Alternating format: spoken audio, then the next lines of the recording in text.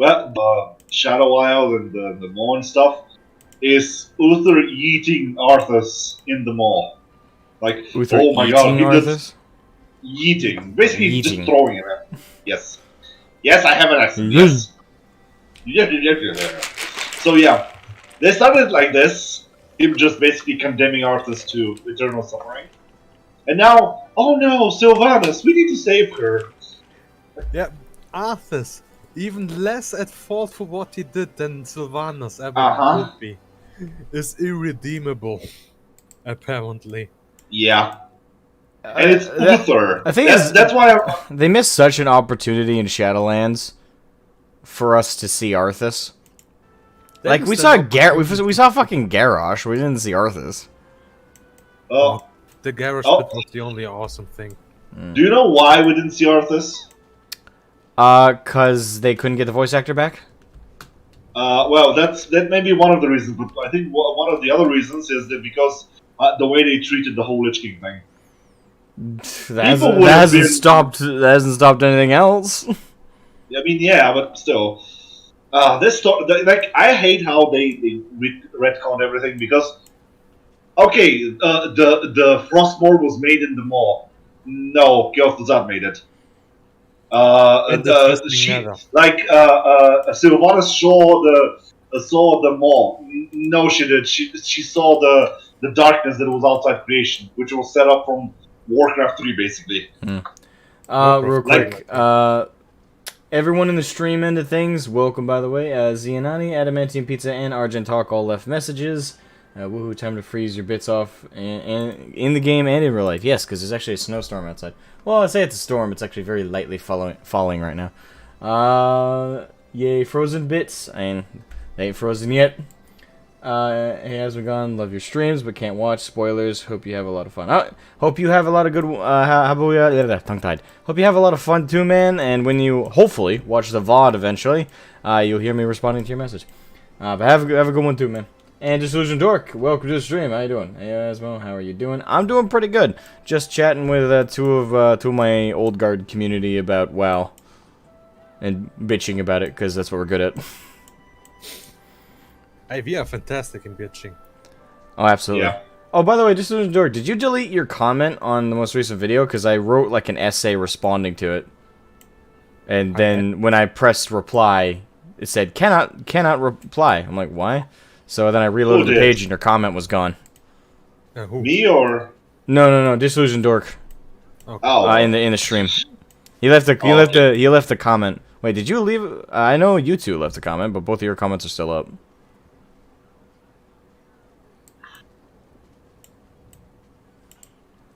Hey, Morgan Tempest Lupus and Biakwin Madao, welcome to both of you.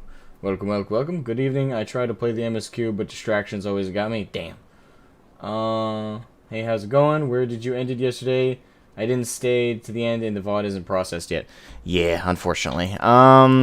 Basically I left off here, where I was doing, it's the duty where, spoilers, if you play as Thancred in a stealth mode at the beginning, and then you switch to your character fighting off waves of Garleans. And literally in the middle of me just about to beat the boss, I lost connection to the server. So I have to start all that shit over again. Yay. Which I'm not excited to do. I'm very depressed I have to do that Thancred stealth segment again. I hate stealth in any game. Because I'm not good at it. I don't do stealth. I do violence. I do up front. I'm like a bull. No, I'm like an ape. You can combine stealth with violence. Oh yeah, absolutely. It's called being an assassin. I'm not one of those. If there's no one left, it's stealth. There's a reason I model my looks after a Viking. That's my mentality. I don't do a whole lot of like sneaking around, I don't do that shit. But it's a nice thing, catching them off guard and then just being a tornado of blood and steel. Exactly, being a tornado. Tornadoes aren't subtle. I'll be a hurricane, I'll be a tornado, hell, I'll be an earthquake. But if you ask me to be a gentle breeze in the wind, fuck that. you know the first rule of stealth? There's no one can raise the alarm if there's no one left to raise the alarm. Exactly. Let's see. Billy Mount, welcome to the stream. How you doing? The Metal Gear duty. Yes. Bork, hey Hunty, welcome to the stream. But you do Modern Warfare. Oh, I do Modern Warfare. Huh? You mean like... Playing, I think. Like Warzone and shit? No, I don't really. I'm not a huge fan of... I'm not a huge fan of Battle Royales, and I'm not a huge fan of FPSs right now. With the exception of, like, Doom. And a little bit of Fallout. I've been replaying Fallout New Vegas again. That's a good game. Oh, very much so. Glitchy, but good. Oh, right. Always when I play the 24 raids, I end up with a Void Arc. You end up with a Void Arc? Yeah, lately I've been ending up in the Evilus raids if I do Alliance. And last time I did an Alliance raid, it took an hour and a half because all the brand new Reapers who don't know how to do the rotation were barely doing any DPS. So we were, to beat a boss that should traditionally take only 10 minutes, we were taking 25. Because barely anyone was doing damage. See, there's an upside and downside to new classes. Upside, hey, new style, new way to play the game, new niche somebody might make their main. Downside, when everybody's learning how to play the class, but everybody's playing it unanimously, and it's the entirety of your DPS line in a 24-man raid, not a lot of DPS is getting done correctly. So that was a headache and a half. So I'm gonna wait till everybody learns how to play Reaper before I do another Alliance raid. I'm gonna lose my mind. Let's see. More. Hey, Adamantium Pizza. Welcome back. Morning, Asma. Is it morning? Well, good morning to you. It's afternoon for me.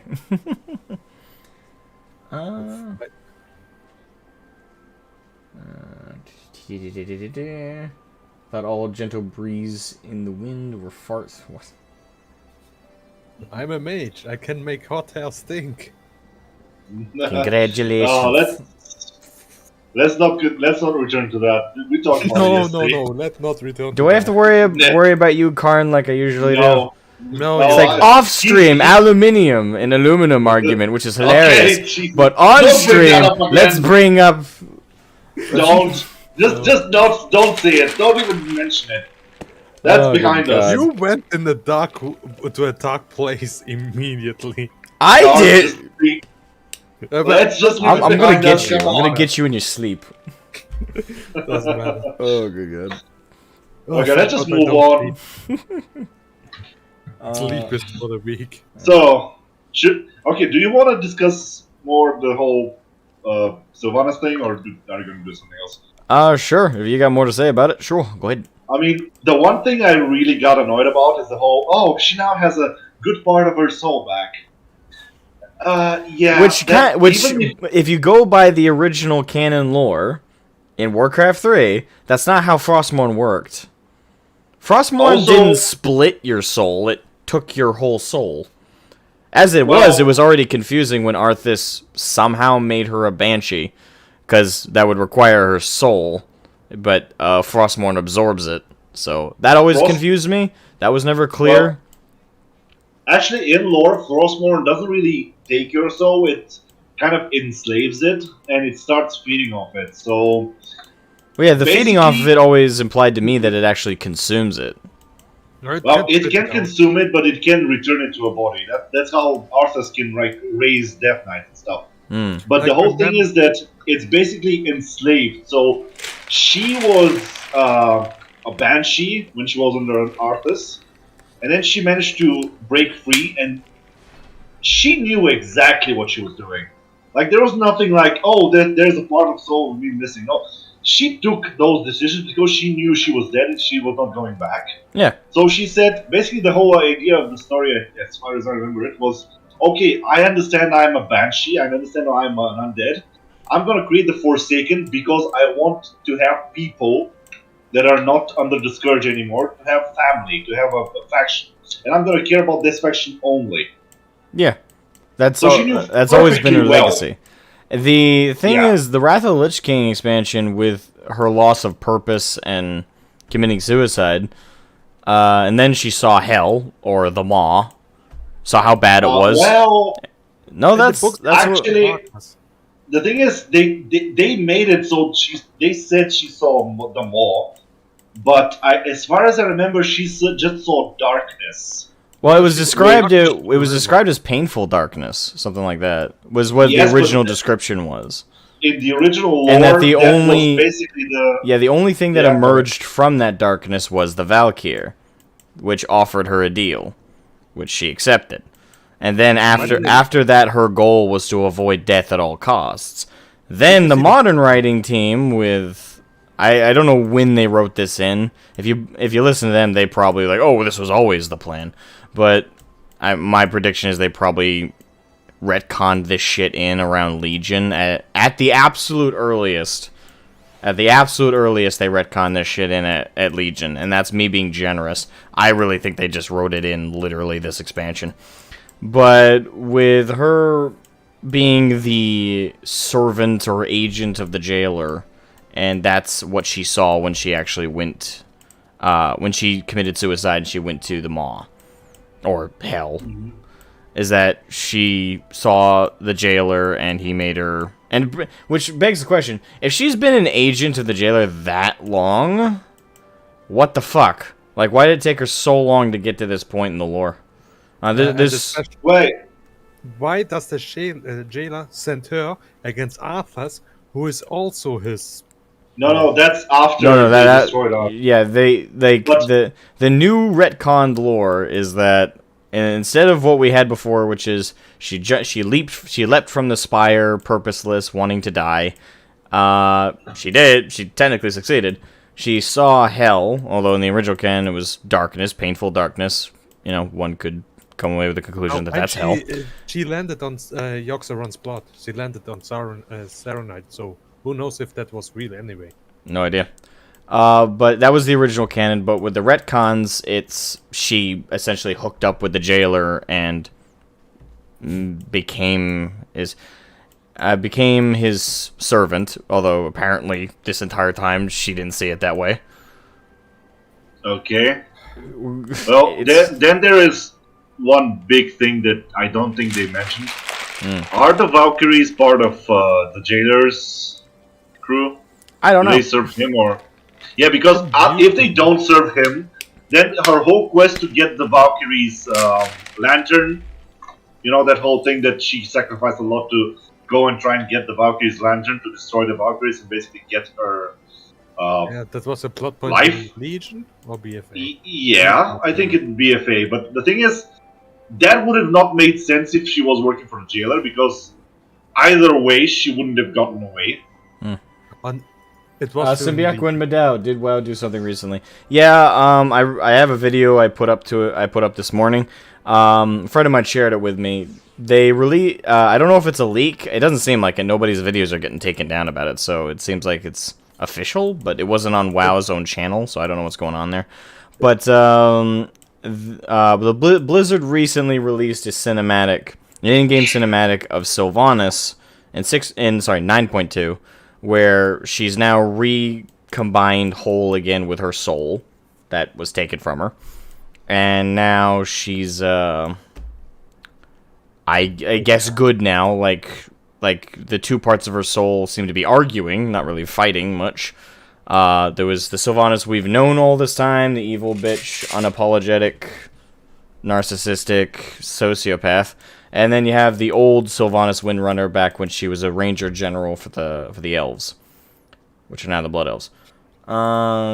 It's confusing, but essentially Uther's like, yeah, this shit sucks, doesn't it? But you got to get over yourself. And it worked. Like, that's pretty much what he said, is you just got to get over yourself. And I'm going to sum it up for you better than they could. Yes, to credit the voice actors and the cinematography and the music, it was all put together well. But all they did was polish the turd enough to try and convince you it's not a turd. Because the writing, the substance of it is just dead. Like the jailer gave her soul back to essentially incapacitate her. Like, he wanted those two parts of her soul to be fighting back and forth. The good and the bad. And you're telling me that incapacitation is just undone with a quick pep talk? That's just such a childish concept anyway. Well, yeah, the thing is that for me, what's the shittiest part about it is you have this character, right, who's made all these supposed decisions of evil, sinister actions throughout her entire undeath. She's committed mass genocide. No. She's committed mass genocide. She burnt down Teldrassil and killed hundreds of thousands of Night Elves. She used chemical warfare with the Plague of Undeath. She's committed genocide on several other occasions. She's killed multiple advisors, air quotes, amongst her staff when she was leading the Horde. And then she abandoned said Horde.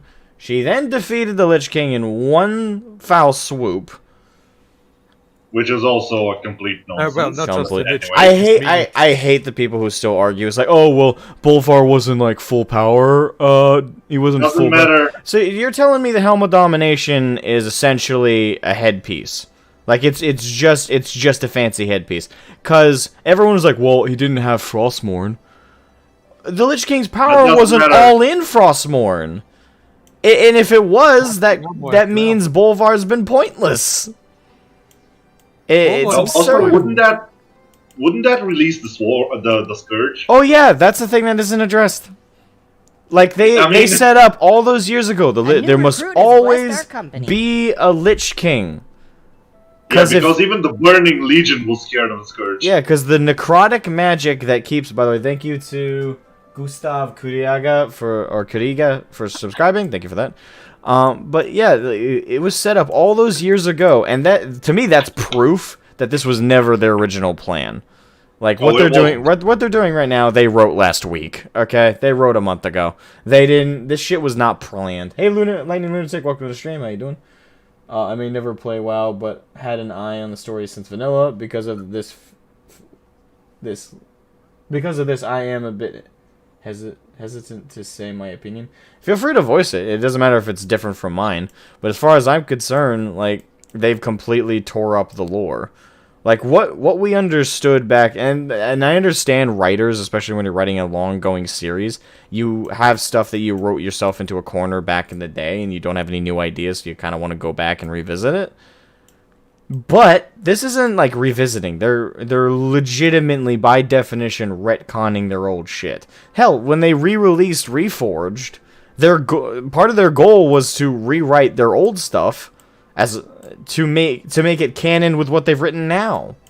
They tried to unwrite some of their history because what they wrote now hasn't been accurate to their old lore. Usually it's the other way around. Like, when you're writing new lore, you try and make it adhere to the old stuff, because you pre-establish this. How many writers have successfully gone back to old material and unwritten it and rewritten it? To adhere to the new... And it's done it successfully. Like, where people were happy with it. No! Every time J.K. Rowling on Twitter says a character was gay that was never established to be gay before... I wish I never know how Wizards used to shit. People joke about it. It's a meme. Going back and... like, I get it. As a writer, you might have written something that was concrete and well-rounded, and then you want to write more stuff because you want more money. And they're like, ah, shit, I kind of closed that book. And you kind of just got to deal with it, though. Like, it's never worked for any writer in any medium ever to go back to the old stuff and unwrite and rewrite it. It's never worked. It's memed upon if you do that. And you also piss off everybody. You piss off new fans, because now they're confused on what the fuck is accurate. You piss off old fans, because they liked what was written before. It doesn't work. You just end up alienating everybody. That's why, to anybody out there who's writing something right now that you intend to last for a while, keep in mind, what you're writing is what you're writing. Don't go back and try and change it once you published it. Because now you have a fan base, well, assuming, hopefully, if it's successful, you will have a fan base who now rely upon what you wrote as gospel. And if you change it, that for a lot of people makes it so it's not worth investing in. Like, why would I want to get invested in a game and into a lore where at any point, because the devs are too lazy to write something actually new, they just erase Well, for their own convenience? It's like, okay, why get invested? Why do I care? actually, there is a way to do this properly, and actually Riot is doing this properly right now with Who? this whole new series. Riot, League of Legends things. I'm not. And they have a new TV series which changes Arcane? the lore a bit. Yeah, I hear it's good. Like, a lot of people seem to Oh like yeah, it. it's amazing. Yeah. And it changed the lore in precisely the right way. How is it up doing to the it? point that, well, the thing is, they change small stuff that have bigger implications, and they keep some of the stuff. The thing is, the lore was always a bit uncertain because they changed a lot of stuff during the years. Now, isn't League of Legends most of the lores and like descriptions and smaller details like that? Well, recently they've been doing a lot of stuff with more lore and more like tidbits and stuff like that, and they've been expanding it a lot. And now it's so good, the series is so good that people are actually demanding for it to become official lore. That's how good it is. Yeah, I don't know much about League of Legends lore, so yeah, it's a whole other thing. So yeah, for me, like if I were to watch Arcane, I would like the spectacle, probably the characterization and stuff like that. But I wouldn't be like the greater League of Legends lore. I probably wouldn't get. even if you don't know League of Legends, I think it's for me it's the best animated show I've seen in recent years. Like the best new animated show. Is that including And anime? the story, actually, yeah. No, Oh, wait. really? No. There are some that are as good, but it's the best Western animated show, Okay. and actually, it's the best Western movie like series I've seen. I don't know. Have you watched the Cowboy Bebop? No, don't mention that. Don't even bring that one up. No. All right. So yeah, it's worth watching. That it's really good story and really good characters. I'll check it out. Like I've been interested in checking it out, I just haven't had the free time. Speaking of, I just to let everybody know, in both my streams and videos, once I'm going to stream Endwalker today and tomorrow, and then you guys aren't going to see me stream for a few days, because I need to. First off, I have a job interview on Friday, which I've never done that work before, so I don't know if I'll get hired, but wish me luck. But I got a job interview on Friday, and outside of that, the reason I'm going to be busy is I'm going to be working on Machinima. I've got some of the footage I need for the next episode of Welcome to Eorzea, and I also want to bring back an old Machinima series of SWTOR that I kind of left in limbo. I thought I wouldn't be able to bring it back because I recorded some footage and I thought I deleted it, but thankfully I saved it in a different file.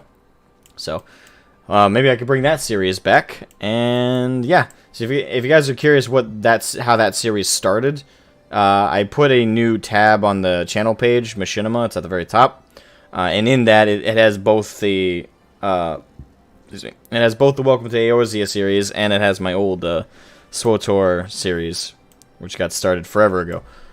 Keep in mind, those are... Though I think they're still very funny, and I think the comedy I did in those still lasts, some of the editing isn't super amazing.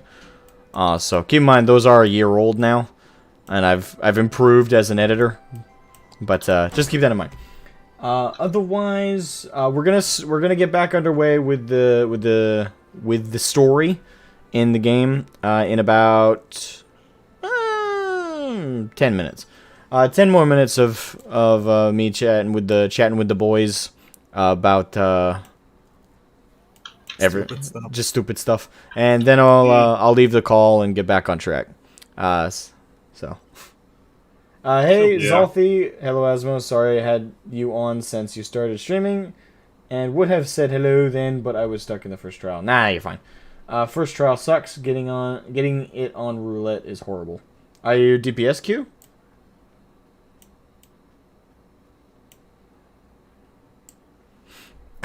So, you like Arcane. Is there any other series that have come out that I've missed while I've been in limbo? Nothing really. I don't think so. Yeah, I only actually the only reason I started looking at Arcane was because Syl mentioned it. Oh, Syl is fucking crazy about Arcane, Yes. dude. And to the point that we started playing League of Legends again, Oh, which I will probably regret a lot, but I'm oh not well. going to I poison never got into League of Legends very well. I thought it was interesting. I thought it could be fun, but the thing is, it was always the toxic community around it I avoided. You are going to hate yourself after There were so many hostile people. Let me tell you, if you have friends, it's fun. But even then, I almost got to a diamond rank back in the day, and that made me never touch ranked again. Mm. So yeah, I'm a kind of a veteran of this thing. Yeah, I wouldn't. And I wouldn't like. I wouldn't recommend to anyone go into there. Not unless you're ready for craziness. That's the thing. The PvP community in most games are usually the most hostile. I've noticed. Oh, League is something else. Eternal Crusade PvP was fucking funny. The only PvP community I've met that isn't toxic as fuck has been the FF frontline community, and that's because you're not allowed to chat whatever you want. Like, literally the solution to the toxicity was just basically turn off people's ability to say whatever they wanted in chat. Yeah. Yeah, that's... And that's the only way to, like, get rid of that stuff.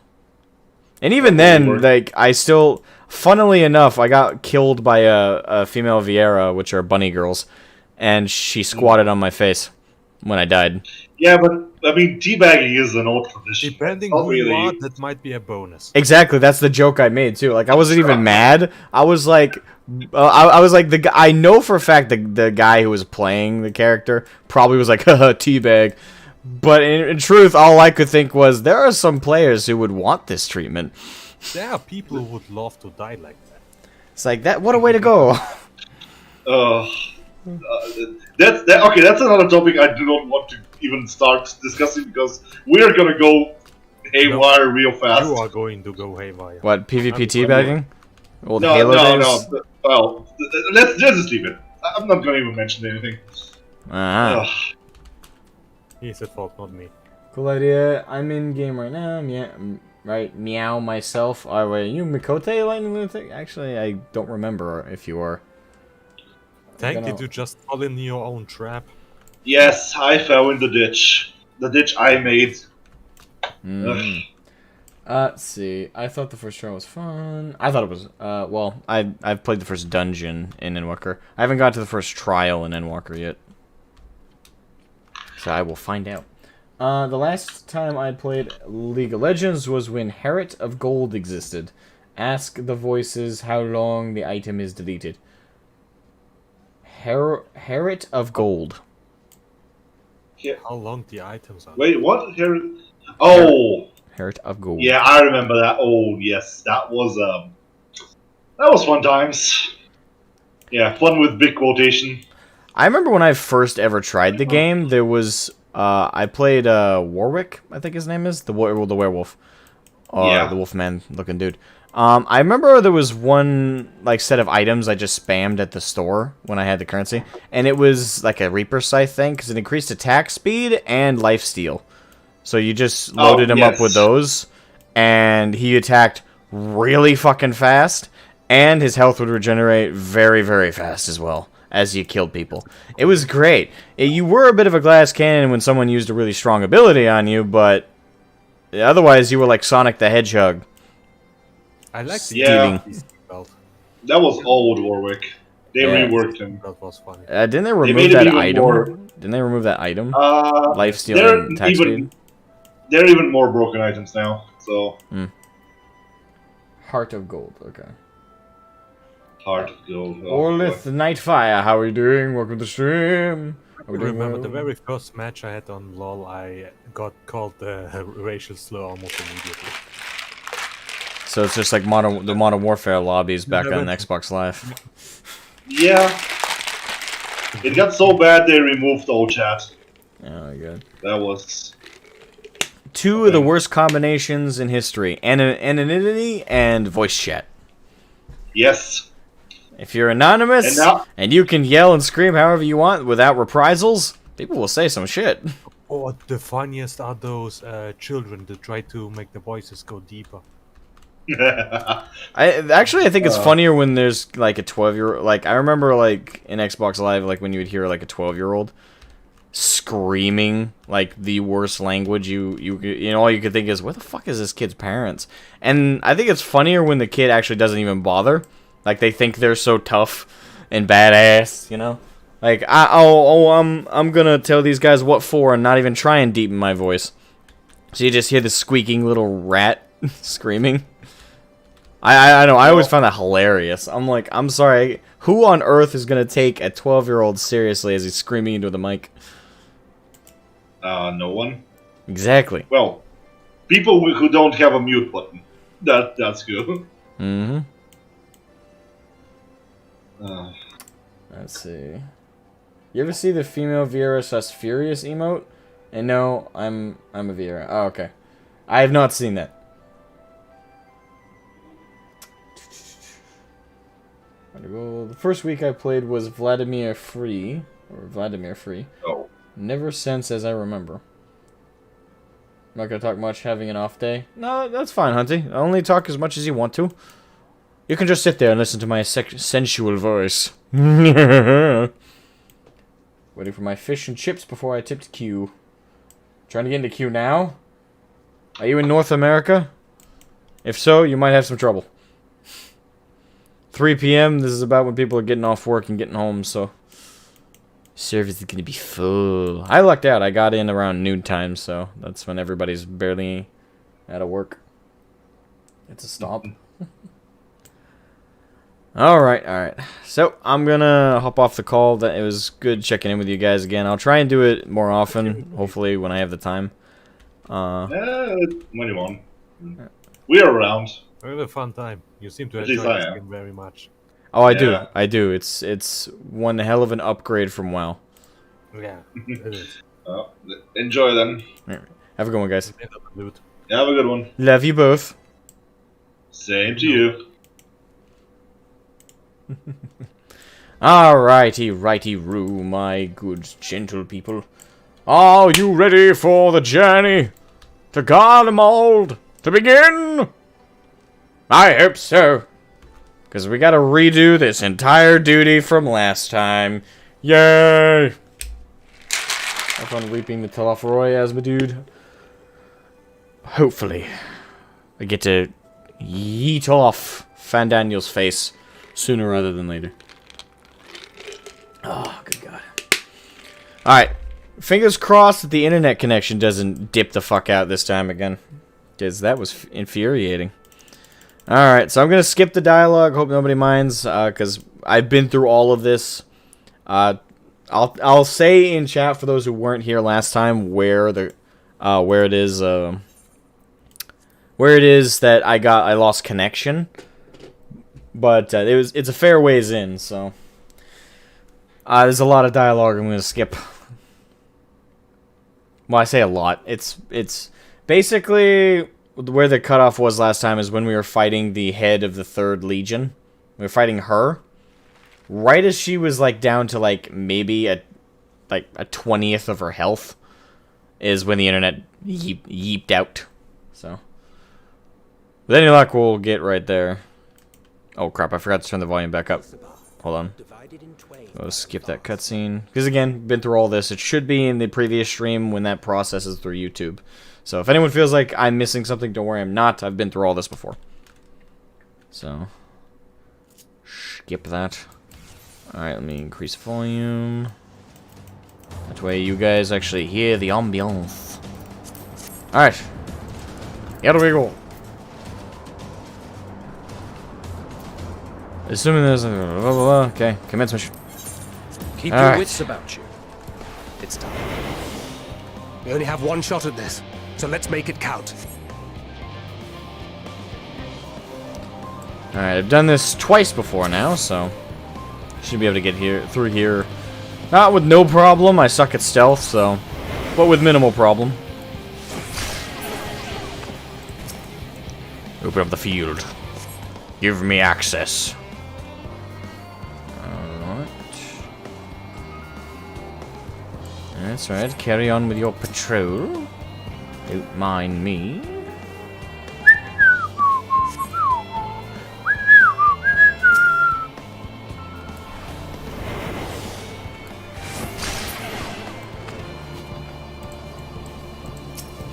Da-da-da.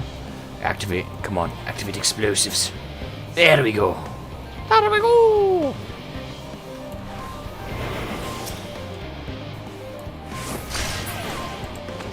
Alright.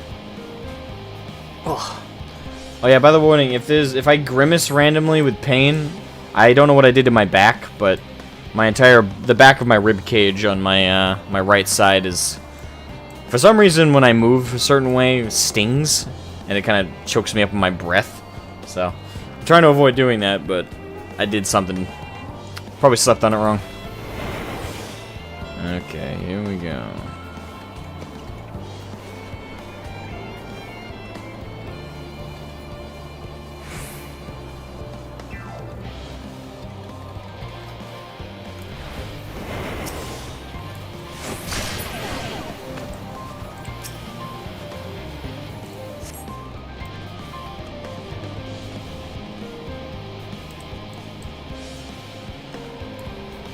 Alright, knock the dog out.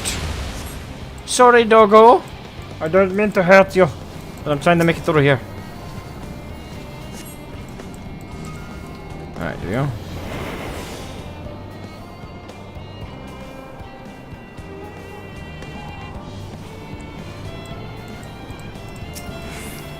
Come on.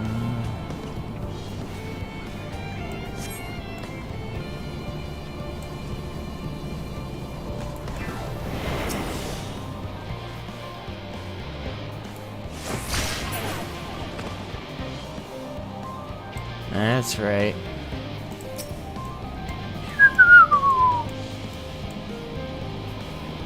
Nope. Alright, now to the head to the hiding place. Na na na na. Na na na na. Explosives are in place. Very good.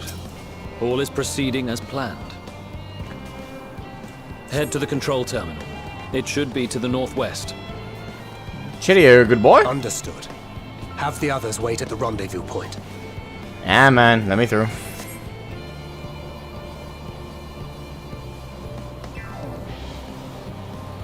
Okay, it's coming back around. Alright, I'll wait for the little shit to get over here, do his little dance, and move it on. Plays Pink Panther thing. Do-do, do-do.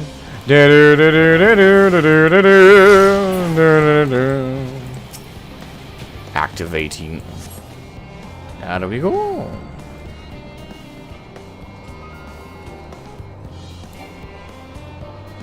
Stealth.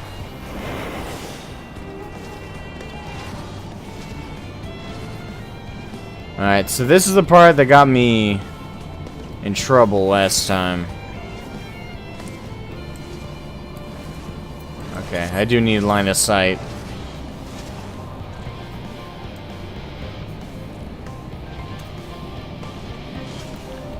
Alright. Fuck! Forgot about the other one. God damn it.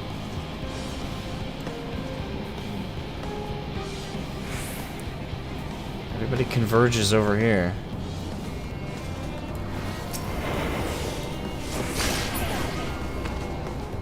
Alright, so knock her out.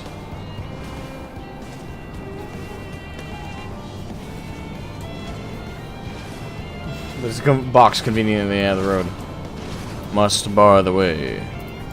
You know, you're a terrible sentry. You have a friend who's knocked out right over there. Just saying.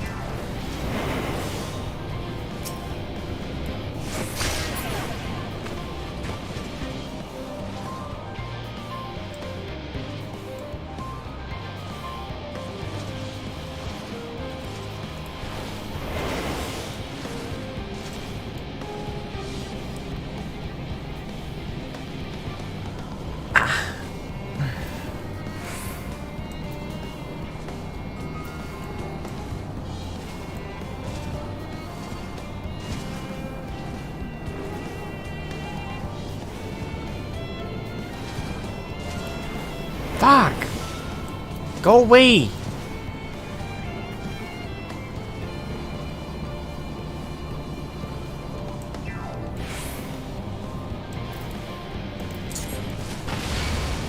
Yeah. Spotted.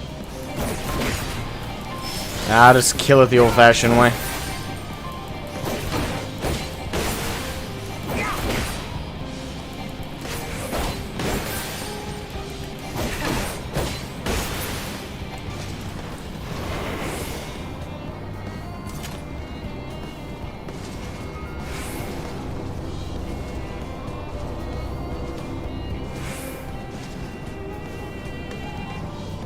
That's right, come on. Goodbye, thank you.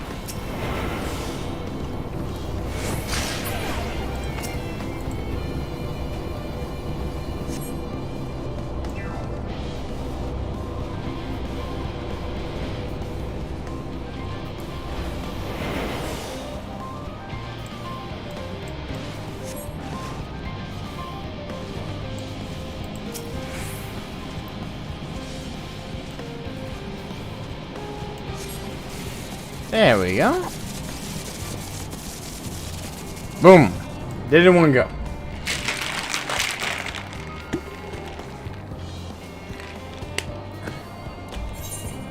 Yes. Get me back to where I was.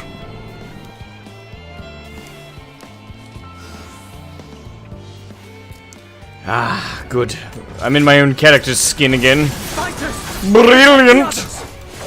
I feel alive!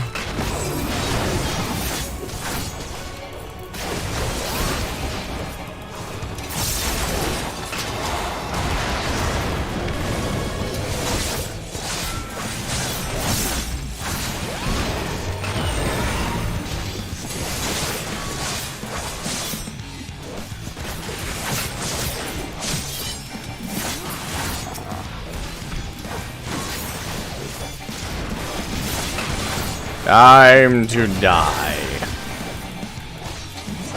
Boom!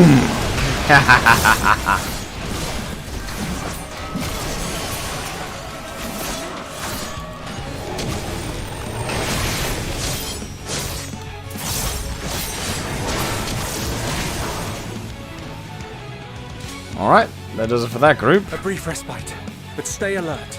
I always stay alert. Keep the carriages safe. Come on, let me get it.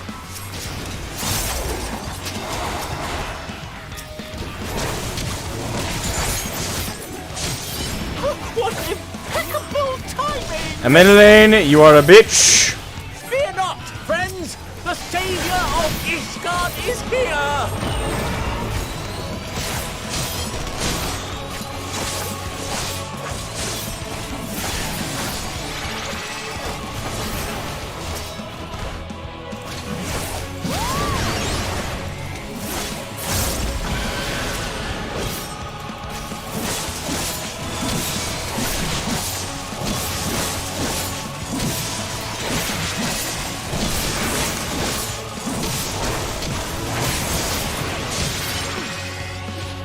A fine display, but the other carriages are still in danger. Yes, Go on yes. ahead. We'll hold the line. Will. The men around you will. We're the only ones still struggling. Can't we put our backs into it then?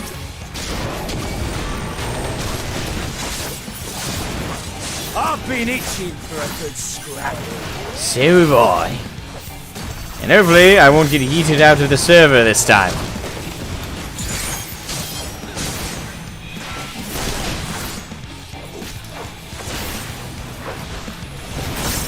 I'm here, you little doggy. You need to die. Thank you.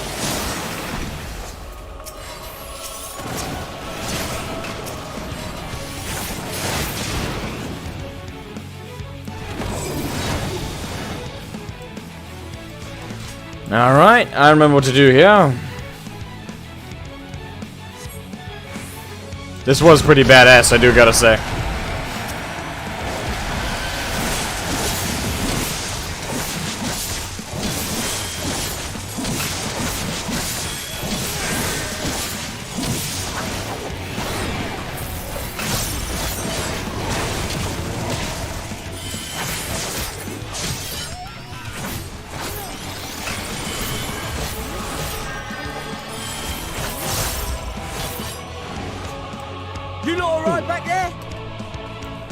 I'm not jinxing it. I'm knocking on wood. If I had some salt, I'd throw it over my shoulder. Hear that? Yeah, here. Let's go. Come on. Get to the front and turn the tide. That's the plan. Let me damn through. Time to join the vanguard and bring down the Garleans. Well, bring down the enslaved ones, and hopefully without killing them. After all, non-lethal and all that. Alright, now we're at where I got yeeted. More or less.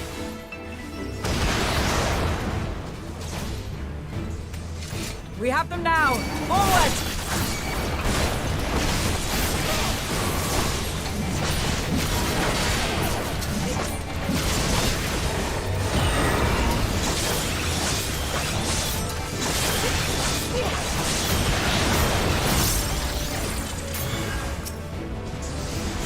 Right! Let them have it!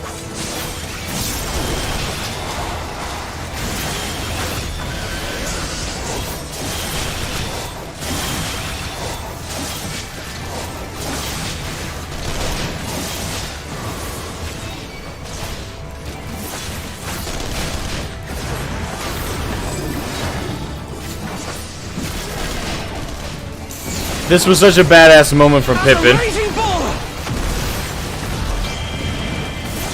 I'm so proud of him. And I knew his papa would be too.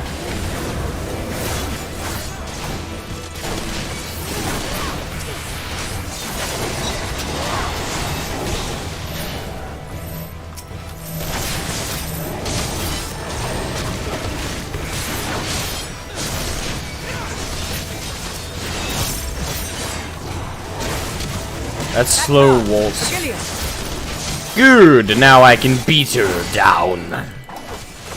Come on, baby. Do not fall behind! Let's get that dot down. There we go.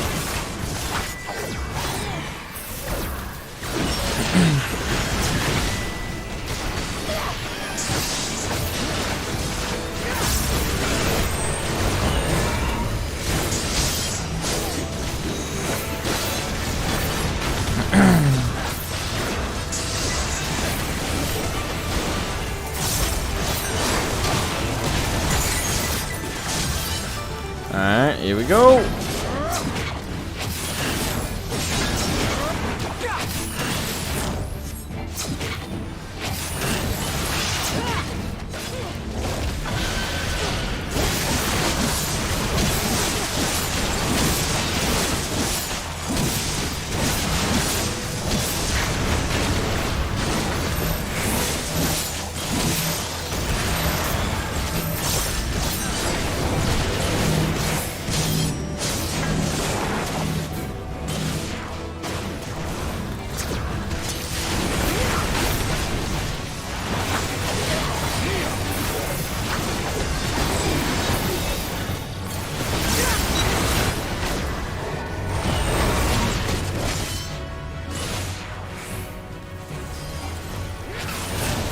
Is everyone alright?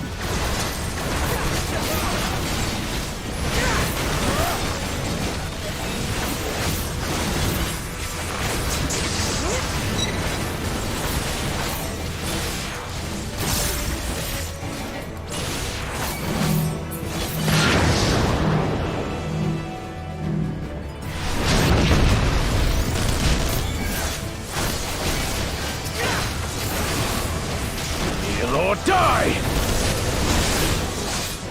Come on. You down!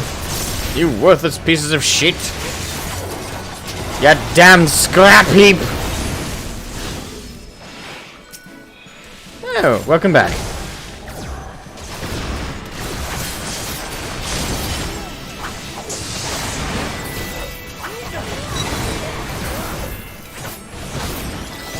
Alright, back off, back off. Harp!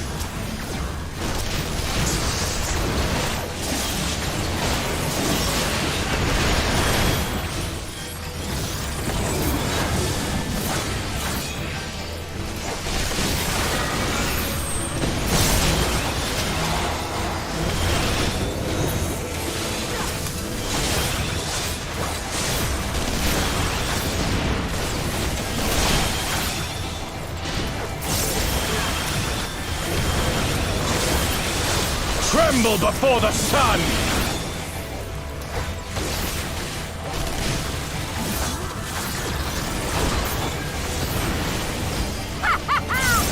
May your screams fill the air!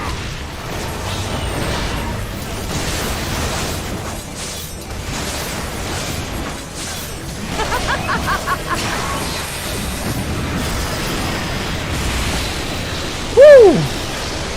Giga nuke. Ah, thank God. We made it through!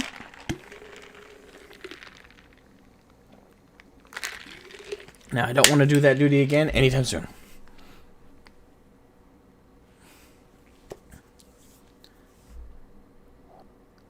Ah, now we're into the new stuff.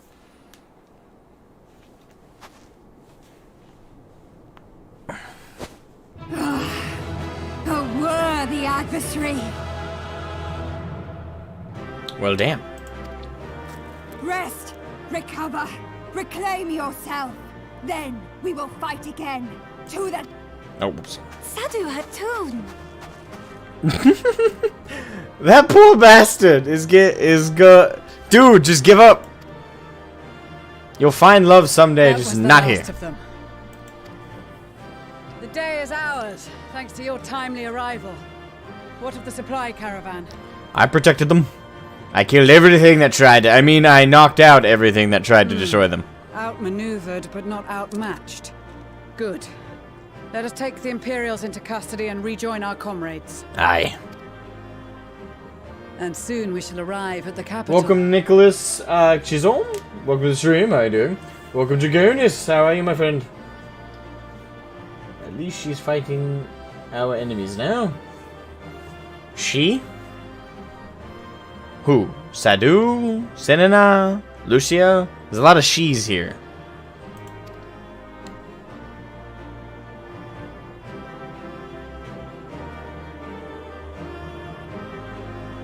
Technically speaking, Sadu has fought our enemies more than she's fought us, so. So cold and unforgiving. Thus spoke Emperor Solus as he gazed upon his barren domain. Did he just quote himself?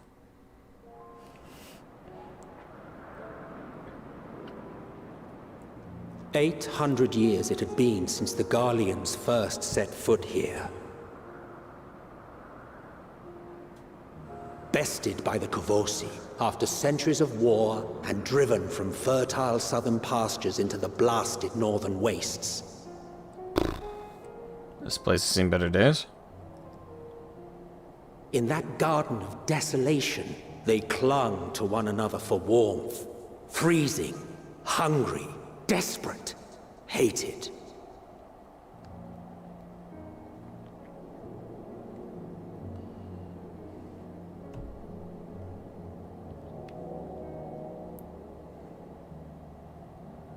The chosen forsaken.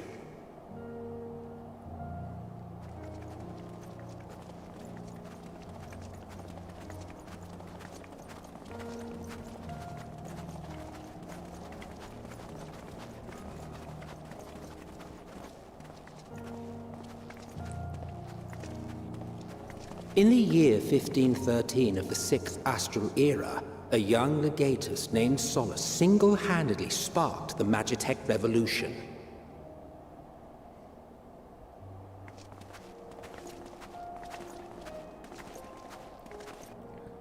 How did he conceive the machina that feed on ceruleum?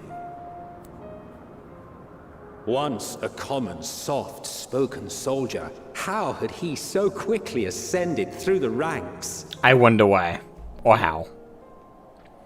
Like so many others, those who knew the truth are gone.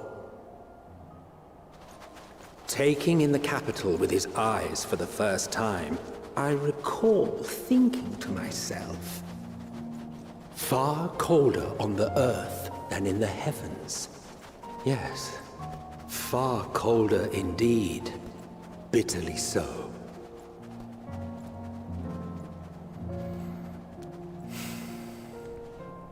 Garlemald. Finally, we get to see the home of our enemy. Our log standing one, anyway.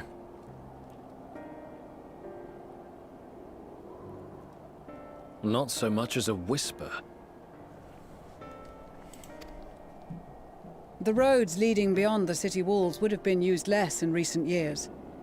Nevertheless, this was one of the most important gateways into the capital. Her buzz day and night with activity, aye. Merchants passing through the checkpoint, many of them stopping at the local hostelries.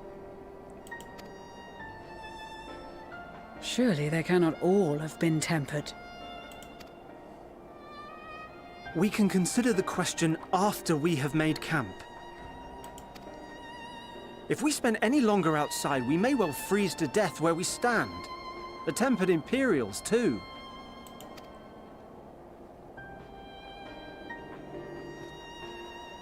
This will be our temporary base of operations. Secure shelter for ourselves and the injured, and dispatch scouts to survey the surrounding area. If we're planning on staying here a while, we ought to give this place a proper name. Well, the constant sound of ice cracking underfoot makes me think of broken glass. An apt name, perhaps. But enough of this. To work, everyone! Does it not already have a name? Well, I suppose their specific aspect of the outpost they'd have to name, but... Well, I suppose welcome to Broken Glass. What a lovely place. Very lovely. Alright, can we attune? Hell yeah, we can attune. There we go. Alright, do I need to repair anything before we keep going? Oop, we're all good there. Righty-roo. Alfinu, my boy. In spite of the obstacles we faced, our plan proceeds apace. Just a little farther and we'll reach the capital itself. Still, we mustn't get ahead of ourselves. As soon as the camp has been made fit for purpose, we are to discuss a course of action with Lucia. Would you mind asking Ishola and Graha to join us in the building to the northeast of the camp?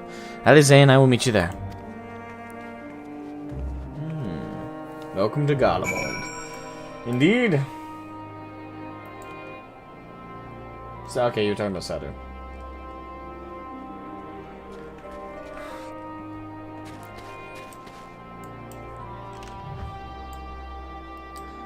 Ah, that ain't ominous. Looming in the shadow.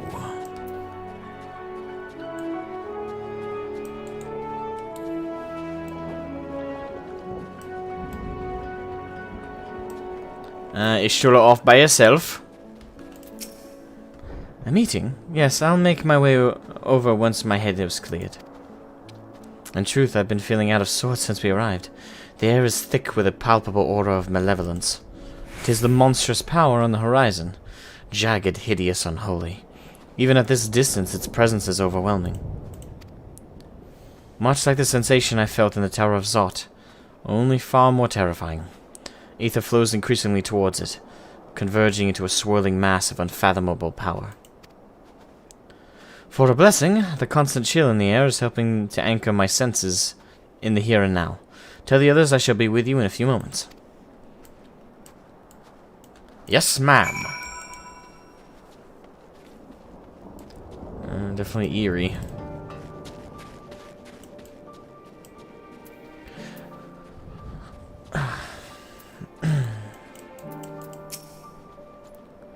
You will be pleased to know most of the Tempered have been quartered inside the nearby buildings and are receiving treatment as we speak. I do, however, feel no small amount of guilt for commandeering civilian homes. The occupants may be long gone, but everything is exactly as they left it. Considering the length of time that has clearly passed since, one would expect to find them ransacked. Strangely, there are no signs of anything having been stolen. It's possible that everyone fled at the first sign of trouble, though it seems to me they left far too many useful possessions behind. Although there is no conclusive evidence, I strongly suspect they were tempered. Sorry, I was merely thinking aloud. You mentioned a meeting? I'll make my way there.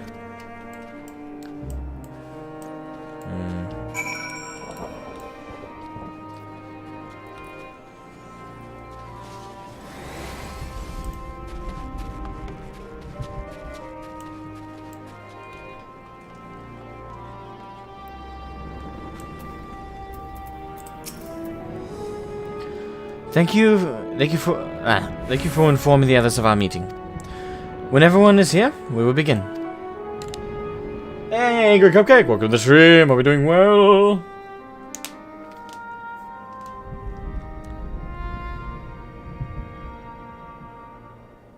Our present situation is as follows.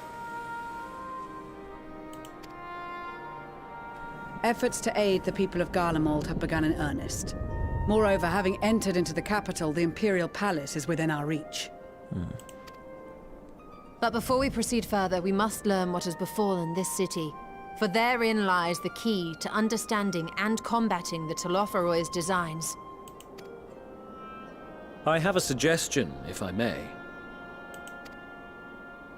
Several of the Imperial soldiers we captured on the Magna Glaciers are members of the Populares and acquaintances of mine. Once we have cured them of their tempering, they should be able to give a reliable account of the events leading to the capital's downfall. A promising idea. I will assist the healers and their ministrations. Of course, I will require a proxy of my own, assuming you can spare one. Would you like a hand? I mean, she is the master of the porksies. No, I am sure we will manage. Better that you take my place in the field. The noxious ether of this place disagrees with me, and as I shall need to draw on my own for the treatment, 'twill be prudent for me to remain within the camp. No, you're in queue 6,000. Yeah, and I don't know if you're in North America or not, man, but yeah, late afternoon, mid to late afternoon is the worst time to log in. That's when the queues are the absolute longest. I'd say that's what it is everywhere, but, you know, right now in particular was my point. Like, right now is, at least in North America, certainly on the East Coast, is the worst time to log in right now, because it's 3 in the afternoon. Very busy queues. What time to watch a stream? Exactly.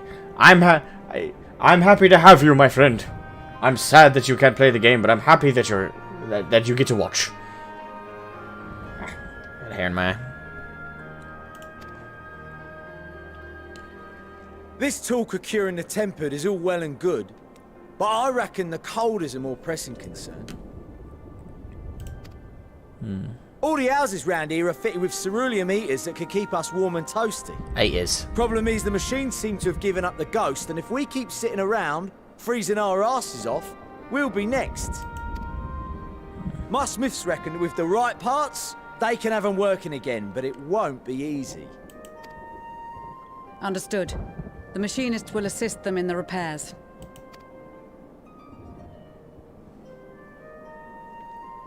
Welcome 13 Blades, welcome to the stream. Watch or survey the area. It's been long, it has been. I'm glad to see you again. We've made our presence known to the Telophoroi. They will be searching for us, if they have not already ascertained our position. That we have seen no sign of them since the battle suggests they have yet to do so. However, I suspect they may be biding their time. Or perhaps we are beneath their notice. That's optimistic.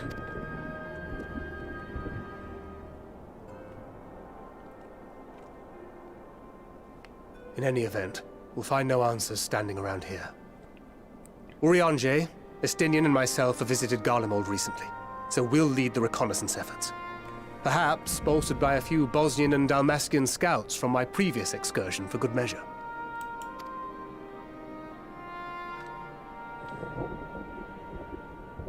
Don't forget about us Alamegans. We have experienced scouts of our own. Well now, this is turning out to be a rather sizable team.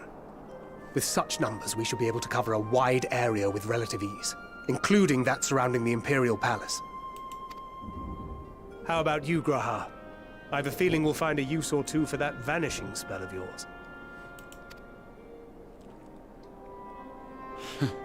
Twould be my honor to be of service. Though I doubt that you of all people need rely on my tricks. I love the camaraderie. Like, there's such an emphasis on it this expansion so far. Like, all the characters talking amongst themselves. Not that we haven't got that before. We have, absolutely. But it's been more noticeable this expansion, at least for me. And I like that there's a lot of the intermingling of, okay, so...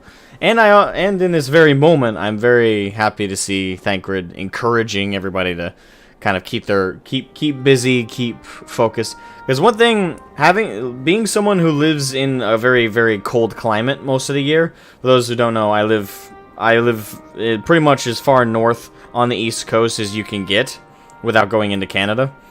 And it's cold. It is freezing cold here during the wintertime. Like, we get negative 50-degree night times. Not like every night, but midwinter it's guaranteed to get at least 1 or 2 nights that are that cold.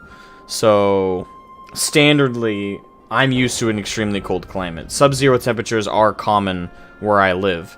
And one thing I can definitely say, if you're an outside worker like I've been, I live on a farm, you need to be moving. You need to be consistent. If there are going to be days where you take a breath in and you will almost collapse because all that cold air is going to freeze into your lungs, and you're going to have this moment of you know, you're going to feel like you're just choked on the air you just breathed in because it's that cold. Like, the air is so cold, you feel like your lungs just froze.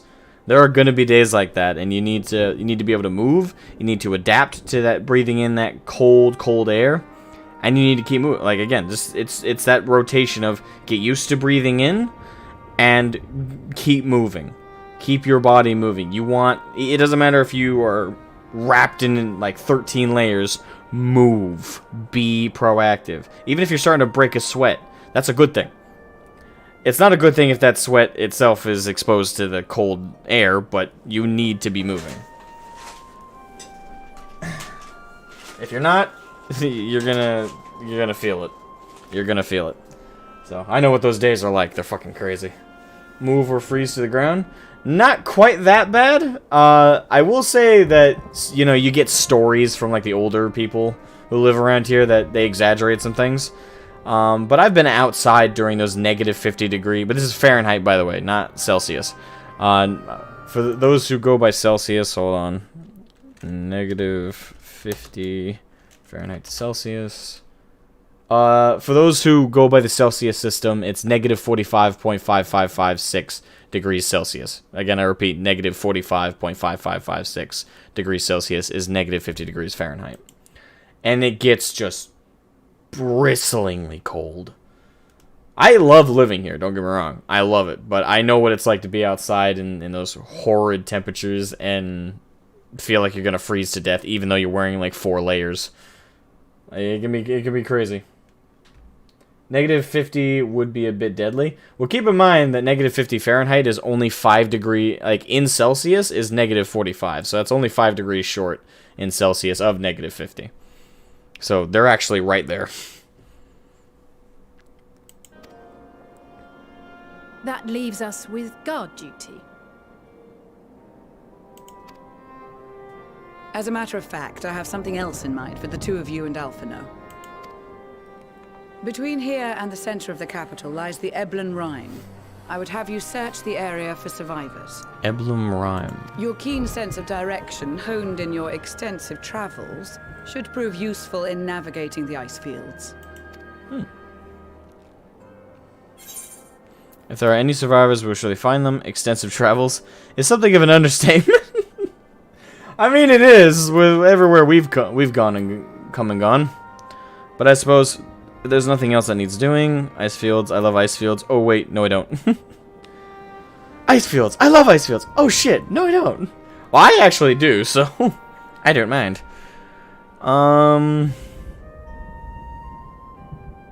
Let's be optimistic. Let's keep the energy up. I have faith that you will, and look forward to greeting you on your safe return. You all have your duties. Let us make haste. May the Fury bless and keep you.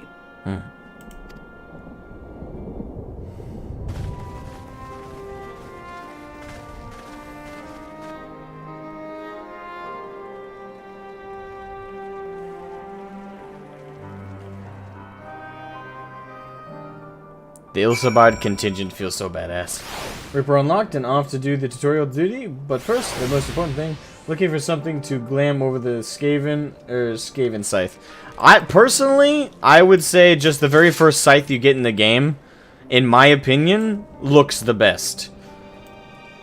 It's the best looking scythe in the game in my opinion so far. First off, I'm a sucker for Bloodborne aesthetic, and the first scythe you get is super Bloodborne-esque. So, I love that. But not to mention, it just looks like such a traditional, like, badass fantasy scythe. Everything else, not so much. Like, I didn't like the Skaven scythe because of the... I didn't like the chainsaw aesthetic, and it felt too mechanical. Plus, again, when I think of a Reaper, I think of... Well, I think of this nice crescent, sharp, jagged, menacing. I think of a grungy, kind of deadly look to it. I think of Bloodborne, you know? A little bit of that kind of gritty aesthetic. I don't like the aesthetic of most of the other scythes I've seen in the game so far. Most of them have not, in my opinion, have not really held up. For example, the scythe I have equipped right now is the Augmented Crypt Lurker's War Scythe, but I have glamored over the scythe I'm using, which is the Demon Slicer. But every other scythe I've equipped throughout the game so far has really not been my style. Like, I don't like, for example... Oh, sorry, that's what I have equipped. It's Deep Gold War Scythe. This one, I think. Yeah... What? Oh, it's because it's got the glamour on it. Sorry. Well, let's use this one as an example, then. Like, this is the scythe you get if you pre-ordered Endwalker. I'm not a fan of it. It's got the right shape. It's got the right menacing feel. The one part about this scythe I do not like is that rusty look. Like, I don't like that rusty... Like, I'm not a fan of it. Like, it looks wrong to me. It makes me look like this was made using a railroad track that was left abandoned for years and years. I don't like that aesthetic. I like dark, I like grungy, I like the beat up look like this scythe has. Like, I love the look of this one. But it's black, it's still menacing, it still retains some of its original color, and it doesn't look like it's faded into misuse, like that rusty looking one. So for me, so far, this is the best looking scythe in the game, and it's pretty much the first scythe you get in the game. Yeah, I would like it too if it wasn't rusty, but that's the problem. It is a rusty looking scythe, and that's the part of it I don't like. Like, I like that glow effect it has, but again, it's just don't like the rust. Gods be good. If this cold with Tataru's clothing, I dread to think how we'd fare without it. We must remember to thank her when next we meet. It makes me realize, too, that while the people of Garlemald have spent their whole lives in conditions like these, even they'd be hard-pressed to survive away from the warmth of their homes. If there are any survivors, we must find them and quickly. Level 83! 7 more levels, boys, till max level. What ho, chums? Been given something to do, have you? As it happens, I too have been ordered to make myself useful. Sounds like rather a tall order. Since you ask, we are to scour the Elbum Rime for survivors. What? Wander around ice fields on the off chance you'll find someone?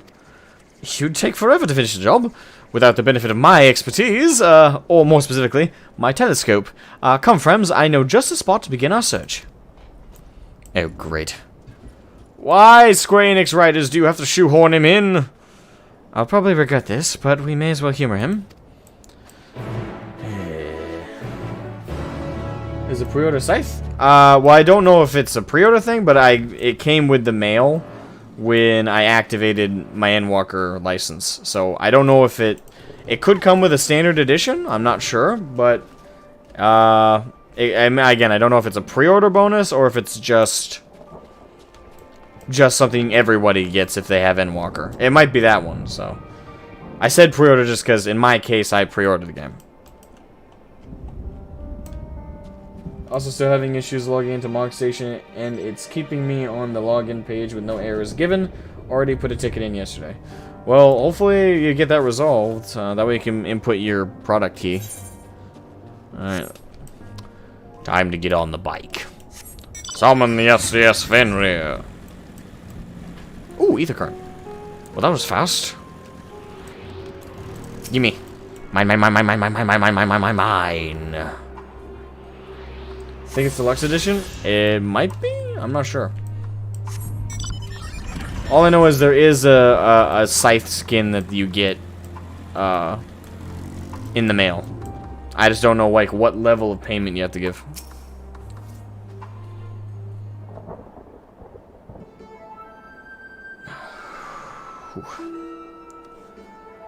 My right lung really doesn't want to work well today.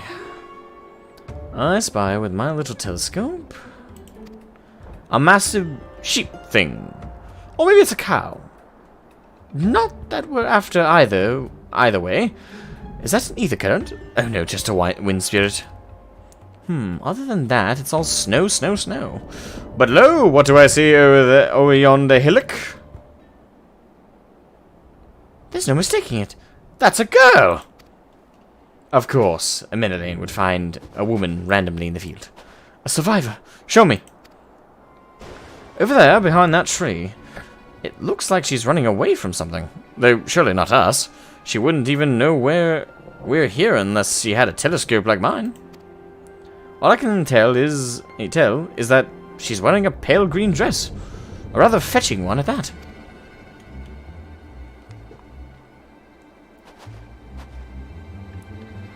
She'll be long gone by the time we get anywhere near. But we should be able to follow her footsteps. I'll let Lucia know where we're headed. Oh, and take these warming tinctures with you. The poor girl must be chilled to the bone, if not on the verge of freezing to death. That's actually very thoughtful. Thank you. But won't you need some for yourself? No, I'll be fine. As a man of chivalry, my honor demands I do no less.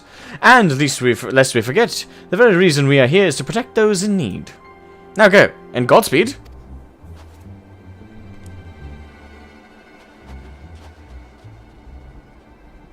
Sometimes I don't know whether I respect a Menelane or absolutely do not respect him. Sometimes it's a combination of the two.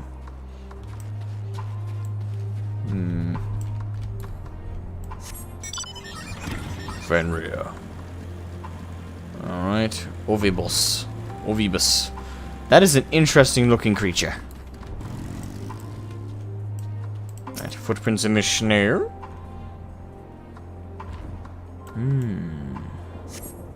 A trail of fresh footprints lead east. Ah, they do they? Footprints in the snow. There's a nice heart with the brain of a fool. It's a good way to put it. These footprints appear to be in the same as those you saw previously, and they lead towards the building.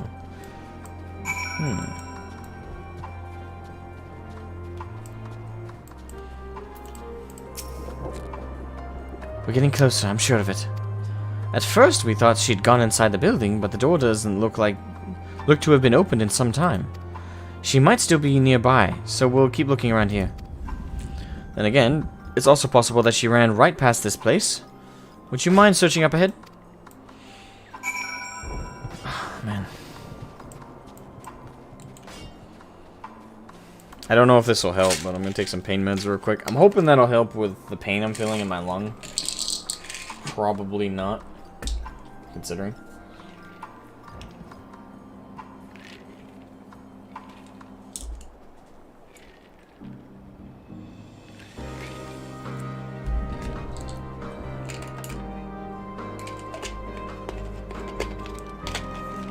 Apologies. Hopefully that'll kick in. Alright, destination. Surveying. Looking for a young lady in a green outfit.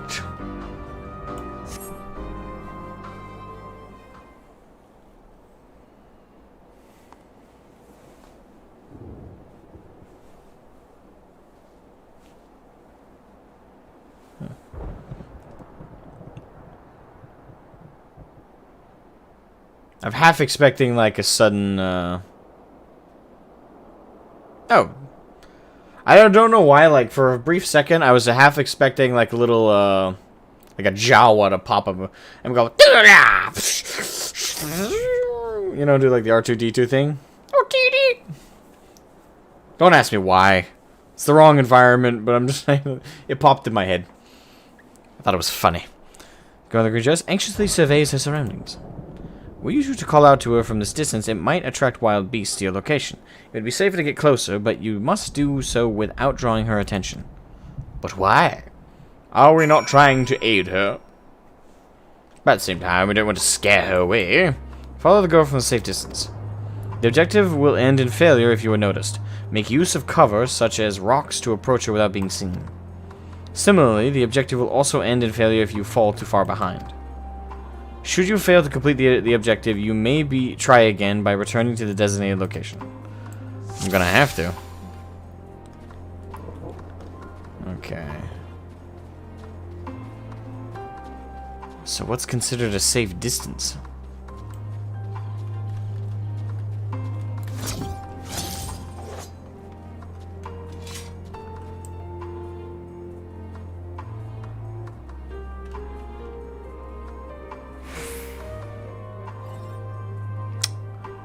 I hate these kinds of missions.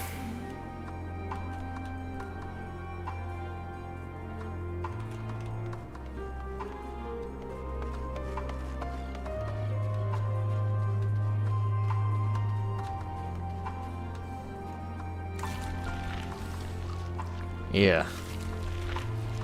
The fuck?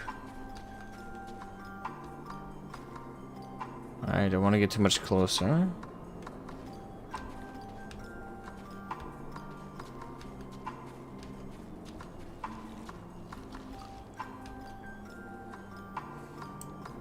No. No, there's not a person hiding behind the tree observing you right now. Be not suspicious. I must be imagining things. Hey, get your own tree.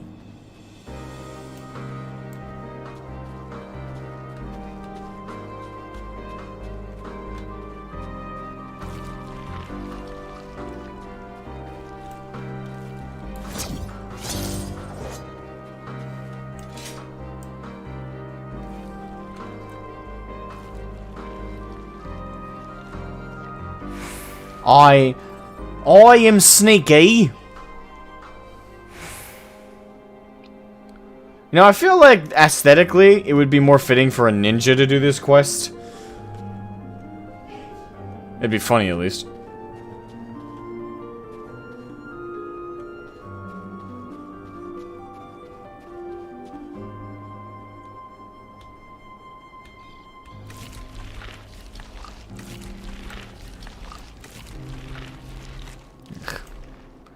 Gotta keep going. They're all depending on me. Ah, she might be leading us to more survivals. Yes, splendid.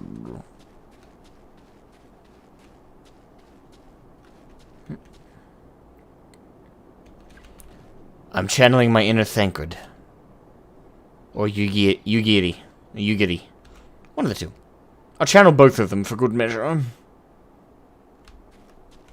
Alright, yes. Lead the way, young little lady. That sounded creepier than I intended.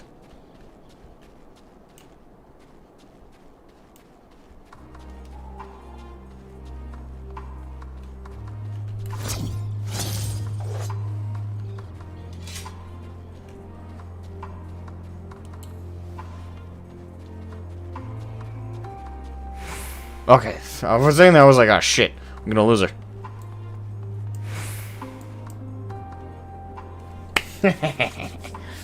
I'm getting better at stealth.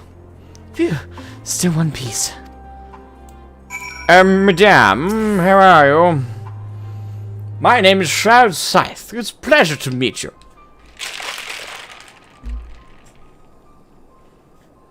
Just turns around and we're just there. Hello. Who are you? Stay back. This house is packed with explosives. Take another step and I'll blow this place sky high.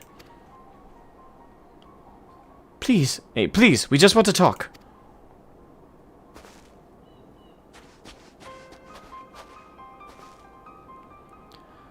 I'm Elfino. This is my sister Alize, and our good friend Shroud. We have no intention of hurting or taking anything from you, or anyone else. I give you my word. And we and our comrades have come to provide aid to the people of Garlemald. Aid? You savages are the ones responsible for all this. You did this to us! We didn't, I promise you. One of the other reasons we came was to find out what happened here, in fact. The Telophoroi are the ones to blame. They're the ones who laid waste to Garlemald, and they won't stop until they've destroyed the entire world. They're the enemy, our enemy. On our way, we encountered Imperial soldiers who had been made their thralls. Those poor souls are now in our care, and we're striving to cure them of their affliction. You're the first person we've met who wasn't already enslaved. How were you able to escape the Telophoroi's influence? Are there any others like you? I'm sorry, I don't mean to overwhelm you. Let's start with introductions. Can you tell me your name?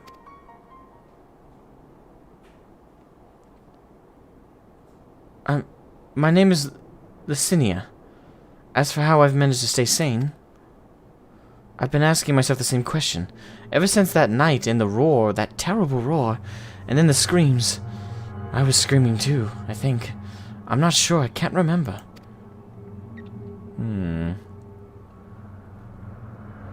Then came the silence.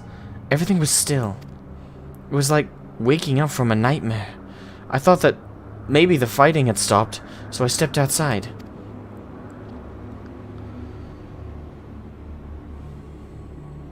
If your hells are real, I saw one that day. I ran past friends, people I'd known all my life, eyes vacant, dead, staring at the sky. Others were mad and violent. I saw them struggle with soldiers, but didn't stay to watch. I fled as far as my legs would take me.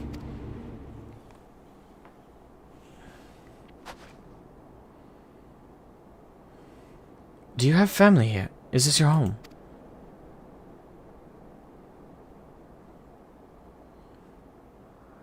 No, this is Victor's Spoils, a mansion for retired soldiers. Or it was. But now, me and a few others I'm borrowing it. As for the explosives, I was making that up. I just wanted to keep everyone else safe, and I didn't know if you were... Truth is, our supplies are running low. You said you're here to help, can you? Of course. Whatever assistance we can provide, we will. Thank you. I'd better tell the others first, though. Wait here. Alright, hopefully this isn't backfire.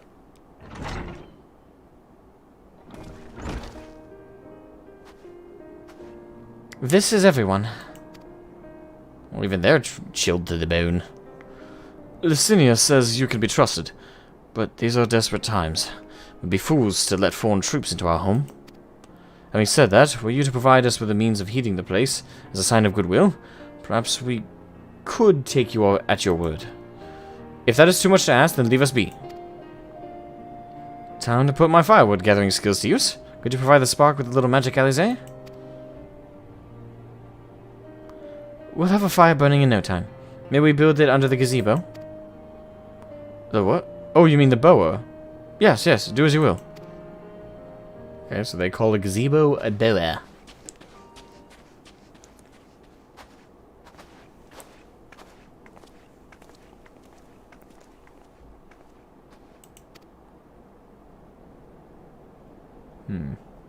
Odd. Tracks in the snow. Another mission complete, lads. We're making progress. Alright, Licinia. Licinia, inner turmoil is writ plain on her face. Sorry. Sorry, I'm still finding it hard to come to terms with all that's happened. Now that you're here, though, I'm hoping things might change for the better. You know, I've worked up quite a sweat from all the running about, so I'll leave space around the fire for the others. As you can tell, they're in far worse state than me. We were planning to look for somewhere warmer or with more food, but they're not going anywhere until we nurse them back to health, which I don't know how to do. Is there anything you can do to help them? I can speak with Elfino. Apparently. Elfino, my boy, we need to figure out medicinal aid as well. I can treat their frostbite and their wounds, but it will take time for the fire to do its work. Now would be a good occasion to make use of Amenelane's tinctures, the ones that can warm the body from the inside out. Would you make sure that everyone gets one? Sure thing.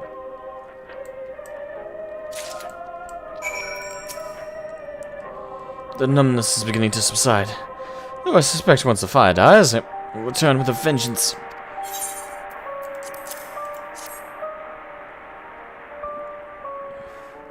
Warming tincture? I've never heard of such a thing. No harm in trying. But tell me, have you heard of the city? Though calling it that seems absurd after what's happened. It's nothing but ruins now. The few buildings still standing offer no more than meager protection from the wind and snow. Food production, water purification, the magitech that sustained us has come to grinding halt. What machina that remains operational cannot be run for lack of ceruleum. Of course, Cerulia Ingens is full of the stuff, for all the good it does us. No one here knows the first thing about extraction or refinement.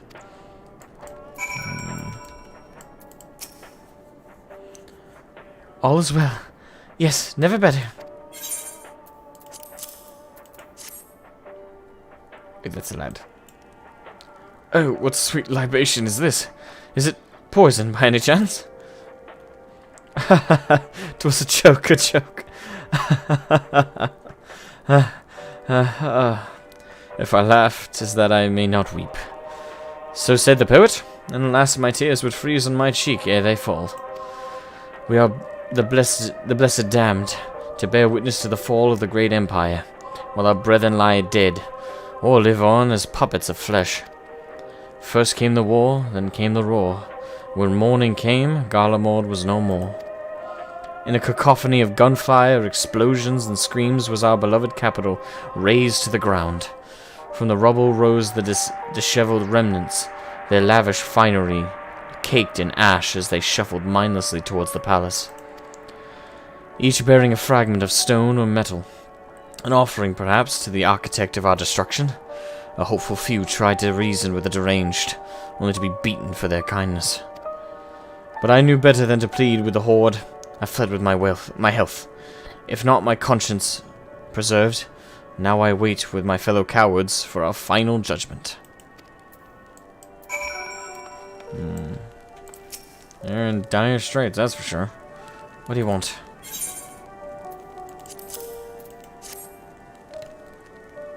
It's creepy. I think it definitely sets the tone. A tincture. Might as well drink it, I suppose.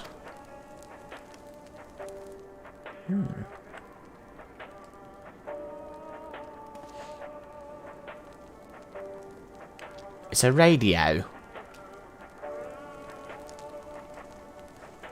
It's a radio. You don't have them where you're from, where you come from, I take it. We use them to listen to messages sent by others, even over great distances. There are different types, but this model is by far the most popular. Made with quality components, crafted with the finest ore. Sourced from Locus or Minos, it is. Not all that useful since the capital fell into ruin. The people at the broadcasting station must have either fled or ended up like all the others. Because all we've been hearing is the same music being played over and over again. Home beyond the horizon. An ode to the brave men and women sent to reclaim our ancestral homeland of Locus or Minos. We may have founded an empire in these frozen wastes, but we always hoped to take back what was once ours. 'Tis a solemn reminder that though we must suffer great hardship, better days will surely come. Despite everything, I believe that Emperor Varus yet lives, and that he speaks to us through our radios. It was a cunning strategy, faking his murder. He must have foreseen this catastrophe and chosen to conceal himself, that he may one day make his triumphant return. Bad news! Yes, I'm sure of it. Emperor Varus would not be defeated so easily.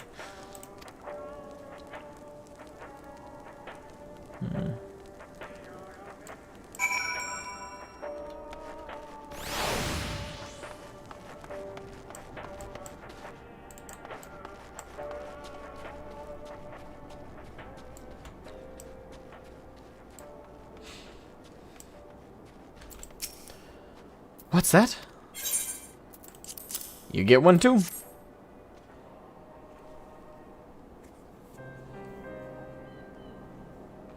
So this is what you gave the others. Thank you. I'll save it for later. Actually, I have a few things to ask you. Are you part of the group staying in Laturum? I saw Legatus Virgilia's troops heading towards the Magna Glacies a few days ago. Are they the ones you encountered?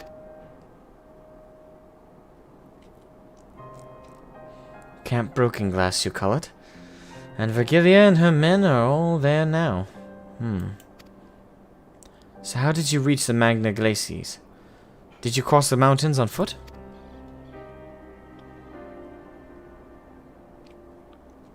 Airships. Then there might be a way to... Cinia! Where is everyone? Is something the matter?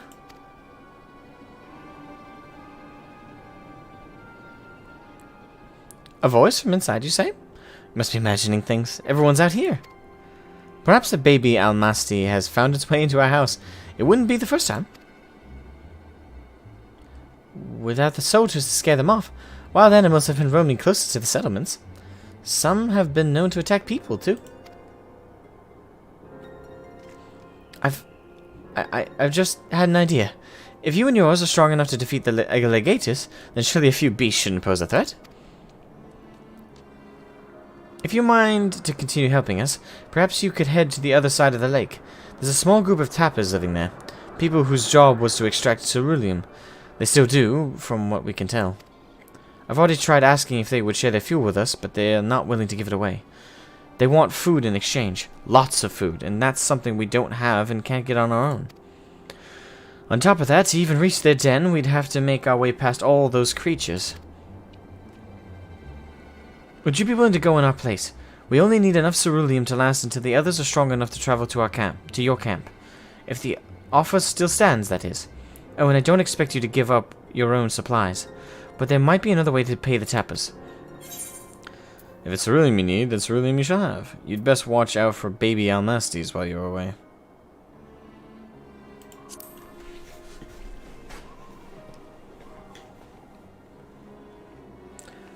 Ah, yes, of course. If I see any, I'll be sure to shoo them away. To reach Tapper's Den, you'll have to cross the lake. The ice is thick enough to support a person's weight, but if you'd rather not take the risk, you'll need to take the long way around. Finding the entrance can be a bit tricky too, so it's easier to just look for someone standing guard outside. However you decide to head there, please be careful.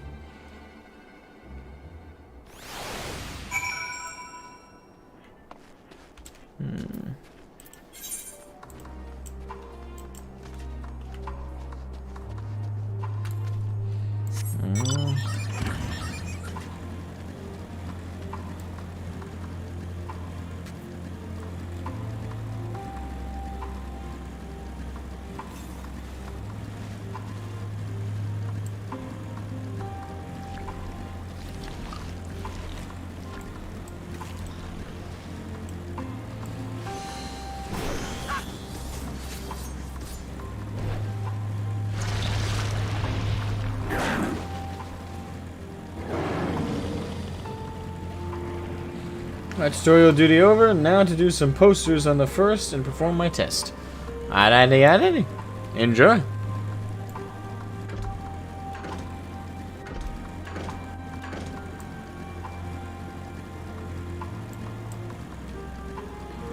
Alright. Burly Tapper.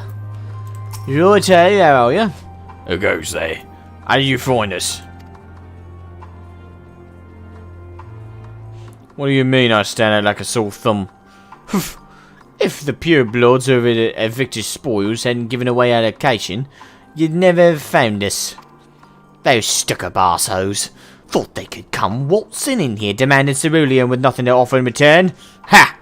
Looks like the boat's on the other foot now the capital's gone to shite.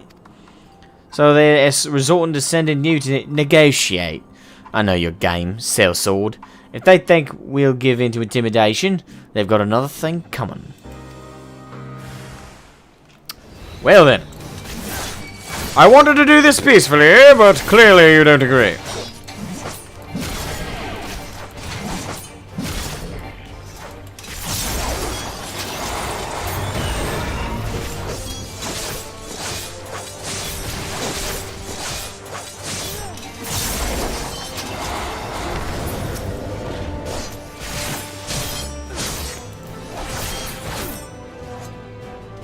Am I dead yet?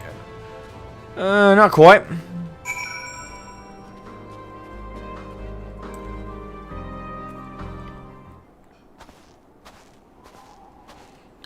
There you are. That's Alize. Just after you left, Licinia asked me to go and catch up with you, in case you needed a hand. Someone must have let slip that I have a little experience in transporting barrels of ceruleum.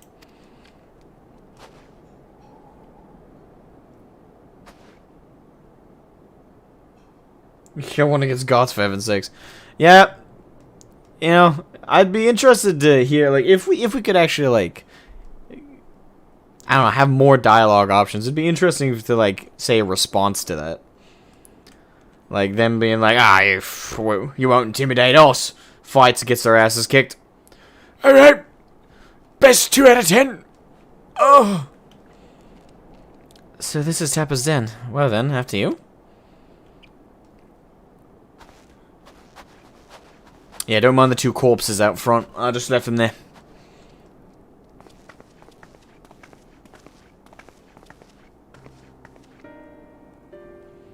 Who are you? What happened to the guards?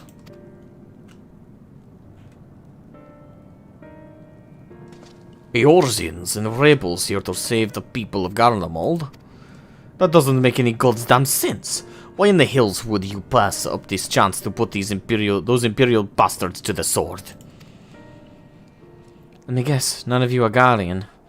You were brought here from other lands. I figured as much. Gurabanya, Yansha, Borgia, Dalmasca, to name but a few. Some dragged here against our will, others fed bullocks about a better life, all put to work extracting ceruleum. All given the esteemed title of An, placing us firmly on the bottom rung of the ladder. But the old hierarchy means nothing in the new Garlemald, says we. About the only thing that escaped more or less unscathed is Cerulia Ingens, still sustaining us, even with our paymasters out of the picture. We hear you're experts in drawing up ceruleum from the bottom of the lake, but how can you do that if it's frozen over? Huh, wouldn't you like to know? Trade secrets, I'm afraid. At any rate, it's not as if ceruleum is used for much these days. What with the city in ruins, we take enough to power our heaters and save the surplus for later. And though it helps stave off the cold, it does sod all about our hunger. Unless we can trade it away. Speaking of which, be sure to tell your contingent we've got ceruleum by the barrelful. If they're interested, we'll exchange it for whatever provisions they're willing to spare. We can certainly ask, but if you're all free to go now, why carry on living here? Free to go? Go where? Even if we manage to get back to our homelands, there'll be nothing left for us, thanks to the Empire. And the knowledge and skills we acquired working here would be practically useless outside Garlemald. So we're staying for the time being. Long as there's a need for ceruleum, we'll find a way to get by, even if Garlemald is, as we knew it, is gone for good.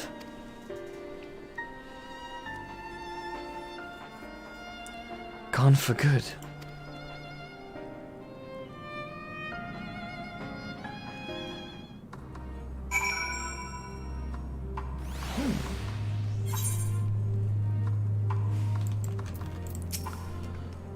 Regardless of what the Ilsabad contingent does for the people of Garlemald, the Empire itself is already a thing of the past. For many, that would be a cause for celebration, while for others, their whole way of life will have been turned upside down. After all the atrocities committed in the Empire's name, perhaps it is for the best that it is consigned to history. But what of the ordinary people, their lives, their stories? Should they be forgotten too? I suppose there'll be plenty of time to ponder that later. For now, let's see about getting some ceruleum.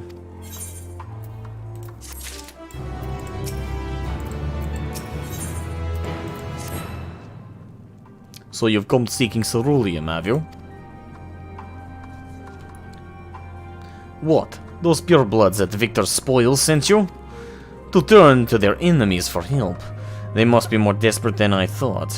Then again, Licinia's got her little sister to think about. A sister? But we only saw Licinia and 3 men.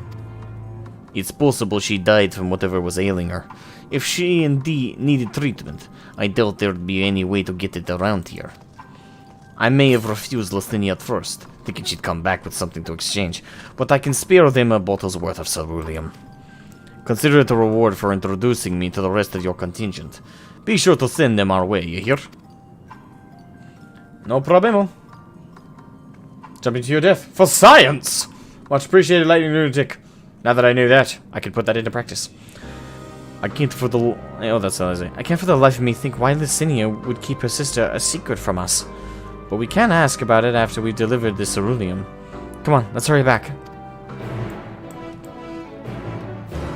Tally here!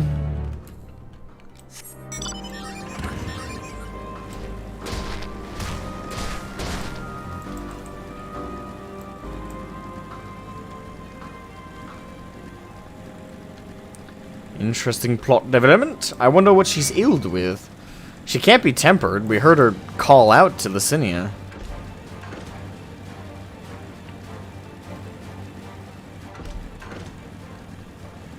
It does not work if you jump off before the teleport, though.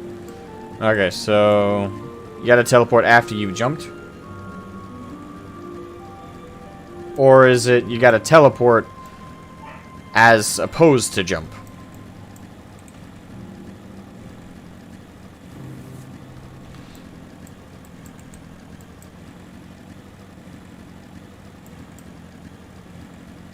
Ooh.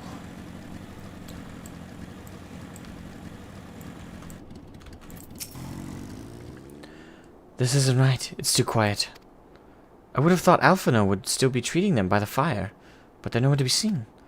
I'll look inside the house while you search outside. They can't have gone far. Did they take Alphino hostage? Ah, bugger. Bugger all.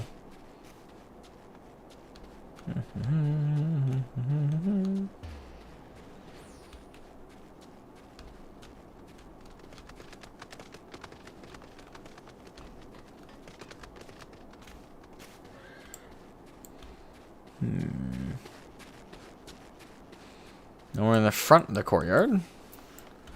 Need to go around back. Ah, there they are.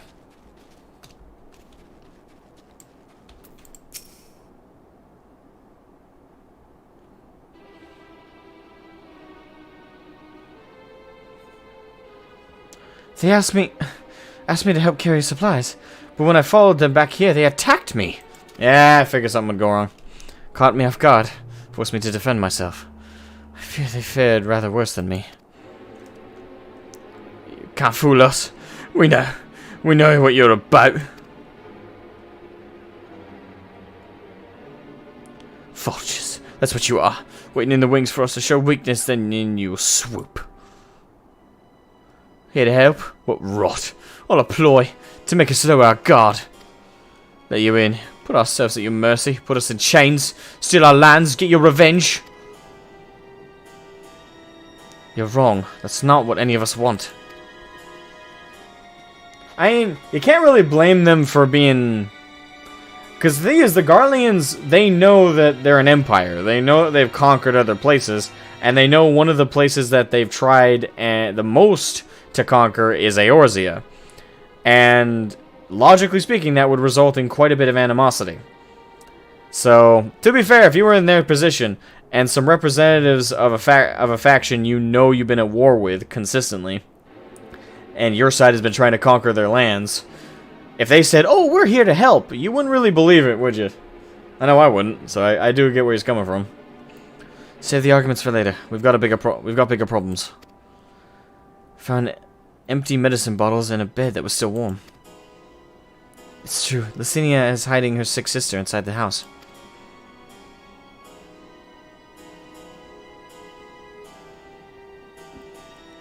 But now, there's no sign of either of them. Where are they? Where did they go? Away from you and yours. And if you think I'll tell you, you're a fool. I'd never give up my people. We're trying to help you, you idiot! Her sister's ill. The empty bottles prove it, so the medicine ran out. Or she put it in her pockets to make it easier to carry. Or to avoid the sound of clinking glass. There are beasts everywhere. How could you let them go alone? To protect them from you!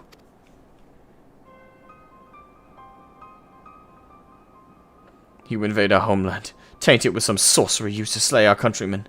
A Garlean should sooner die than suffer the insult. Better for them to flee, keep their purity intact, than to be corrupted by your vile magics. We were waiting for our chance to free them, since the moment you arrived.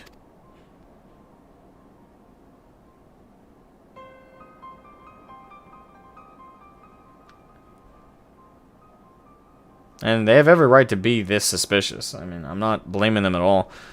It's just unfortunate that their suspicion is going to get some of their own killed. This is getting us nowhere. I cannot say how Licinia and her sister will react when we find them.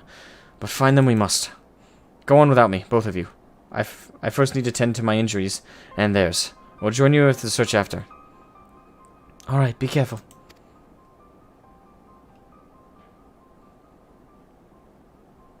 We'll do our best to find them quickly. There's only one path out of here, so that's where we'll start. Alrighty-roo. People can be shockingly stubborn, sadly. Yes, they can, but again, it's not without cause. Like, the best extreme real-world example I can give is, this is like... How do I put this delicately? This is like... Okay.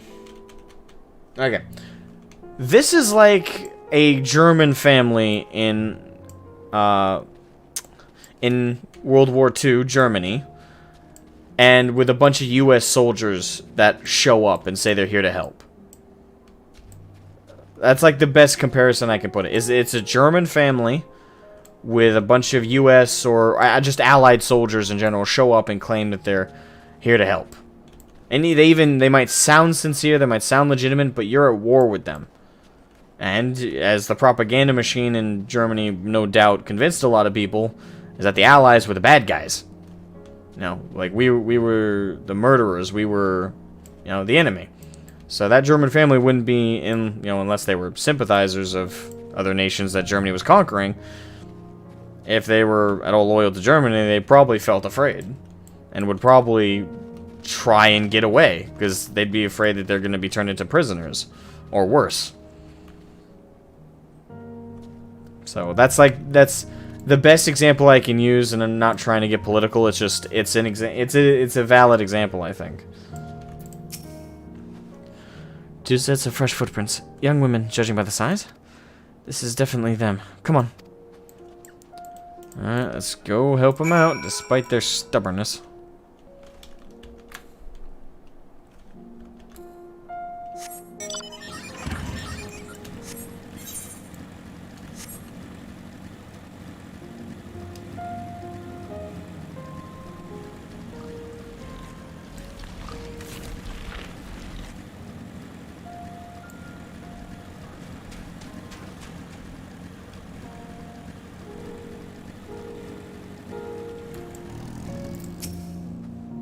It's not without cause. It's very much like other Imperial sort of things. Germany is the one you used. They have lived a life of indoctrination. I understand, much as I wish it didn't have to be. Yeah, and I agree with you. I wish people could that speaks to humanity a lot, doesn't it? Like the fact that in circumstances like that you can't trust that the people who come, even if they sound sincere, even if they sound legitimately like they want to help you, it could be a trick in and of itself to have you spill something. Even if what you have to spill might feel unimportant, it might be valuable to an enemy. And the moment you give away the right thing is the moment they turn their guns on you, or worse. It's less stubborn, more pride thing, plus propaganda in this case. Yeah, it's a combination of both. It's both indoctrination, but also even if you take out the indoctrination aspect, logically, if you take like wherever you live, right, in your country, let's say your country is at war with another country, you know, and let's say your side is on the losing side, right, and all of a sudden one day, a bunch of soldiers who are from that nation that you're at war with come like that your nation's at war with, even if you don't agree with the war, even if you're on their side politically speaking, what guarantee do you have that they're actually there to be nice, that they're actually there to help? Even if they say they are, even if they show and give you supplies, how do you know that that's not just a facade and that they intend to turn on you once you give away something that they're looking for?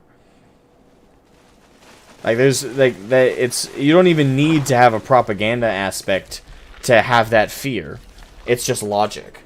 Like, this is a nation we're at war with, and even if I agree with them, politically, they're an enemy of my nation, and I may be a civilian, but there's many stories to prove that sometimes, especially when soldiers feel like they can get away with it, it doesn't matter if you are a civilian or not. Sometimes soldiers take out their frustrations of them having to huff it through enemy territory, be shot at day and night. When people are run ragged, they turn into animals. So, and I would say you don't even need to have that propaganda aspect in there for that fear of, okay, they're going to turn on me and they're going to kill me. It's just the nature of the word enemy. It holds a lot of connotation for both sides. The trail stops at the frozen lake. Perhaps they chose this route so as not to leave footprints. I can't think of any other reason. Look at this place. It's crawling with beasts. And I can only imagine how hard it must be for her ailing sister to cross the ice. We could really do with Alphino's help, but we can't afford to wait for him. Let's split up and look for clues. Like zoinks! Okay, clue hunting time. Make more headway on bike.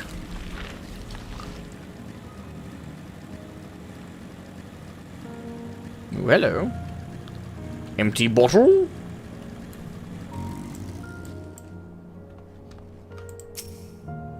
The empty bottle smells faintly of alcohol. The thin coating of dirt indicates it has been... Okay, so... Damn it, that's probably not from them. Not unless she has, like, a gash or something. And it's being used as a disinfectant.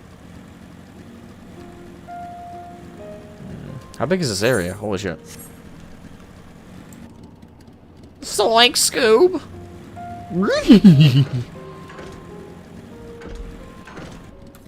I can't do a good Matthew Lillard impression.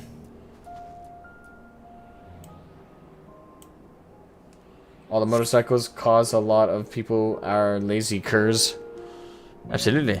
The blood staining the snow appears to be fresh, judging by the amount. The victim may have been severely wounded. The trail of blood leads southeastern. Oh, great. That's a slash pattern. Like, it could just be a blood texture they use, but that's a slash pattern blood spray. So someone was slashed at. Are they dead? Fuck. They're dead. Oh my god! Look. Holy shit.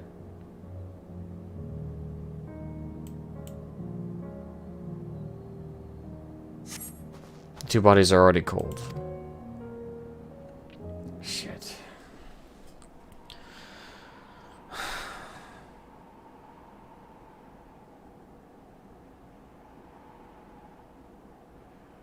Is this the first time, like, something this gritty? Like, I'm not used to there being blood sprays and patterns.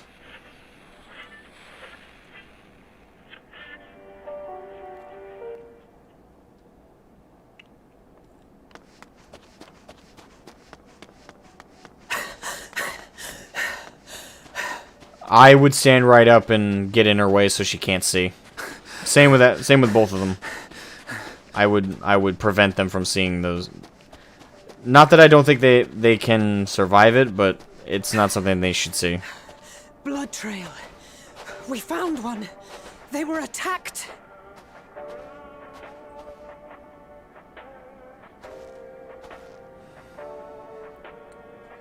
Not that this is the first time seeing death, but doesn't mean you need to see it again. Fuck.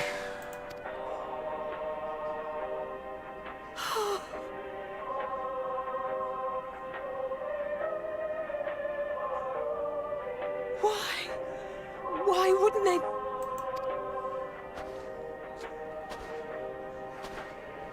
Safer to brave the wilds than trust in our magic. Garlean teachings.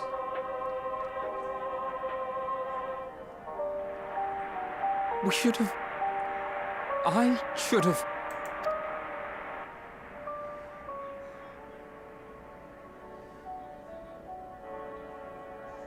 We can't leave them like this. We have to take them home. What if we're only making it worse?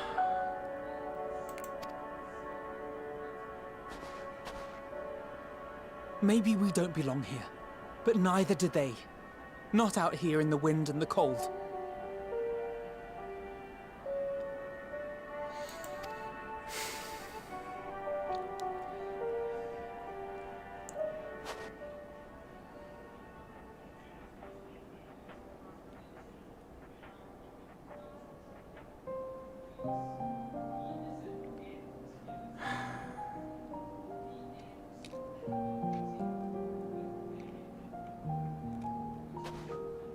I heard the story about Varus's voice from beyond the grave. Of course, I didn't believe it, but Licinia and her sister did. Perhaps there is something to the tale after all.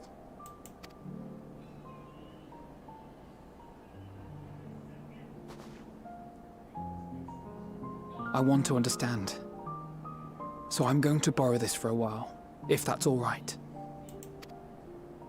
You had every reason not to trust us. We came as trespassers, invaders. But I pray that in time, we will be more than that to you. That we will find a way to help your loved ones. And see that no more children are left to freeze alone in the snow.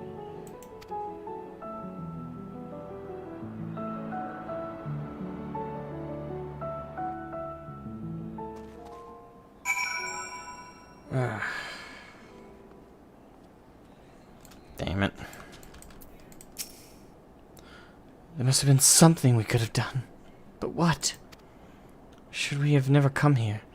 Would they still be alive if we hadn't?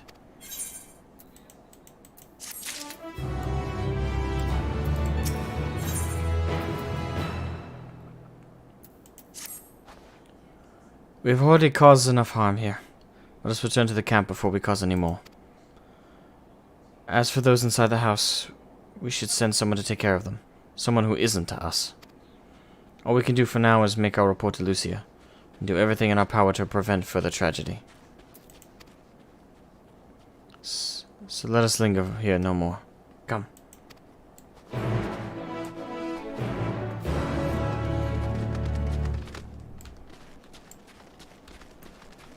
Guardians use magic? No, they can't, Hunty. Garleans can't use magic whatsoever.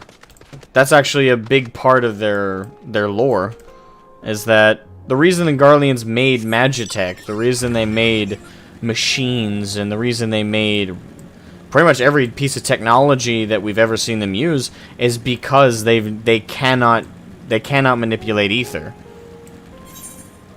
They are incapable of manipulating ether. So they can't use magic. So to kind of make up for their weakness and to supply a necessity, instead of magic they made machines.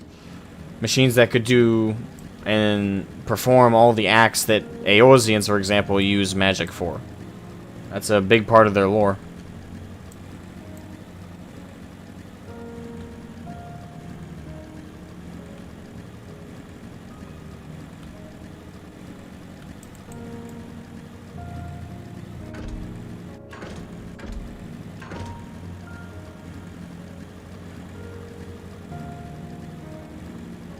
It's also why they're distrustful of magic, is because they can't use it. So they don't understand it. Magitech, it's machinery, you know, it's robots, it's tools. But magic, it's produced from people, and not being able to do it themselves, they're distrustful of it.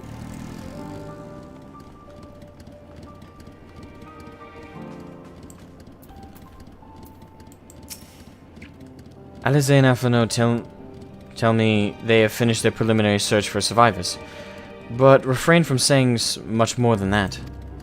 Clearly they are reluctant to provide details. Might I ask for your account? Yep. Not a good one.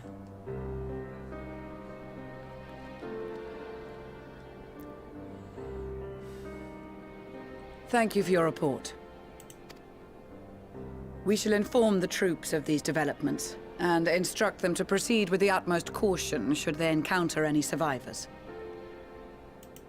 Allow me to go and speak with the ones at the victor's spoils. They may be more willing to listen to a fellow Garlean and accept our offer of assistance. Yeah. I pray you are right. And though I am loath to burden you any further, should there be an appropriate occasion to speak of Licinia and her sister, please do so.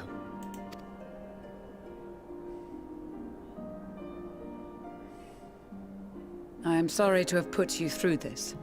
I mean, logically, they shouldn't have sent us to begin with. Like, when you think about it, we were the team, we were meant to look for survivors, but they, logically speaking, they should have sent... Lucia should have gone, and I know she's the camp leader, so she probably couldn't have. So the next logical conclusion was Maxima. They should have sent Maxima.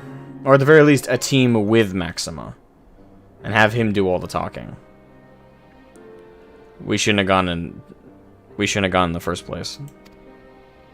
Hindsight's being 20/20, of course. My distress is nothing compared to their suffering. So tell me, what else have we learned?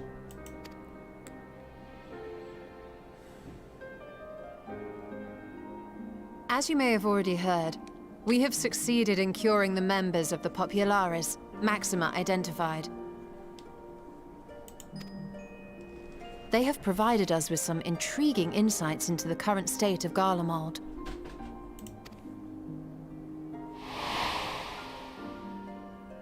The assassination of Emperor Varus was the catalyst for the civil war. Nerva declared his claim to the throne, and his opponents refused to recognize it. Fighting broke out in the capital, where Nerva's 3rd Legion clashed with the 1st, who remained loyal to Varus even after his death. Of course, even Imperial warmongers would balk at the idea of turning their shining city into a battleground. Like burning down the wood to spite the wasps. Neither side would be so mad. Unless something or someone inflamed their animosity to such an extent that they could not help but act against their better judgment.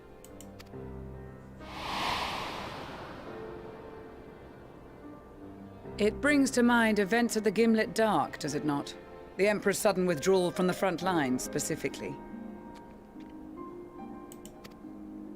Nerva and his father, Titus, Varus's then political rival, took advantage of rumors that Crown Prince Xenos had been possessed by a demon. Elidibus, what better way to disparage your enemies than with the truth, or a close enough approximation? Indeed. But before their accusations could be substantiated, many of Titus's followers were silenced. While some were merely stripped of their status, others died under curious circumstances. One after another, suddenly and suspiciously. Again, Elidibus. Like as not, he had a hand in it. No evidence was found to implicate Varus, certainly. Nevertheless, Titus, Nerva, and the 3rd Legion would have judged it a brazen attempt by the Emperor to rid himself of his political enemies. And then, in the midst of this growing turmoil, Varys Sosgalvis is murdered. And Garlemald's own prodigal son, Gaius van Belsar, is named the murderer. Shortly thereafter, Nerva claims the right of succession, and in response, the First Legion claims the assassination was part of a coup d'etat orchestrated by Titus and Nerva.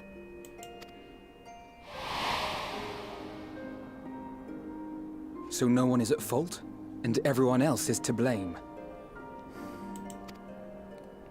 I should add that both parties received substantial financial backing, presumably to provide them with the means and encouragement to pursue a swift victory, and that these contributions came from the self-same benefactor.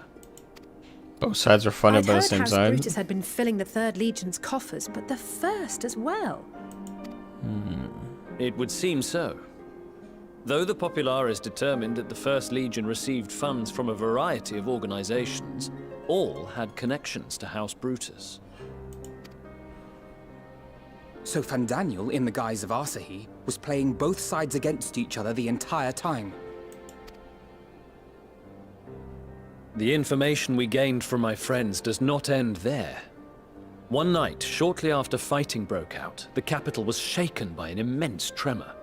From that point onward, they have no memories, no recollection of any events, including our clash on the Magna Glaciers. But when asked about the Imperial Palace and its bizarre transformation, they somehow recall Emperor Varys giving them orders in their dreams. May the Tower of Babel stand as testament to the glory of Garlemald. This sounds awfully familiar. We have something to show you all.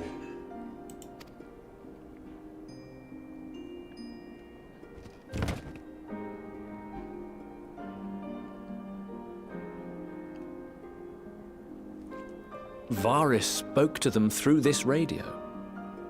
Perhaps it was a recording, but if not, that would be inexplicable.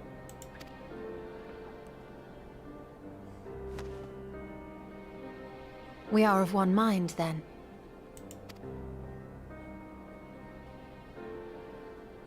The ether that permeates the ore used in this device is almost identical to that of the talismans. I see it. While it is likely more by coincidence than design, these devices might also ward against a primal's influence. A picture is beginning to form. If the tremor felt throughout Garlemald was a wave of ether emitted by a primal, then while those within range would have been tempered, those huddled around a radio desperate for news concerning the Civil War would have been spared. The radios acted as dampening fields. That explains a lot. No wonder Licinia kept it close. My friends, I must speak with you. Uh-oh. What's up? A young man was caught trying to steal our supplies. He is a soldier of the Iron Men, we think, but one who has not been made thrall. Thankfully, Magni restrained him before blood was spilled. The stranger is outside, if you wish to ask him questions. I think we do. And note to self, we should also find more of those radios. Hey, a spare dampening field seems like a good idea to me. Who do we have here?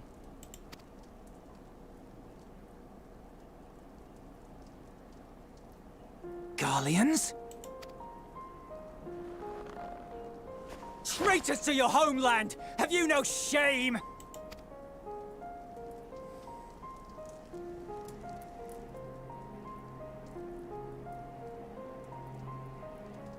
I am Lucia Junius, a Temple Knight of Ishgard. And you are? Iulus Pier Norbanus. And that's all you invaders will get from me.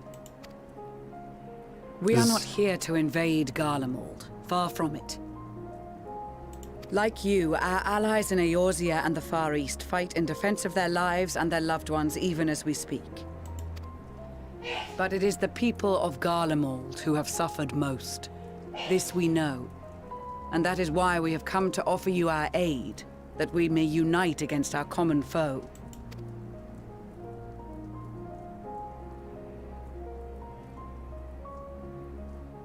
Whether you believe me or not, those are the facts. Now, answer me this. Why would a proud soldier of the Empire be reduced to stealing? The situation must be dire indeed for you to go to such lengths. If it is supplies you seek, we would gladly share ours, or turn a blind eye while you leave with your spoils. I will not negotiate. My commander will determine how to deal with you and yours. If you wish to treat with him, I will take you, but no more than 3. I don't much like the sound of that. But if we do accept his proposal, I suggest the 2 of us and...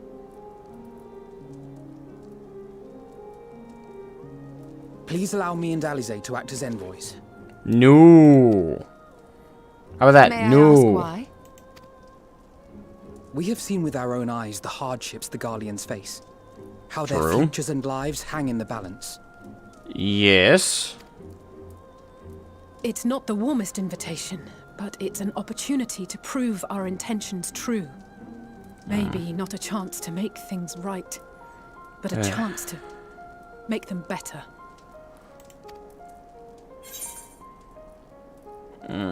I know why they want to go, but at the same time, they need a break. They need rest, especially after what they saw. But I ain't stopping them, so... What would your mother say if I let the 2 of you guys go alone? She'd have my head on a spike. I can see that persuading you otherwise is a lost cause. But you will proceed with the utmost care. I'll protect them. Not that Alize or FNO need my protection, but it's a bonus. Couple of children and what? A sellsword? Is this an insult? Oh, take that stick out of your ass and escort us, will you? Not in the least. You will find that they are more than qualified to speak on our behalf. There are many dangers on the road ahead. I will need that back.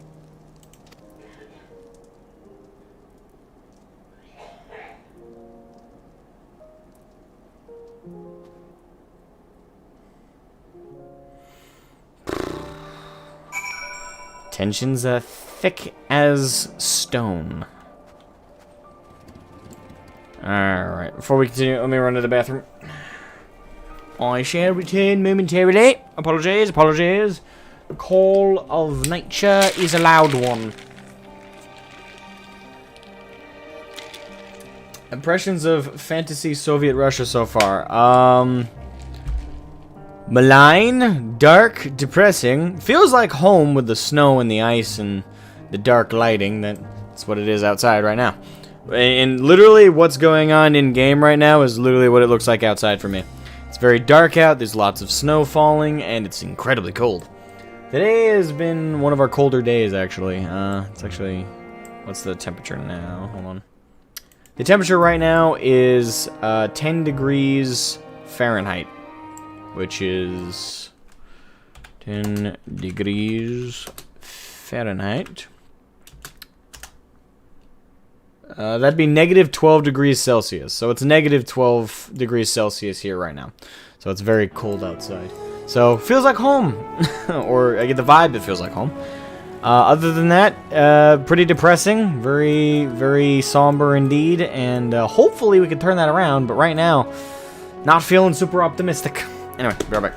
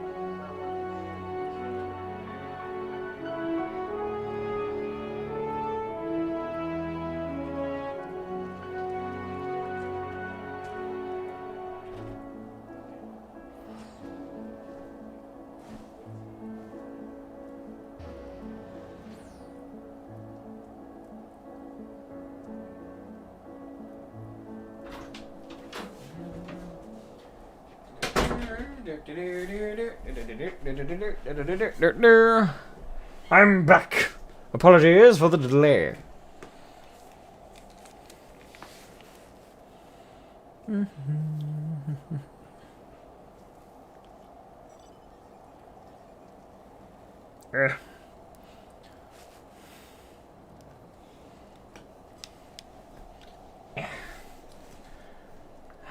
Poster hunt's nearly done. My initial impressions of Reaper are quite good, nice and busy, with just what I have at 70. Nice. Yeah, you don't get too many more abilities. You don't get too many more abilities before 80. You get like 3 or 4 abilities you'll get by level 80 at most. A big one you're gonna want to work into your rotation is Gluttony. When you get that, it's really effective. Use it when it's active. Use it because it allows you to have 2 charges of Gibbet, Gallows, or Guillotine. Keep in mind, Guillotine is your AoE out of the soul abilities, and Gibbet and Gallows are your positionals. Keep in mind that Gibbet is from the rear, Gallows is from the sides. Although, I also use Gibbet from the front. I think it does the same amount of damage, to be honest. But, yeah, and also keep in mind, Harp is your attention grabber. It's your ranged ability. Also, Soul Slice and Soul Scythe. Those are abilities you're going to want to use as soon as they're available, because they unlock Bloodstock and Grim Swath. Grim Swath is your AoE avatar ability. Bloodstock is your single target. And also, Soul Slice is your single target activator for your Soul Gauge. And Soul Scythe is your AoE. Also already working on muscle memory. Good. Practice. Also, I say this because I fuck it up sometimes. Use Whirl of Death when it's a great AoE. Use it because it drops the same dot as Shadow of Death on all the enemies in an area. Use it twice because it'll make it so that dot lasts a whole minute. Likewise, with your single target, use Shadow of Death twice because it stacks on time. If you only use it once, it's going to last 30 seconds. But if you use it twice, it'll last a whole minute. I know, I'm just warning you. Preliminarily. You will be received as invited guests. And so I urge you to observe proper social etiquette and conduct yourself accordingly. Your safe return takes precedence above all else. Remember this. Thancred in particular will be worried sick if you're gone too long. May the Fury watch over and keep you. I'll keep the kids safe. I know I'm not doing the talking. Are you and the children ready?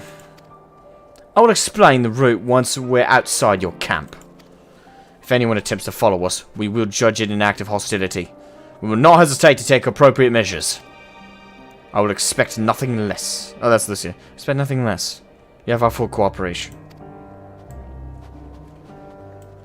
Here we go. What a lovely trip. I'm sure it's going to be a very conversational, very conversational walk. Alright, this is far enough. Listen carefully. We head over that hill, then follow the road until we reach Liminal Station 4. Children in the lead, I want you where I can see you. We do have names, you know. I'm Alize, and he's Alphino. And last but not least, there's Shroud. Shroud, where have I heard that before? No matter. Alphino and Alize will watch the road ahead while we bring up the rear. I wasn't lying about there being many dangers, so you're to run, not saunter, run towards the station. If you even think about going for your weapon, the deal's off. Should any creatures bar the way, we go around them. Once you're chosen to depart, Julius will accompany you. Alphino and Alize will then begin moving towards the destination. Make your way to Liminal Station 4 without falling behind. If you leave Julius behind for any reason or lose sight of Alphino and Alize, you return to the spawning point. Okay. Ready to make dash for the station? Sure. Lead the way, kids. Over that hill, right?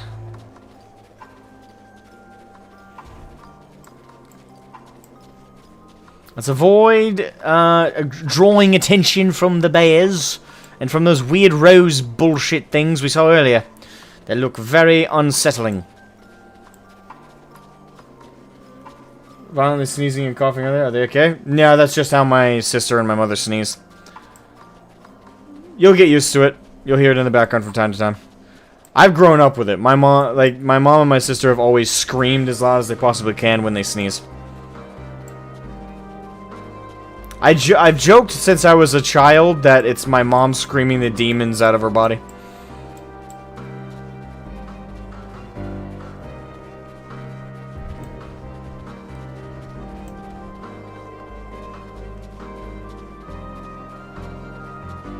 But, yeah, don't let it bother you. They're fine.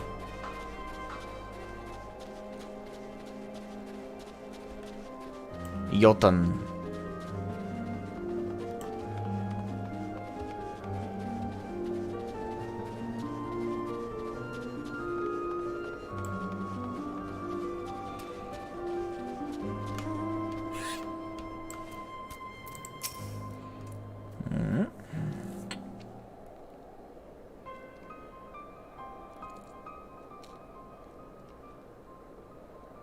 This is it. First stop, that is.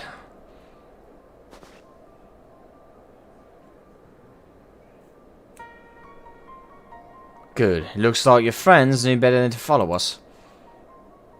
Are these your headquarters? No, we're stopping here so I can check for pursuers. Since it appears you've kept your side of the bargain, we can carry on.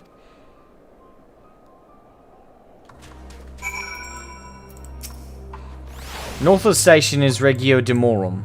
Demorum. One of the main residential areas, or at least it was. The afflicted roam the streets in packs. They tear us to shreds if given the chance. Keep close, no wandering off. Understood?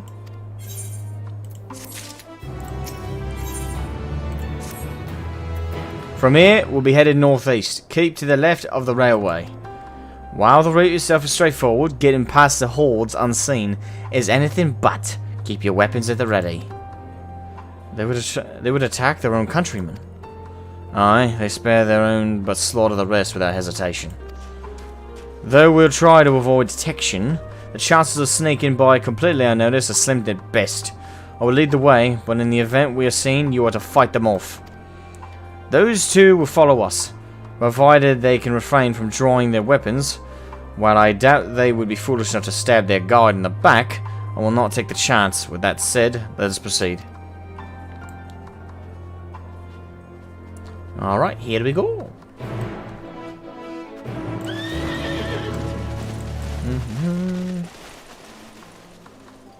You're surprised? Well, then clearly you weren't paying attention to the previous VODs. All the way, although every stream, I want to say 6 streams before Endwalker came out, I was very clear that day 1, I was going to be dragging my ass leveling Reaper. So you should be ahead of me. I wanted everybody to be ahead of me. That way people could actually watch the streams. If I weren't streaming it and I got stunned.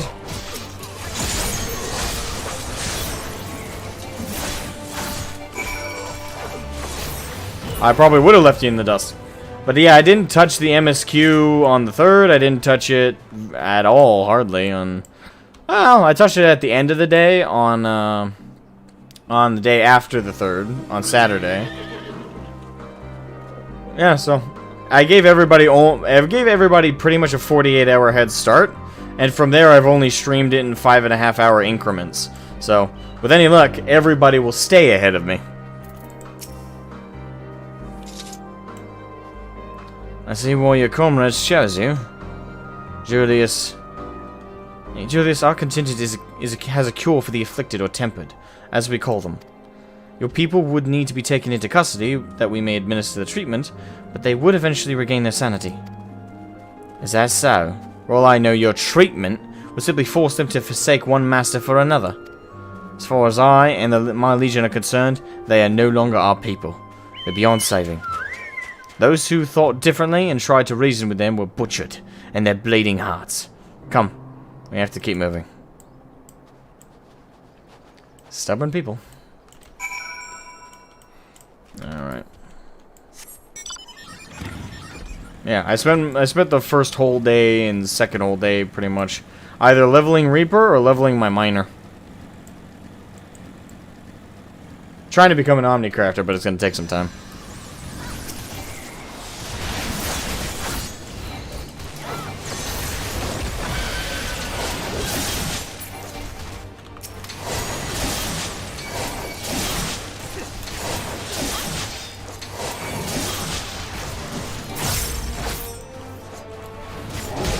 Stubborn to the last?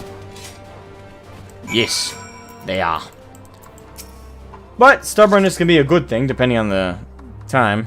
Stubbornness is great if you're trying to hold your ground you're trying to make an argument, and stubbornness is good in certain increments. It's not good when it's illogical. Like, illogical stubbornness is the problem. Logical stubbornness, on the other hand, is great. It's a good thing to have. Looks like we're not being followed. We will continue onward. Yes, sir. To the next field of battle. Let me sneeze with a bunch of rapid-fire little sneezes. I've known no one with rapid-fire little sneezes. I've known 3 types of sneezers. I've known the screaming your soul out as loud as you possibly can sneezers, which is my sister and my mother. Me and my dad's kind of sneezing, which is, you know, it's like very stifled. It's always kept to the arm, barely make any noise. And then the third type I've seen is the squeakers. Yeah, those who make a really high-pitched noise when they sneeze. And I'm not even just talking about ladies who do it. I know guys who've done it. Like this, you know, kind of ratty kind of sound.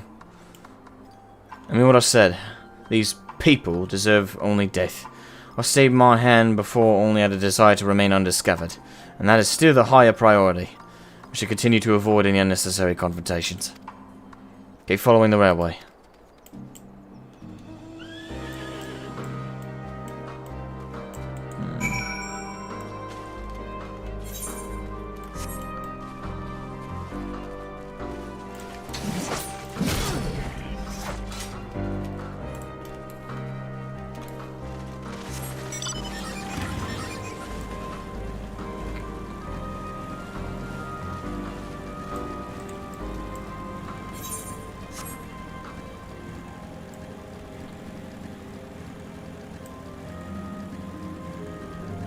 They have stubbornness at 100, but the other mental stats seem to be bleak. Yeah, they've definitely specialized.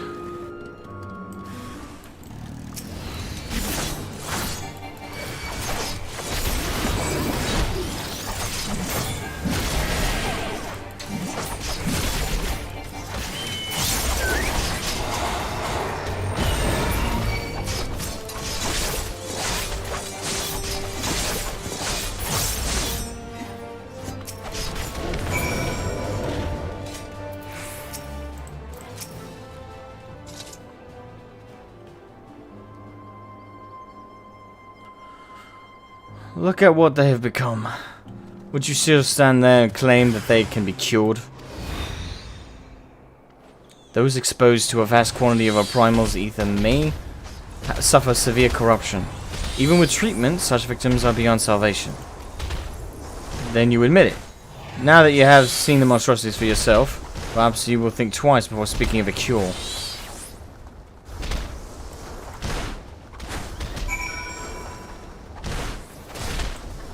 I mean, there are those beyond saving, and then there are those who are not beyond saving. So I take it that Etherite is subterranean. Or it's a cave. Either way.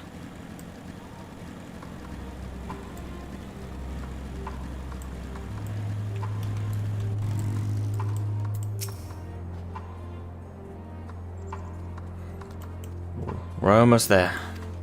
You've kept your side of the agreement, so I will keep mine. This way.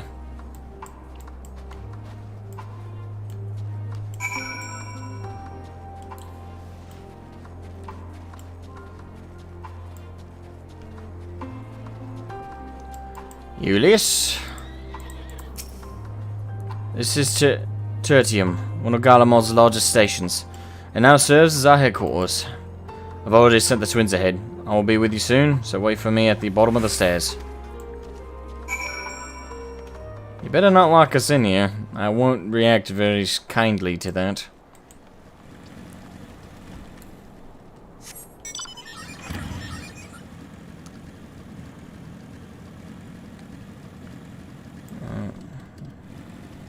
These folks have seen better days.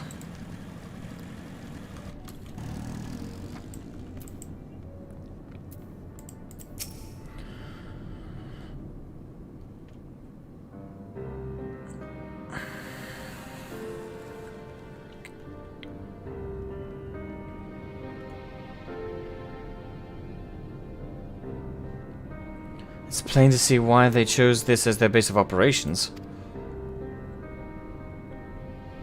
They could have done a lot worse. Even so, I imagine it's not the easiest place to live. Indeed. And if... Julius? I thought it was Julius. If Julius was willing to make their perilous journey to Camp Broken Glass in search of food, their own supplies must be all but exhausted. They may be shielded from the wind and snow, but still bitterly cold.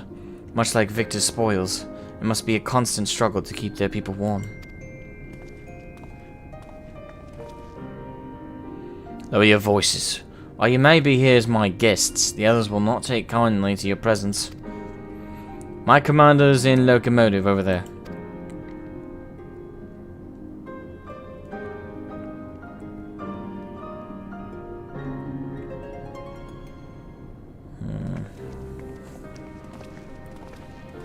Time to make ourselves known to the one in charge. Before I do that, can I please attune? Or is this going to be another one of those, yo, you can't attune here? Bastards. Not responding. Okay.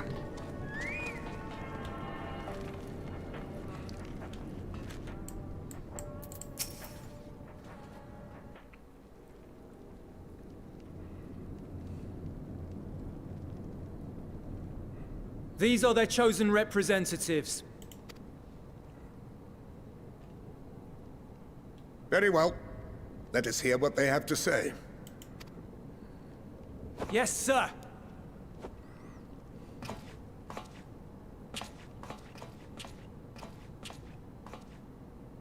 I present to you our commander,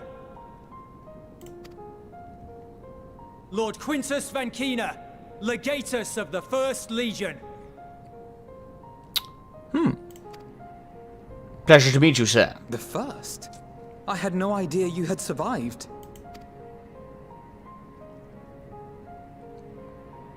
I like the beard. Lost our emperor, our city, more than half our troops.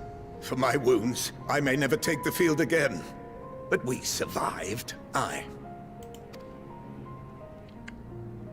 In a manner much to your liking, I dare say. Nah, don't get snippy with me, old-timer. We have no intention of adding to your misfortunes, nor do we bear you any ill will. Spare me. Though you children may speak in earnest, overtures of peace ever ring hollow in my ears. So long as man stands to profit from his neighbor's suffering, war is inevitable. And I kind of agree with that philosophy to a degree. Driven from our ancestral home Or not philosophy. into this blasted way of thinking. beast. Yet still you yearned to rob us of our paltry scraps. 'Twas only with Magitech that you learned to keep your distance. Though we knew it was only a matter of time before you regrouped and returned. Conquest and empire were our only defenses. Emperors Solus and Varys understood this, and through their campaigns saw us grow and prosper. Much blood has been spilled in Garlemald's name, aye. But if it is a choice between yours and mine, then it is hardly a choice at all. Or I do not deny that a great many conflicts throughout history were driven by the desire or necessity to gain by another's loss. That is not why we are here. Nor have we come to petition your aid in the war with the Telophoroi. grave though that threat may be. Our purpose is simply this. We wish to help you. Let us help you. If there is aught that can be done to ease your plight, we would be glad to do it. Perhaps you would.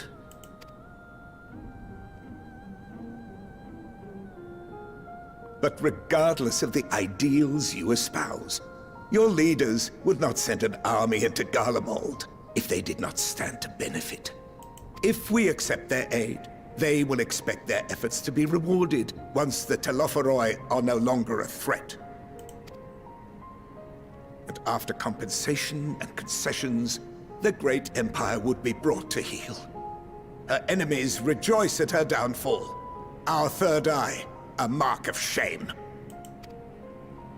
We won't stand idly by and let your people be humiliated. And we're not alone in that. We only want to make a difference. To make this world of ours better. Surely you can understand that. I don't think you can.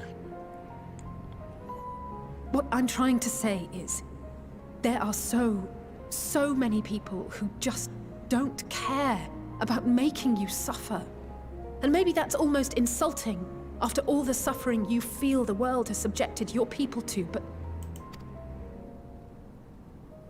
believe it or not, that's the truth. And now we're here, and all we're asking is for you to tell us what you want, what you hope for. So much blood has been shed, so much lost. All because of this endless war. Who wouldn't want to end it? Can we not work together to face our problems as one?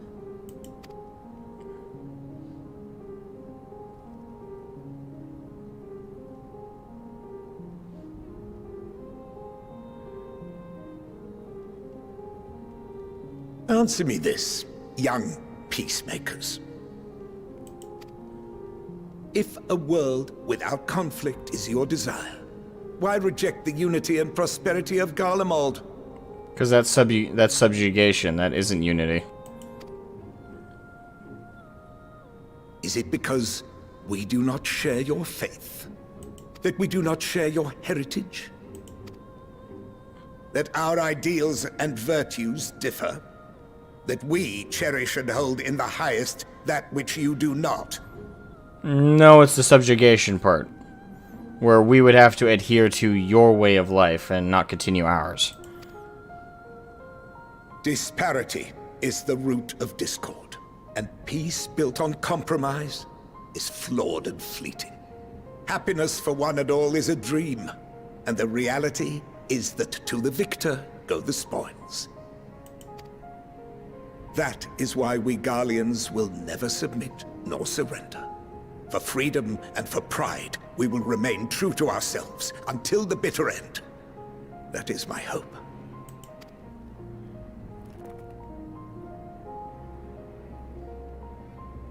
It seems there is nothing more to say on the matter.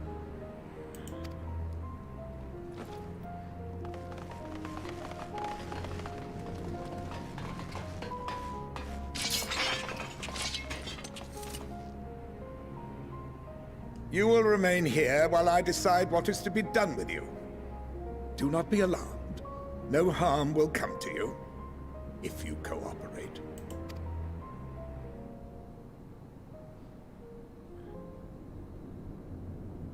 We will not resist. However, as your guests, I ask that we be allowed to speak with the other members of your group. Can't I just slice everybody's head off right now? I had no intention of locking you up, as by dawn you would be frozen stiff and you're no good to me dead. You are free to move about the encampment, but there is one condition. Collar them.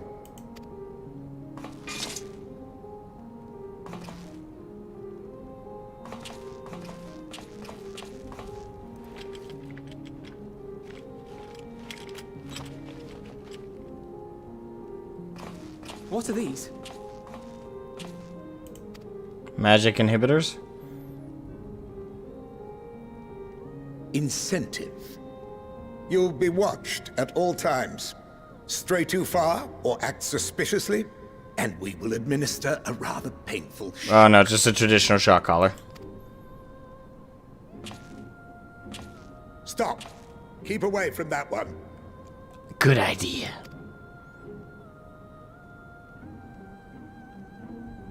The champion of Eorzea is not so easily cowed. You're right about that one. Fuck off.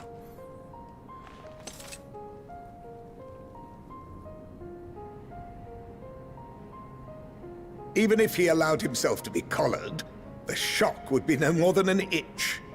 No. If he refuses to obey, we will activate the twins' restraints instead. I hate to admit it, but that's a more effective strategy to keep me in line. You needn't worry about us. Bullshit! We'll forget we're even wearing them soon enough. Even now, you still... Why go to such lengths? What is it all for? We've already explained it to you. It's not our fault you're incapable of understanding. Because even the most bitter adversary may one day see reason.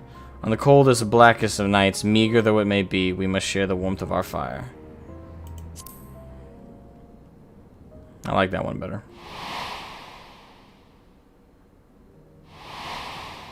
And that's probably why I liked it better.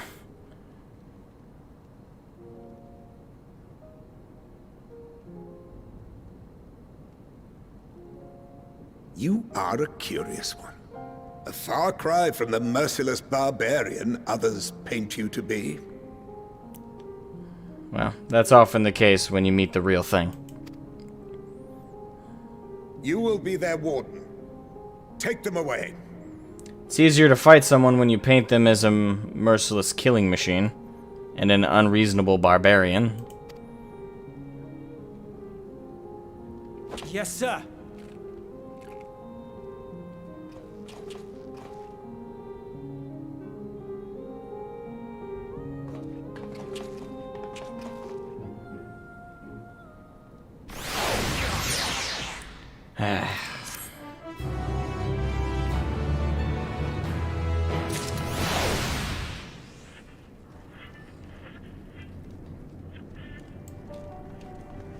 Well, can I attune now at least? Fuck. Alright, Julius. As per Lord Quintus's instructions, I'm to supervise you during your time here in Tertium. Before you ask, no, I don't have a key or any other means to remove your collars, nor would I tell you if I did. And if you try anything, you'll soon wish you hadn't. So, do you truly intend to speak with the others, or was that merely a ruse? We're in a hurry to disobey We're in no hurry to disobey Lord Quintus. And if that's what you mean, or perhaps you doubt the wisdom of his decision.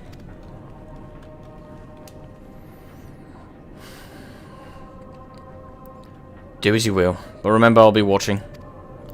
If I catch wind of you doing anything untoward, trying to trick our people into turning their coats and the like, these shock collars will be the least of your worries, understood? Though we're somewhat compromised, to put it lightly, let's not waste this opportunity. I suggest splitting up and learning what we can of their situation. And above all else, don't use magics of any sort. You, on the other hand, may go wheresoever you wish. Even outside the camp, I know full well I couldn't stop you if I tried. But do not forget, if you do anything to endanger us or our interests, Alphino and Alizé will pay the price. Oh yeah! You came with Julius. I still want to call him Julius for some reason. Didn't you? Well, whatever the business who brought you here, you'd best keep your hands off that aetherite. It's deactivated. But I'd rather you didn't mess about with it. There are others throughout the city, built by Garleans. 4 Garleans. Could teleport all over in the blink of an eye, provided there was a terminal nearby. These days, however, we use aetherite's power to keep this place lit. Though that comes at the cost of its normal function. That explains why we can't attune to it. So cold. This young soldier is on the verge of losing consciousness. Well, that's not good.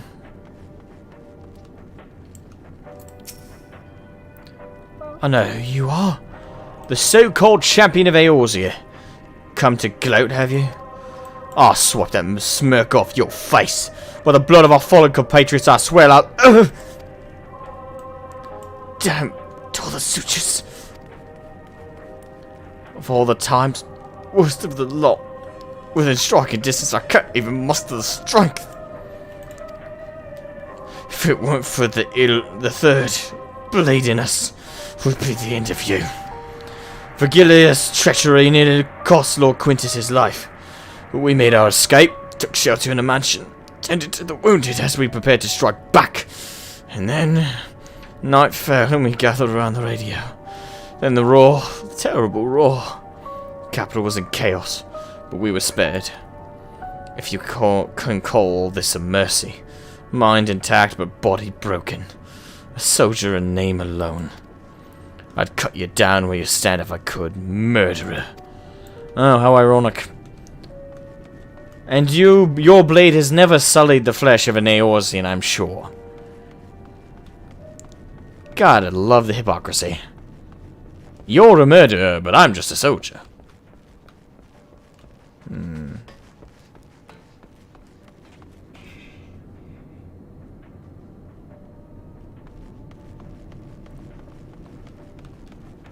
Majestic radio.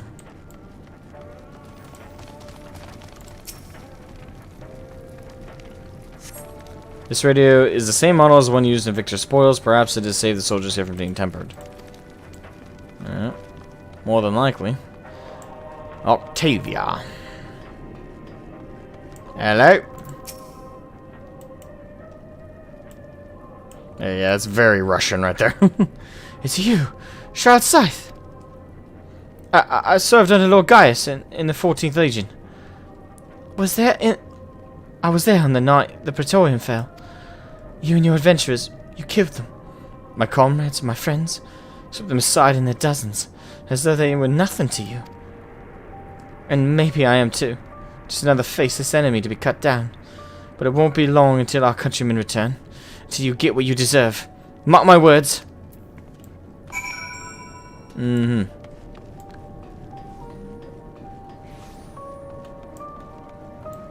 Speak with that for now. Alright. It's scarily effective. Well, in her case, it's not propaganda. Well, part of it probably is, but if she was there at one of our battles. Did you learn anything of note? Technically, a couple things. Then your findings are consistent with my own. Their plight is desperate indeed. The sick and injured are at greatest risk. Without harm and proper nutrition, I fear they will soon perish. I realize there is precious little we can do for them at present, but I cannot bear to see them suffer. Sorry. Thank you, Manor. Ugh. Yes, will you help me tend to them?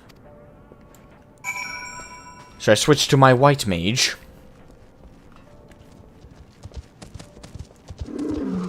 Flavius.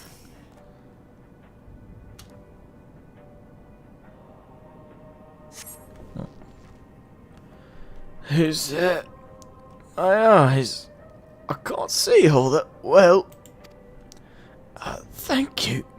Numbness has subsided a little. But I know I won't last much longer. You should look to the others who can still fight. Give them my ration. If me going hungry means someone else lives to see another day, so be it.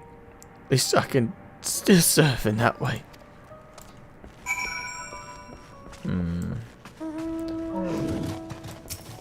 Well, bad news, Alphino. The one guy I talked to is not doing good.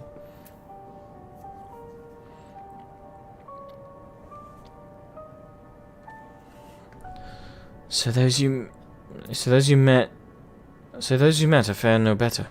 I was afraid you would say that. I know we were warned against meddling in their affairs, but we can't leave them like this. Perhaps we might gain permission to have the contingent deliver supplies. Quintus may have made his feelings on the matter quite clear, but even he must recognize they are in no position to refuse help. Maybe Jullus could persuade him. though we need to persuade Julius first. One step at a time, clearly.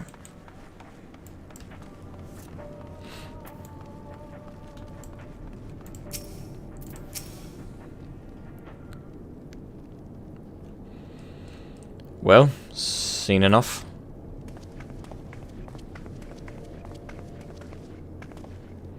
Julius, the people here have barely enough food and fuel to survive. Have you and the other soldiers been able to procure any more supplies? We've been scavenging provisions from the nearby houses, as most families kept, some stored away in the event they were snowed in. Still, going out and getting it is dangerous work. We have a lot of mouths to feed.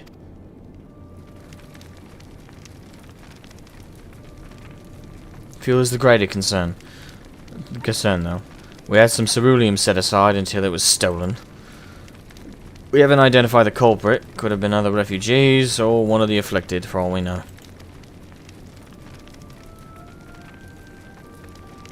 Either way, we're down to the last dregs. Without the heating they need, those in poor health are only going to get worse instead of better.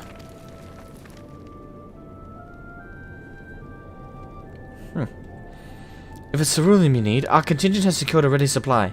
We can have some sent over. We will not accept your charity. If we can hold on a little longer, the situation is sure to change. Aye, everything will change. When your comments mention something along those lines, those mysterious countrymen of yours, I assume?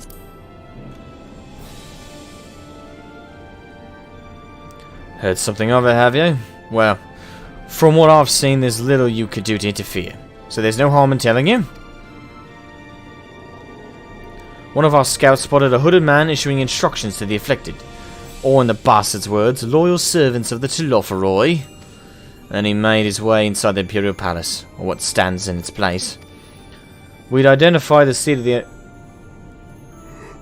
Why am I yawning so much?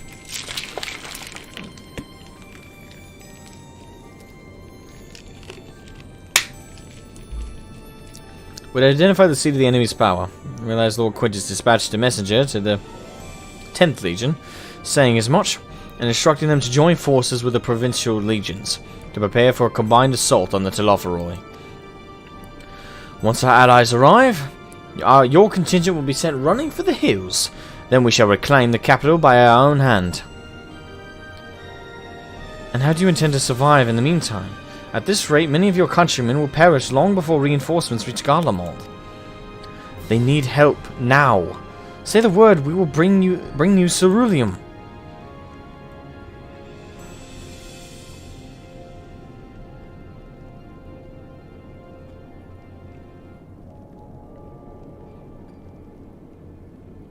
I will speak with Lord Quintus.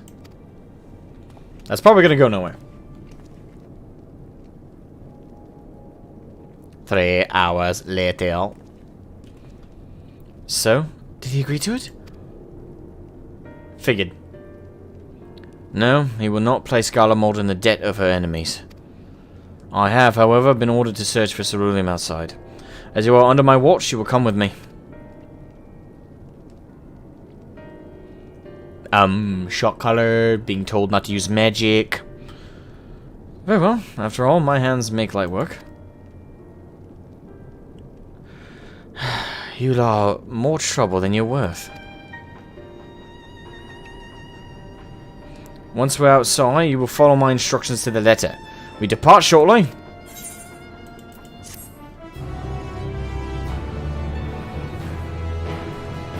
And man, these people are stubborn.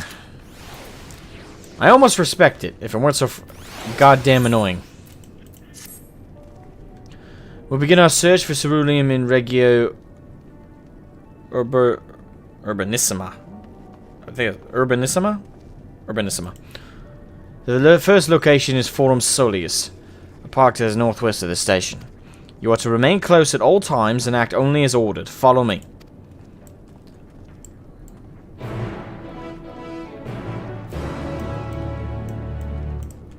Right here.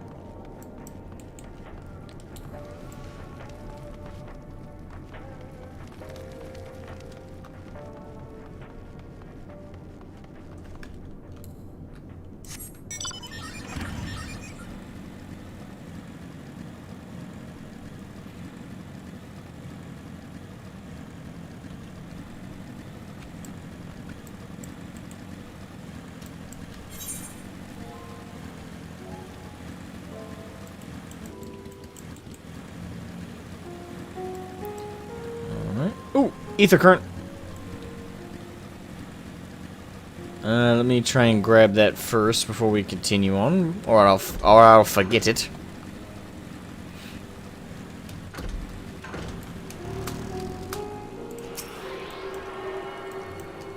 Attuning. Mine.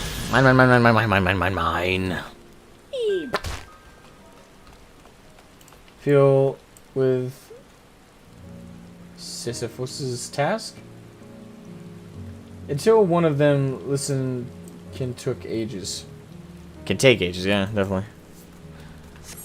It's one of those things you just gotta keep whittling away at that steely facade. At the end of the day, they're still human.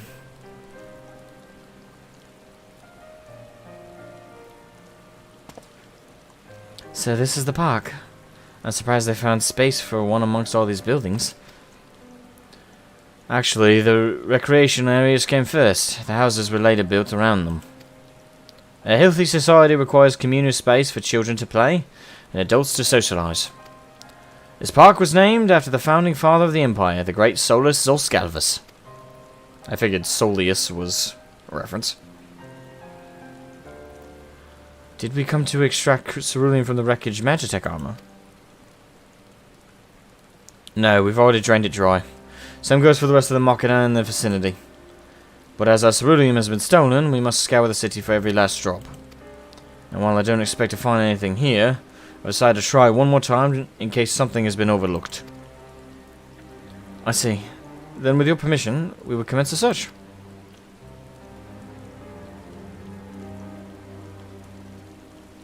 Righto.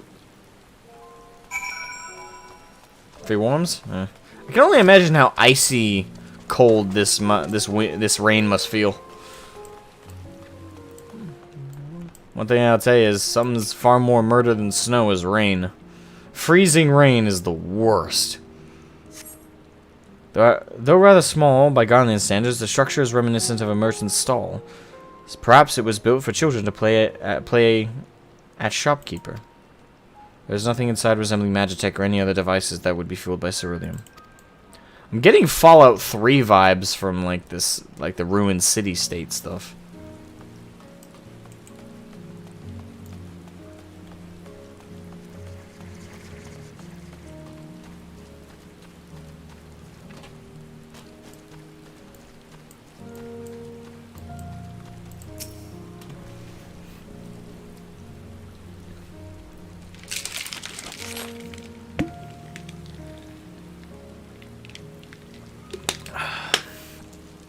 A cursory inspection of the wrecked Magitech armor confirms that the fuel canisters have long since been drained of ceruleum, as Julius said.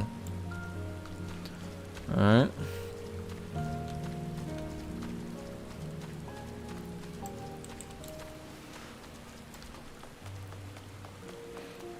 Map of Forum Souls.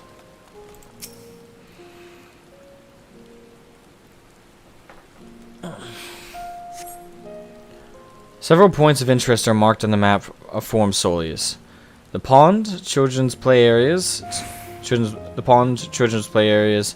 To your knowledge, however, none would require the use of ceruleum. And yeah, all the ceruleum that would be in the park would come from the Magitech, I'd assume. And I can't think of anything else logically that would need ceruleum.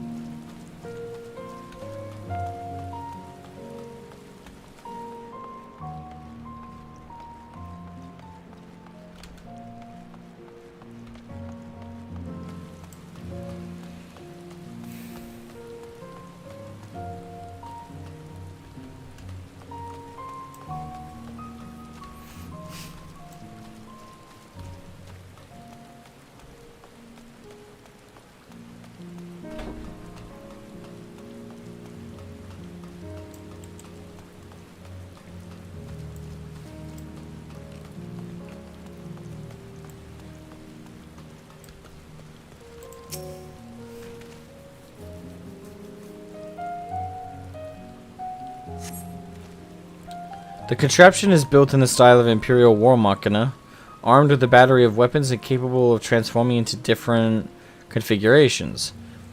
But on closer inspection, it appears to be no more than a children's slide.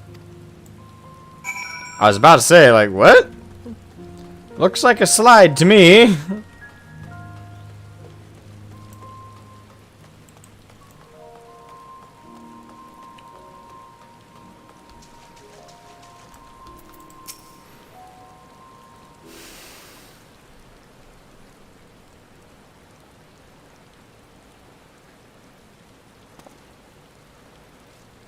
Oh, it's you. Any luck?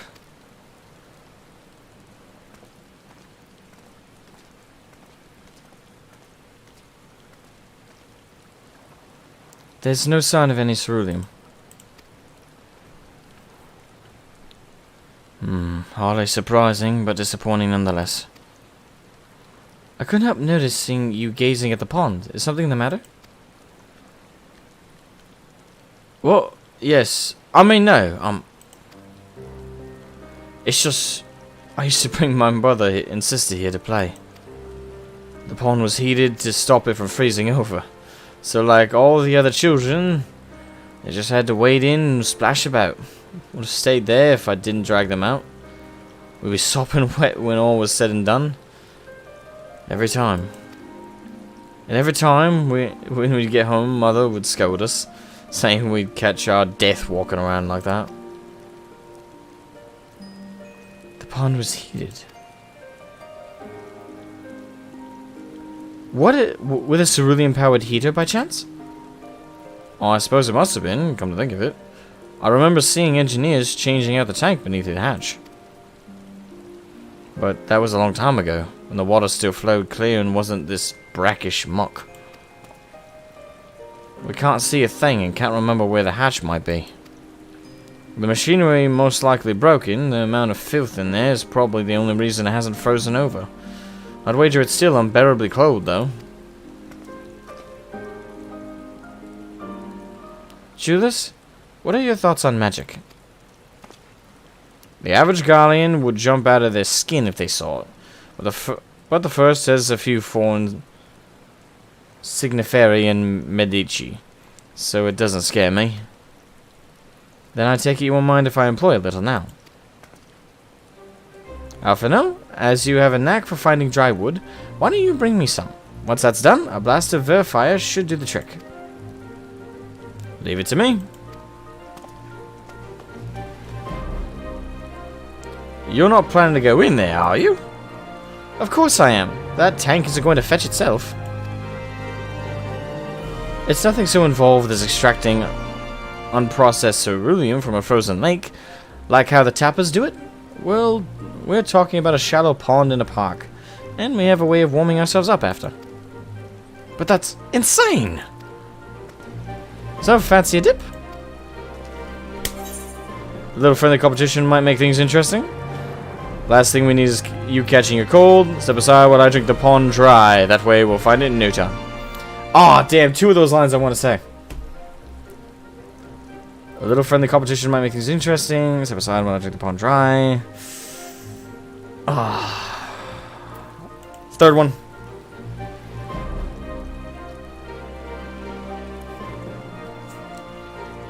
That might be the stupidest thing I've heard in a while. And that's saying something considering who my brother is. I can't fault your enthusiasm, though.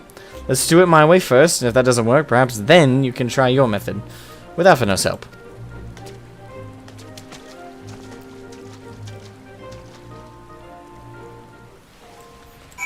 Tally here.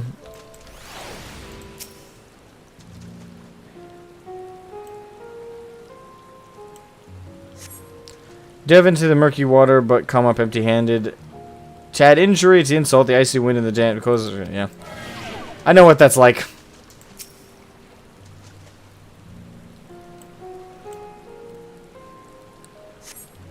Yeah, one fucked up thing... it's fucked up in, like, if you think about it from a grand scheme perspective. But one tradition that happens here in Maine is it's called the ice dip. So what it is in the dead of winter, and we're talking dead of winter... we wait until it's basically at its absolute coldest, and there's a lake here in Maine where we cut a giant rectangular square in, and kids just jump in. it's a tradition. Like, it's called the ice dip. And every year, people do it. Now, my swim team had a tradition of doing it. But even then, it's not just limited to people who are on swim teams. Nearly everybody does it who's local. If you're like growing up here, like everybody makes a big deal out of it because there's two things that people always aim to do with it for like the record. They either when that giant square in the ice is cut open, the aim is either to dive the deepest without getting sidetracked on your ascension back up. The other thing people try and do is stay in the water as long as possible. Gotta keep in mind that this water is frozen solid by all accounts. What they're cutting is basically the equivalent of people who go ice fishing. You have to cut a deep hole in the ice because the ice is this thick. All the way through. It's like a chunk. Because the whole lake is frozen over. So with special saws, they cut that cube in there, and they have lifeguards on ready. They have 2 scuba gear guys ready to go if someone comes back up, but they get sidetracked slightly and they hit the cap of the ice and they can't see where they're going. Usually, they have people with their ear to the ground, and when someone dives in, everyone goes quiet and they listen for a few seconds, and then if they see the person pop back up, they're like, okay, we could start cheering again. I know when I did it, I lost all feeling in my entire body. The only thing I felt was my eyes. Everything else felt disconnected to my body. That's how cold it was. Like, I dived in, I went as deep as I could, because I was trying to make any record. You're not allowed goggles for some reason, it's part of the tradition. But I dove as deep as I could, lost all feeling in my entire body, I shot up even though I couldn't feel my limbs, and I got out. And I was in there not that long. Like, if you include the dive and how long I was underwater, I was probably in there a total of 45 seconds, give or take. Then I hopped right back out. And keep in mind, you're not in like a big thermal suit when you dive in the water. Almost everybody wears swim trunks. I wore a Speedo. Why? Because I thought it was funny. I regret my decision. But I wore a Speedo and I dove right down. It was a lot of fun. I don't know how more people don't die from hypothermia every year, though. It's a fun tradition, though. Risky, but fun. You have it in the murky water, come up in the hand. Okay. No.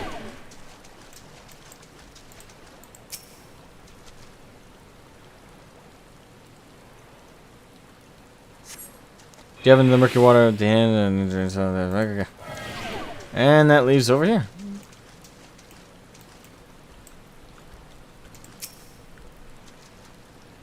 It was funny to the moment you jumped. The water, your fingers are wrong. Oh, I found it. Everyone else found it funny. Found it funny as well during the event. So.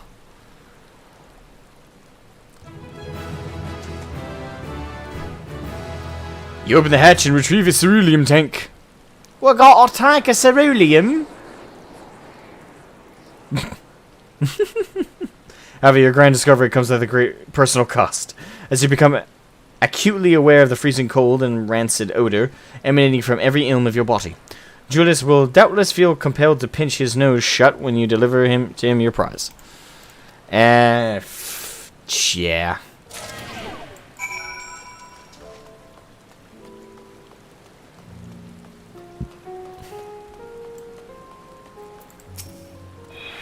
Did you find anything? I hope you did.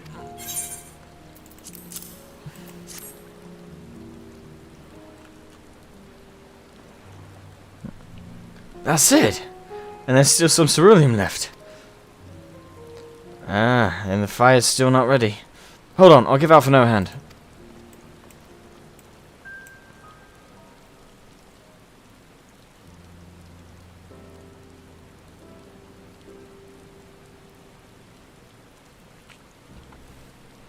Call me an old Don because of my fire. Because by fire am I reborn. My clothes are mostly dry now too. No, that's Alize. I thought it was Julius for some reason. I appreciate you recovering the ceruleum. but I wish you'd taken the time to discover the plan with me beforehand. Despite the way you've been treated, in Lord Quintus's eyes, you're still envoys deserving of protection. If you were to die on my watch, he would be most displeased. Your concern is duly noted, but all's well that ends well. Julius, you mentioned coming here with your younger siblings. Did you grow up in Garlemald? I did, not far from here. My father was an accomplished researcher in his youth, and for his contributions to the Empire, awarded an estate. We lived well, better than many. What was Garlemald like in those days? Everything. It was everything you could imagine, and so much more. Even during the coldest winters, we always found warmth and comfort at home. Coming in from the snow, taking off your coat and sitting down for a hot meal with the family. Visiting friends and relatives, receiving the same welcome, knowing they had everything they needed. Walking down the street, seeing the lights in all the houses, hearing the faint sounds of laughter and song, of happiness.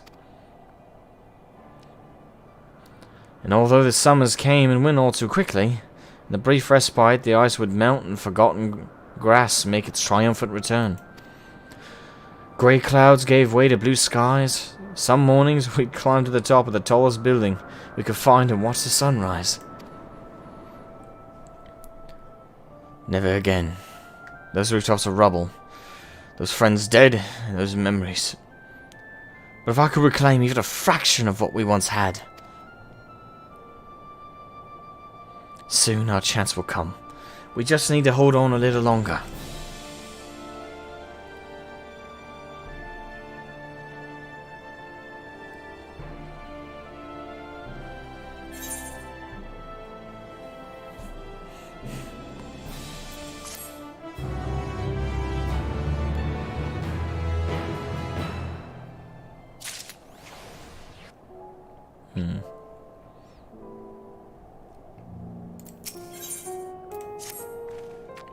Alright, now that you've recovered from your escapades in the pond, there's another location I'd like to search, just outside the park. Lead the way, Julius. Jealous? Still don't know which pronunciation is correct, but I'll just go with the one I've been going with. I still want to say Julius, I don't know why. I guess because jealous is not a word I'm used to. Not a name I'm used to, I should say. Oh look, everybody else has a better outfit than me. Bagger. As you can see, this place is littered with the remnants of various types of Warmonger. While my comrades and I have already recovered the tanks from the less damaged units, those that took a more severe beating are harder to scavenge. We decided to save those for another time, the time being now. Rather than prize them apart, piece by piece, it would be quicker to remove the outer casing using compact explosives. With luck, we'll gain access to the tanks without rupturing them. Though the force generated by these devices is relatively weak, I would advise you to stand well clear to avoid being hit by any shrapnel.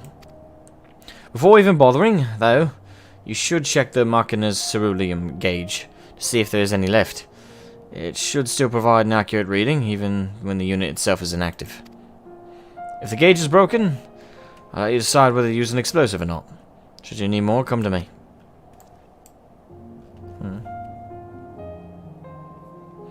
Understood. Let's get to work.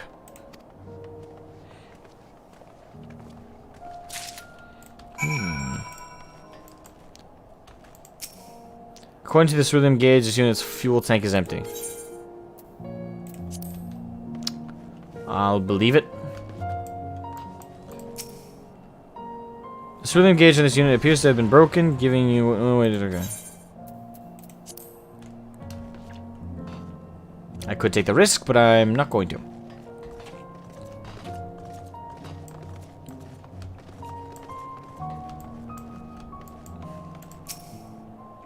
Swim gauge on this unit appears to have been broken, giving you no way to determine how it feels. Okay.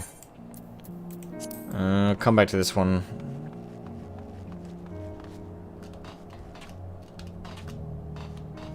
I gotta see if any of them say, any of the gauges say they're full. ideally... Soon engage in this unit appears to have been broken. Oh my god. So far, we've either had a unit that says it's empty, or we've just had units constantly saying that they're... okay.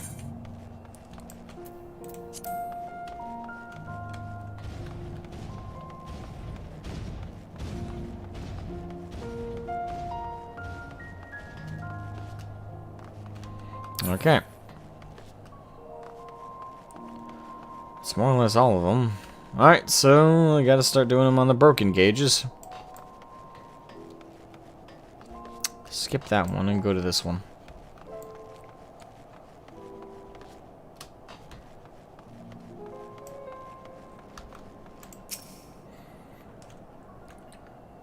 Use anything.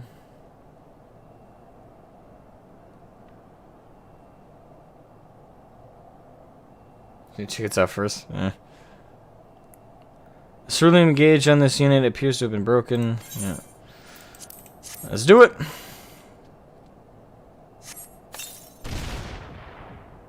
A successfully removing war markers out of casing and retrieving this cerulean take, you find it completely empty. Fuck.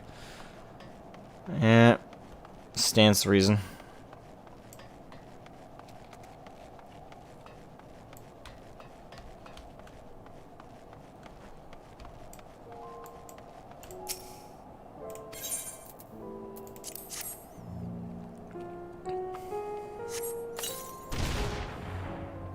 You retrieve the war marker cerulean tank to find it's still half full, or half empty, depending on one's perspective. Either way, Julius will surely be pleased with you. Yes.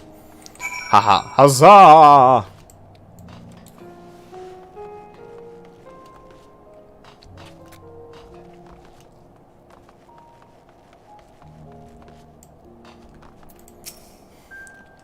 More explosives. Wait, is that what I think it is? Yep.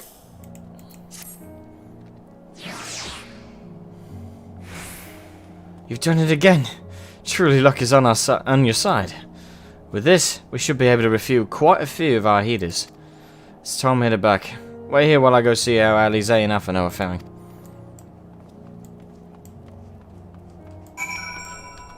Wait at the designated locale. Can I help you, Mustachio?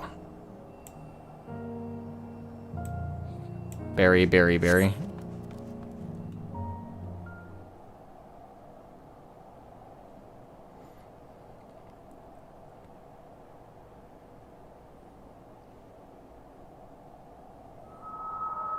Finally escaped the watchful gaze of your keepers, have we? Don't react. You'll only draw attention to yourself. Just carry on as you are and listen. Do we have a link pearl? After you left with the Garlean lad, Lucia bade a few of our scouts follow you at a discreet distance. We observed you being led into the station, but decided against venturing inside. When you emerged sometime later, and we saw that the twins were sporting Magitech collars, it was clear what had taken place. Now, as quietly as you can, tell me everything. How are we communicating? It's gotta be a link pearl, right? The Legatus himself, eh? Now there's a surprise. This is also the first I've heard of a plan to join forces with the 10th and storm the Tower of Babel. An interesting development, and perhaps the opportunity we've been waiting for. I love the vibe here. Like, we really do feel like we're behind enemy lines. It's crazy. You gotta give credit to, not the writing's a big part of it, but also the voice acting, the scenery, the textures, the music, everything that's composes all these scenes really sells this feeling that you're part of a military contingent that's behind enemy lines and trying to negotiate with the remnants of the survivors. Like, it all feels so substantive. I'm so used to, and World of Warcraft is a good example of not feeling that kind of vibe, like the theme not really being carried into the scenes. The feeling of you're part of a military force or even a rebel force, not really feeling that. Like back in Warlords of Draenor, for example, when we went to Draenor, we were supposed to be a smaller force from the Alliance or the Horde that was making headway into these factions. But to me, I felt like I had just as much support from the Alliance or the Horde there as I did before. If anything, I felt like I had more support, even though I was in not only a foreign land, but in a completely different timeline, in a completely different, well, parallel universe. Yet somehow, I felt like I had more support from the Alliance or the Horde while being there. Like, I never felt thematically like that feeling of, like, hey, we're behind enemy lines, we're at a disadvantage, we're a small contingent fighting against the odds. I never felt that. Here, the storytelling is so amazing at establishing not only that, yes, narratively that's what's going on, but also the feeling of it. Like, narratively, you can say whatever you want to the player, but if you don't sell the theme, if you don't sell that feeling, you don't sell the vibe, it means nothing. Like, you could say there's a prancing pony nearby, but if the way you show it is just a flat JPEG image there with no special music or any, like, how are you supposed to feel that's significant? And also, how are you supposed to feel? Okay, cool, well, whatever. It's all about how you sell it, and the way that this has all been sold to me feels like they're actually putting me in the situation they're telling me they're putting in, which feels so cool because I haven't gotten that in a long time in terms of the storytelling I have experienced in other MMOs.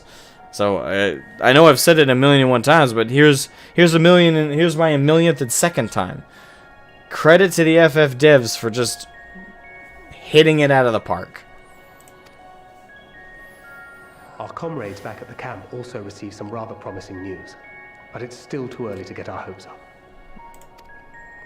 For now, keeping yourselves out of harm's way comes before all else. Whatever demands the Garleans make, indulge them.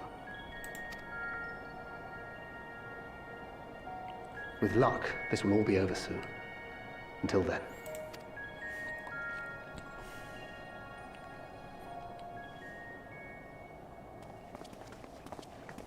They had not gone far. We searched high and low, but no luck, I'm afraid. I might have guessed you'd be the only one to find anything. I have that knack. I wasn't expecting much to begin with. Eventually, there will be nothing left out here for us to safely salvage.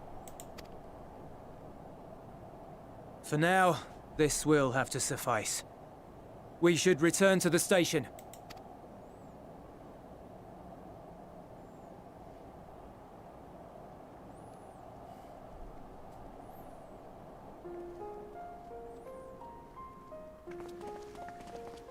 Ah, there you are. Heard you'd gone hunting for ceruleum above ground. Brought back a king's ransom? Hardly. But thanks to these three, we have enough to last a little while longer. Well, well. It's not at all what I was expecting, these ones. For savages, they seem positively docile.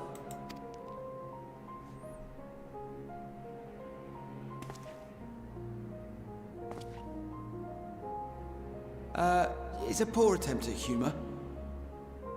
In all honesty, I'm grateful for your efforts. But even with another night of warmth, there are those among us who may not live to see the morrow.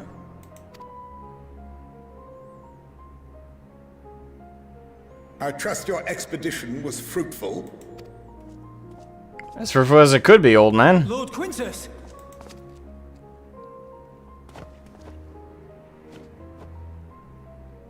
Use what you procured to refuel the armor.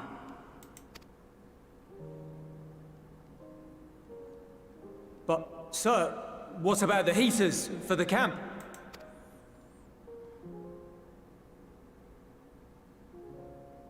The time for action is upon us.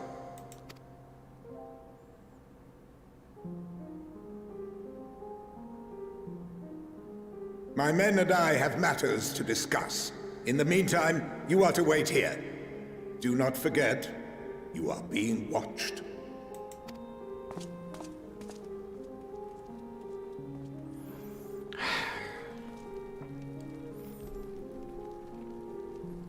I think Lord Quintus is deluded. I think he's holding on to the ideal of Garlemald coming back.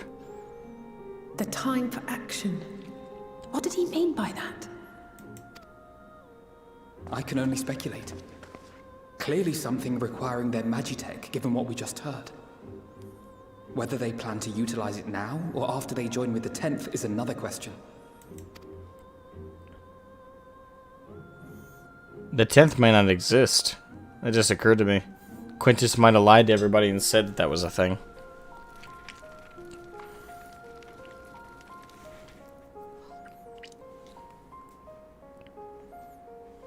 Will they ever escape this cold?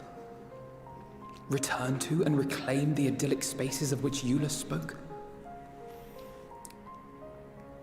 I mean, not with the numbers and the strength they have, or lack thereof, more aptly.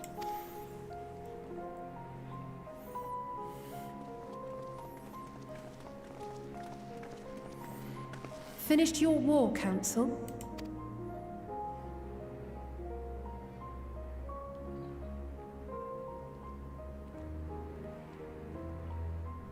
Alphino and Alizé are to stay here, as our prisoners. They will be released once your comrades have relinquished their supplies and withdrawn from Garlean soil. Until our terms are met, they will be detained at a separate location.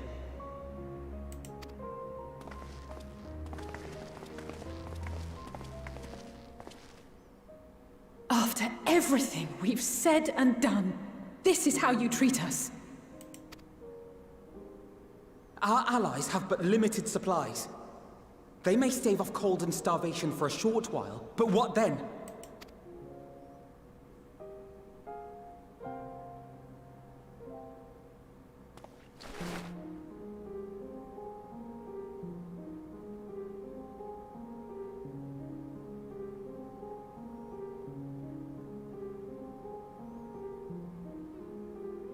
For now, keeping yourselves out of harm's way comes before all else.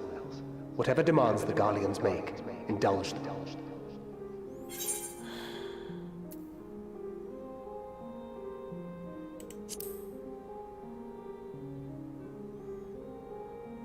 These people are beyond saving.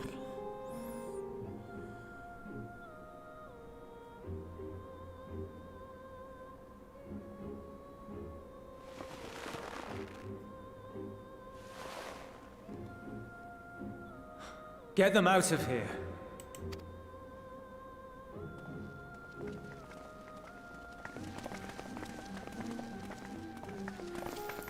This is what happens when pride and stubbornness go far, far over the line. This is irrational. But, to be fair, they're in a situation that isn't rational.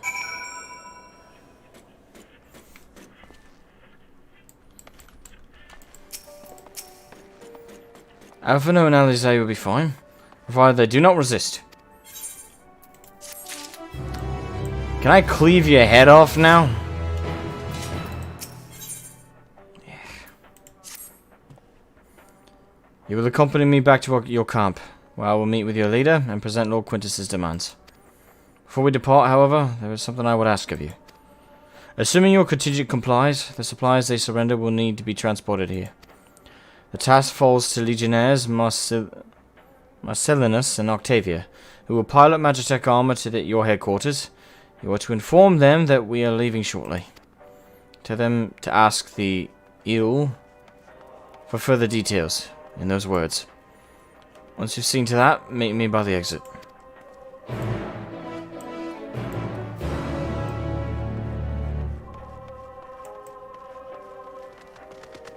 Great, the two people who hate me most.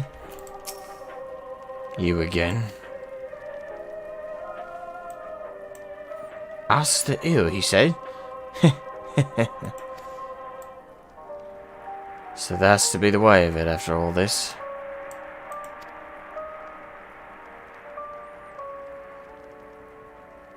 How ironic that you should be the one to deliver the news. If those are my orders, then so be it, for the glory of Garlemald.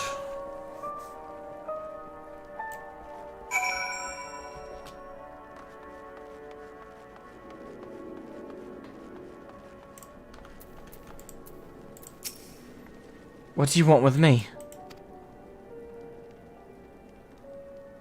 Ask the ill. So Lord Quintus has reached a decision? I know he would understand. That he would recognize the savage is a ruthless, merciless creature, and to defeat him, we too must be uncompromising.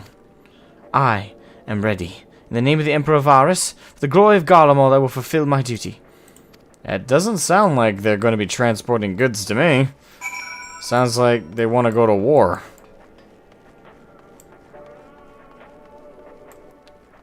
Ugh. Yeah. Those Fallout vibes I'm getting aren't just because of the aesthetic or the weather. No, it's also just the people. These people are absolutely hopeless. Can I cleave Julius's head off? Like, as much as he seems like a human being, he's still as stubborn as the rest of them. Have you done as instructed? Their duties involve more than transporting supplies, don't they? Duty is rarely a simple thing. We have been given additional orders, though whether we will be required to follow them depends entirely on your contingent. You and I are in this together now, like it or not. We have to cooperate. There is one other matter. A place I'd like to visit on the way to your camp. It's a short walk from here. Follow me.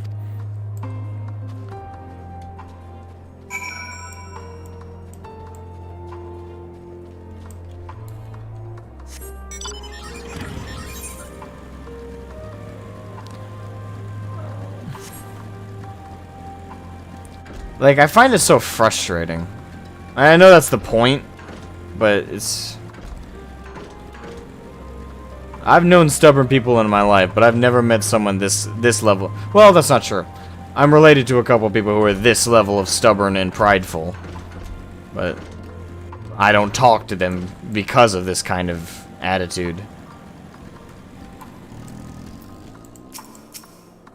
Julius lingers in the ruins, reluctant to leave and reluctant to stay, unable to move at all.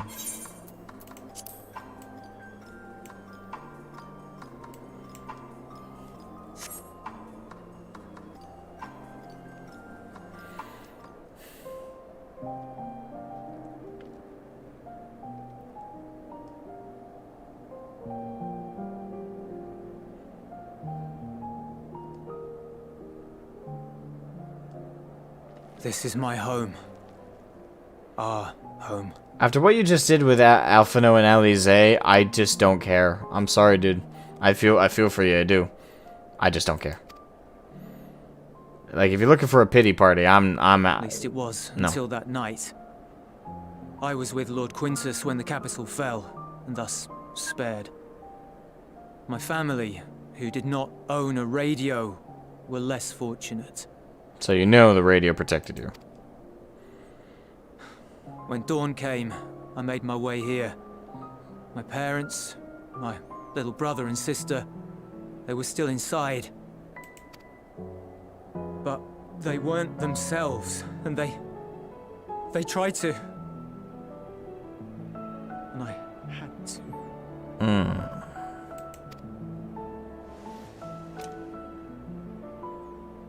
I'd promised to take them away from the capital that very morning, to somewhere safe, to hide until the fighting stopped.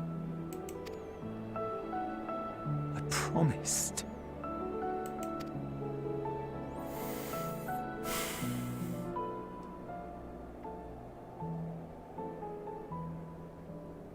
Okay, I care a little. The flag bears a chain, the bonds between our countrymen. A red link at its center. The blood of the fallen. Our loved ones who lived and died for Garlemald.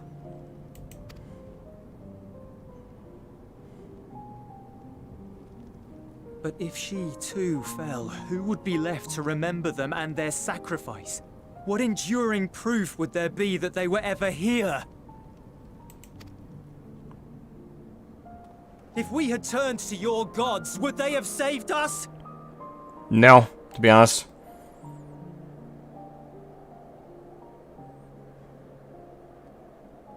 I'm sorry, forget I spoke.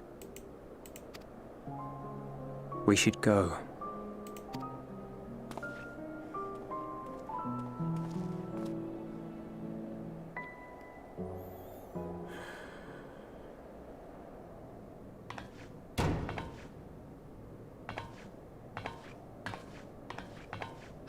It's no use.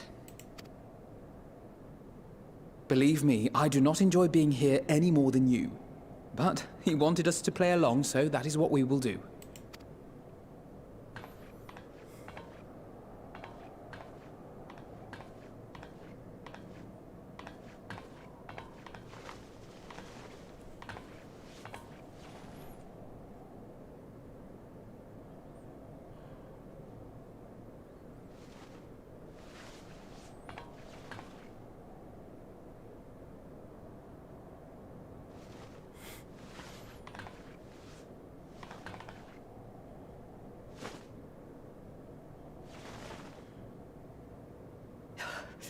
So cold.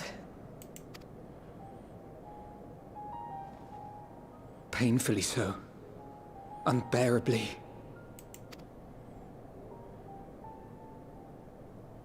I've been thinking about what Quintus said. About why no one would accept Garlean rule. Irreconcilable differences. When coexistence isn't an option, only conquest remains. Varys at Gimlet said much the same. Only by uniting the world beneath a single standard would we rid ourselves of the Ascians. Which is possible to do, but you have to be willing to accept cultural diversity. Also, differing thoughts on subjects. If part of your expectation of a unified nation is that everyone forcibly has to go under the rule of a single ideal and a single perspective, then of course that's unachievable. If you expect people to be okay with that, you're the idiot.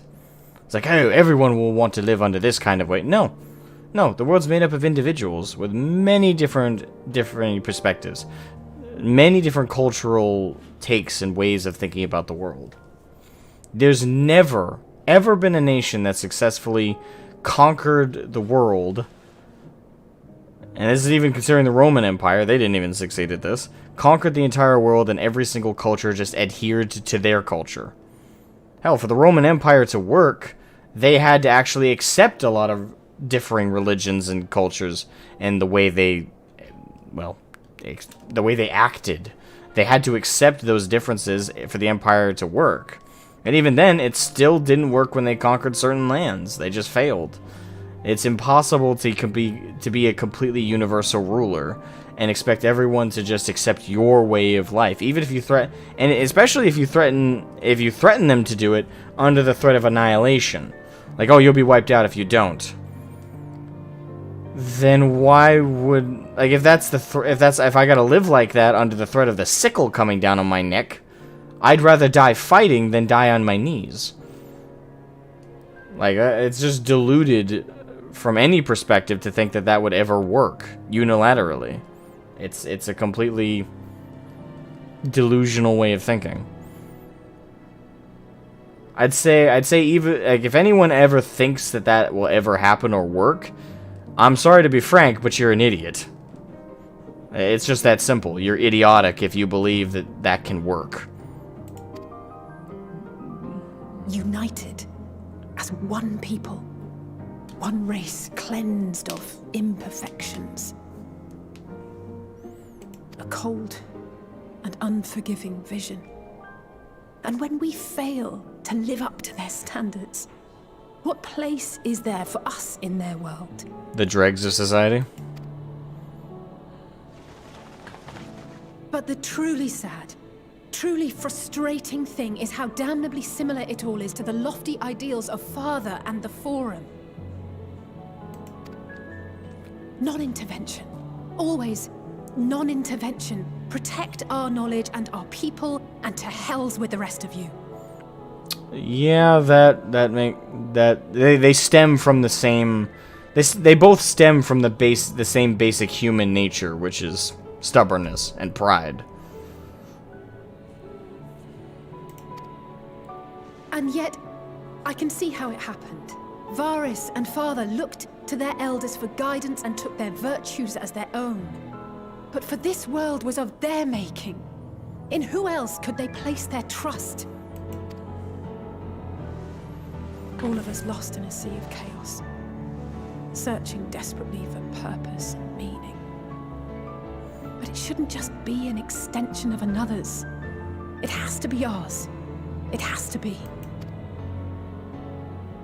We all have a stake in this world. No one should be silenced. I won't deny that we lack the experience of people such as Father or Quintus. Perhaps they've come to see the world as a series of problems, and the most efficient way of solving them, to reduce everything to fundamental forms. A stone is a stone, a cloud, a flower, no more than that. Simple descriptions that strip the subject of distinguishing characteristics. A man is a man, divided according to race, creed, or allegiance, and to some, defined by such associations. Is that what you think? In my misbegotten youth. But what I believed wisdom was no more than aggressive ignorance. I've since learned to look beyond the banners and the politics. To see people as individuals with their own hopes and dreams. And that's how you should look at the world. And honestly, the biggest flaw I see in both the real world and in fiction with people is oftentimes because of the simplicity of how we like to look at the world. Like, it takes effort, and it takes focus, and it takes thought to look at the world in the complexities of individuals and the complexities of individual thinking, beliefs, perspective. That takes effort, and that's the biggest flaw with humanity, is we don't want to put effort in. Lots of people don't want to put effort in. Lots of people say they do, but then if you actually put them to task on it, they don't. They don't want to put the effort in. They don't want to put...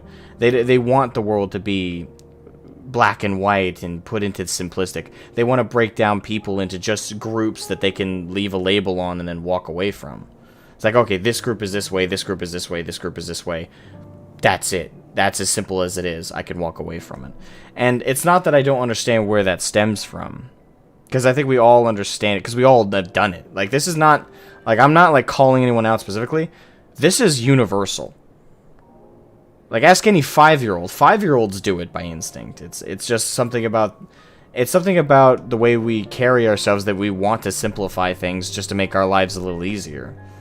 But for people to truly recognize differences and recognize others as individuals, you can't judge people by the groups they associate with. And as it is, as I personally believe, I don't believe people should associate with groups. Like, I know that sounds weird, but I genuinely think when people do that, they are asking to be generalized. Like, oh, I'm part of this group, I'm part of this group. What you're essentially telling me is you want me to judge you based on those groups because you're telling me you identify with them. You're telling me you're part of them. You're asking me to judge you based on those groups. Well, what if I have a negative opinion of those groups based on the actions of a few within it? Oh, well, that's not fair because it's a few people, it's not the whole group. Well, how do you judge a group? Do you judge it by individual members, or do you judge it by what the whole do? And how do I measure that? In the modern day, it's impossible to measure that because we don't know how many people are in certain groups. Like, you know, like that's the kind of thing, like, once you actually break it down, being a part of a group, yes, there's community, there's unity, there's this sense of camaraderie, and I understand, like, that's why a lot of people, like, say, oh, I'm this, and they say it with pride, because they're in that group, and they see that group for their own positives, and they ignore the negatives, even if the negatives are pointed out to them in black and white terms. Me, personally, I don't like associating with groups. I think the moment you do that, you're asking to be generalized. You're asking to be judged based on the actions of others, and I will never like that. I want to be judged on me. I want to be judged on my actions. I want to be judged on who I am. Fuck my ancestors. Fuck the groups I quote-unquote associate with. Fuck that shit. Judge me for me.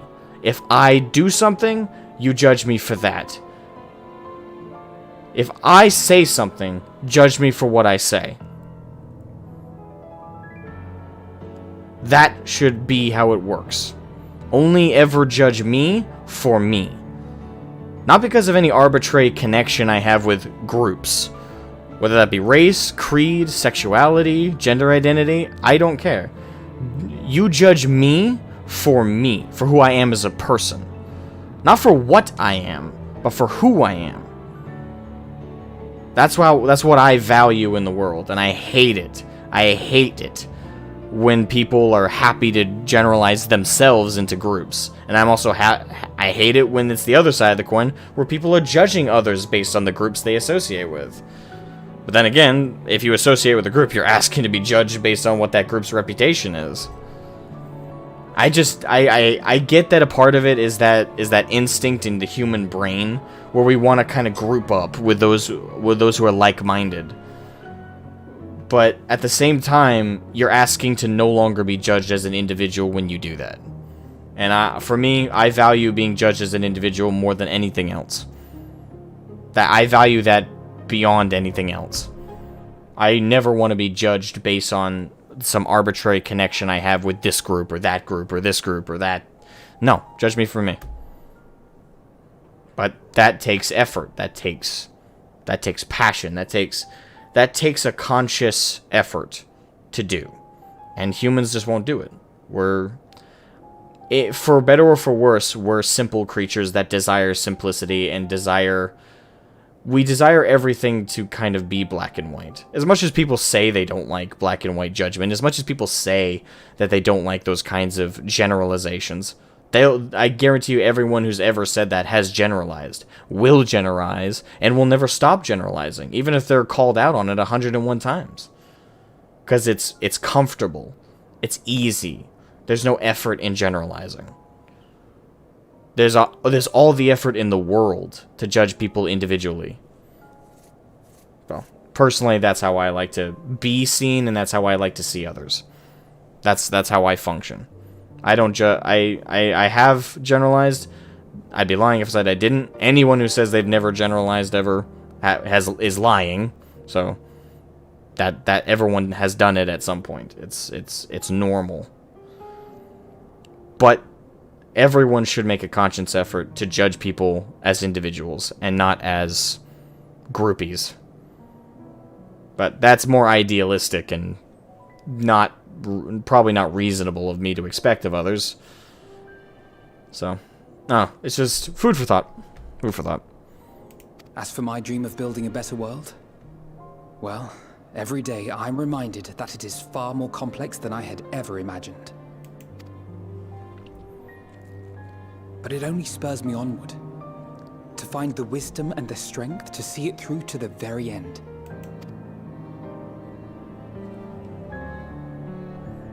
I just realized he said in my youth. Kid, you're still... What do you mean in your youth? You're still a kid.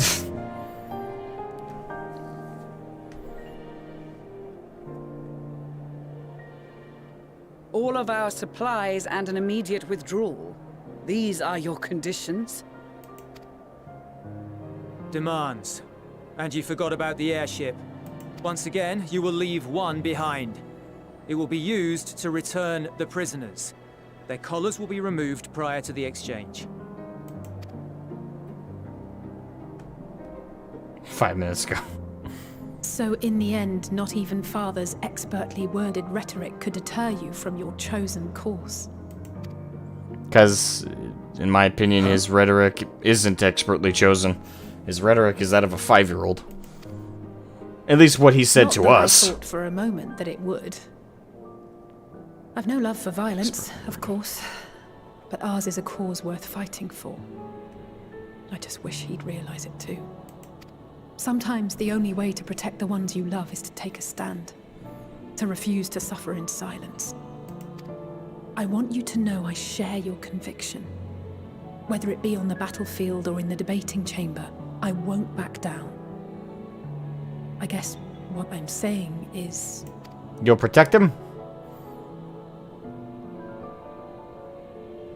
You've found your own reason to fight.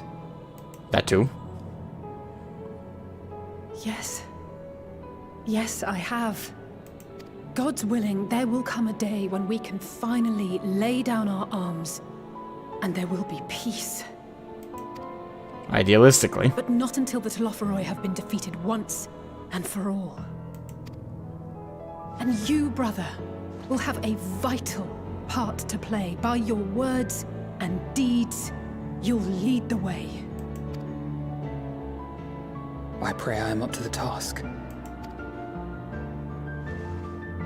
There'll always be naysayers. Those who think us fools for even trying. It's easy for learned elites to criticize earnest efforts and assert their moral superiority, all without offering alternatives.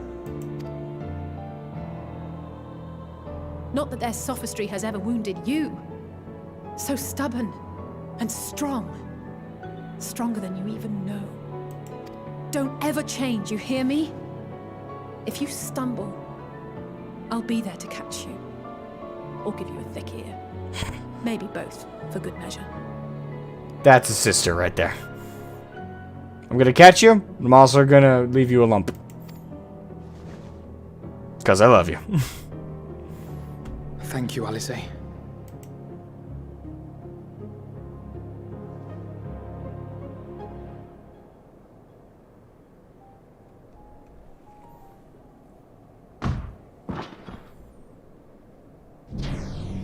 Bankard? No, that's Justinian.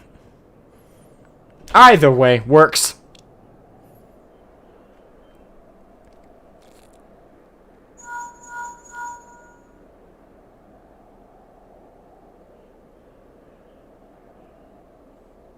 The scouts have secured Alize and Alphino. Their collars were removed without complication as well. They report no casualties, not for their party nor the guards, who will wake from their premature slumber in due course.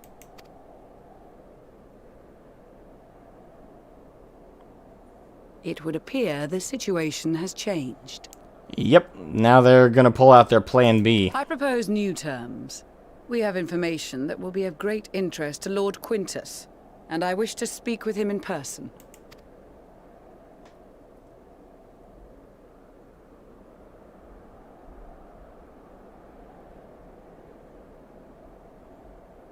No. In the event you rejected our first proposal, we came prepared with a second.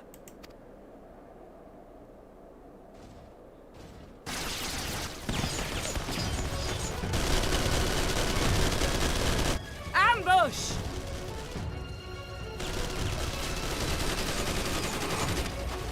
More are coming! Make ready! Here we go again.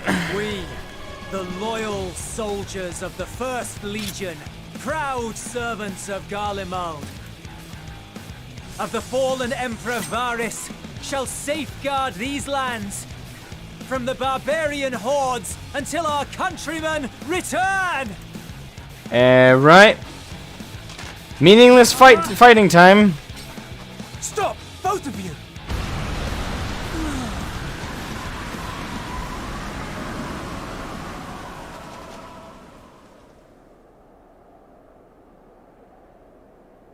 This child may be the worst emissary I have ever seen.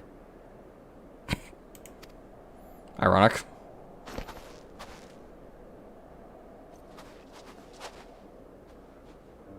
We received an urgent communication from the Grand Company of Eorzea.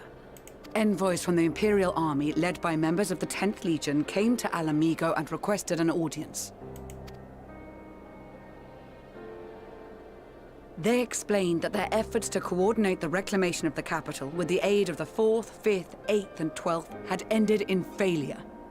Communication between most legions has broken down entirely. Most of the 10th's conscripts have deserted, leaving their forces severely depleted. Yeah, I figured something like that was going on. That is why, unable to continue the fight on their own, they and their allies turned to the Grand Company of Eorzea for aid. Lies. Every word. It is the truth, and I have not finished. The 10th has requested that we deliver a message to Lord Quintus. Have the ill stand down. You have been listening, my lord? What are your orders?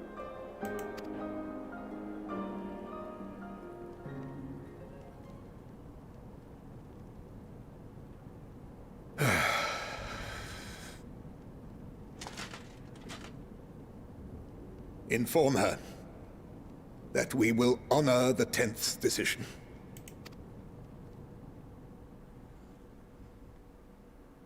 Bereft of hope, and now dignity.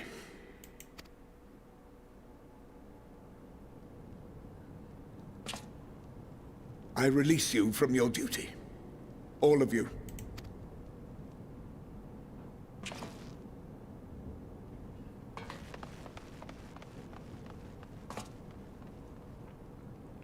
I take solace, your radiance, in the knowledge you are not here to witness our debasement. 'Twas a grand, glorious dream we shared.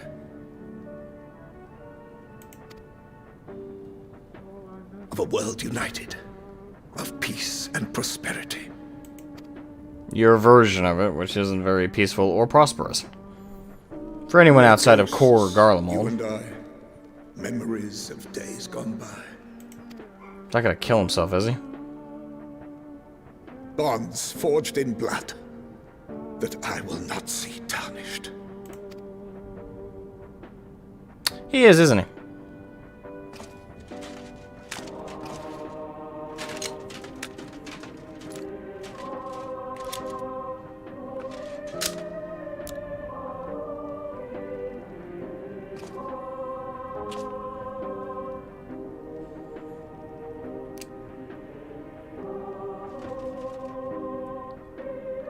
Someone's gonna stop him.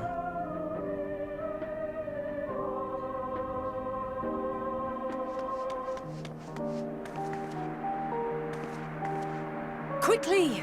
We have to reach the station before it's too late.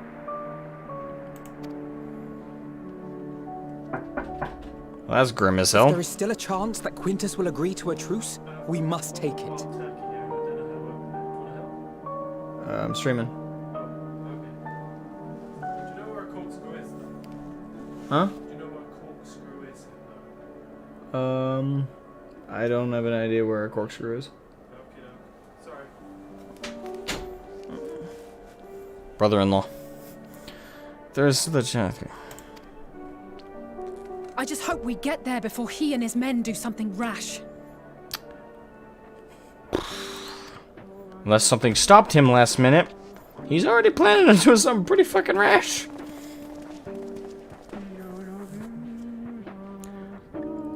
Oh.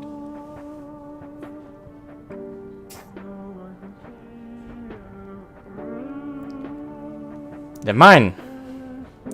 Hey, I call bullshit. There's no hole in the back of his head.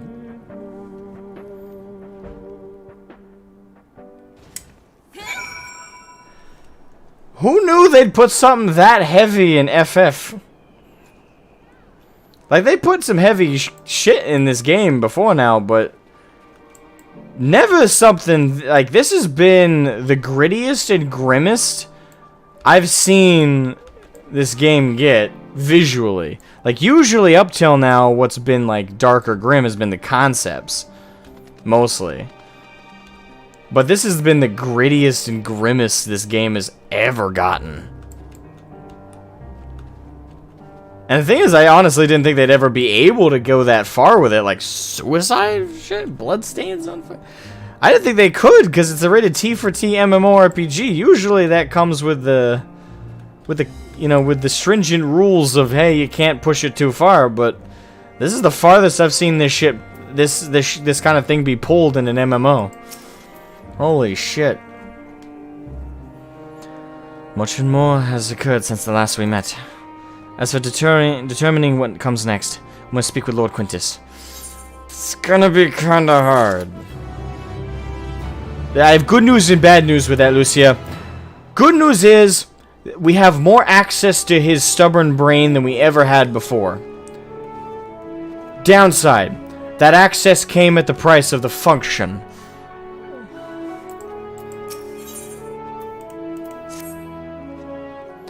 Before we proceed, tell me what you know of the First Legion and the disposition of their forces.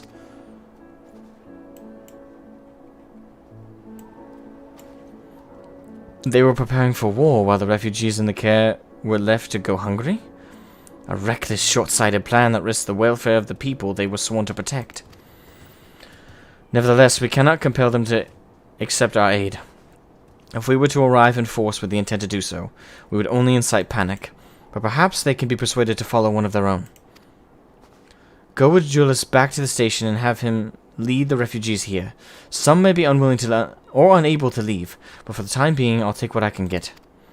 Alphino, Alize, and the scouts sent to extricate them should already be at the station. I will also have our other comrades in the area lend support should it be needed. Understood. I'm glad that didn't end up turning into an actual battle. Holy shit.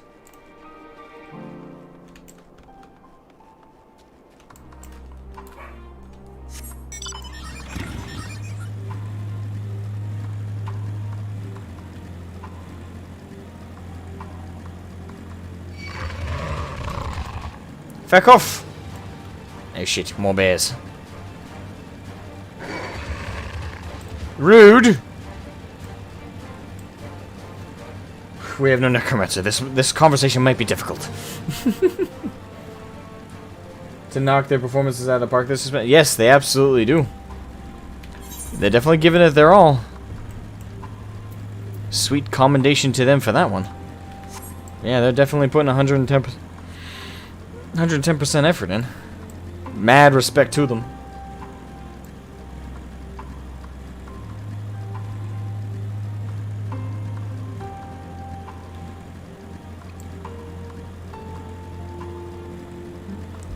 I agree.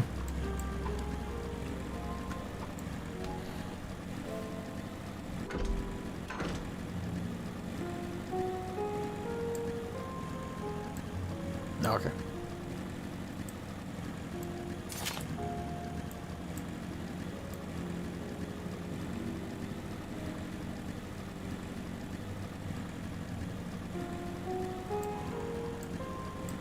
But no, everyone but no Fandaniel. I mean, I had, unironically, the Fandaniel, he had, so far this expansion, he's had one, when he was talking to Xenos, I don't know if it was intentional, because in hindsight, it might have been intentional. Considering the details we now know, where after Xenos said, you know, you're not actually happy to be doing this right now. After we heard that, I've been thinking about it, and that one time I thought the voice actor was delivering his lines dry. That might have been on purpose. Because it might have been that, that might have been what was hinting Xenos at his feelings. That or it was a dry line delivery, but I've been thinking about it, and I think it was intentional. It was supposed to sound dry, and supposed to sound enthusiasticlessness. Unenthusiastic, how about that? Shroud and Julius.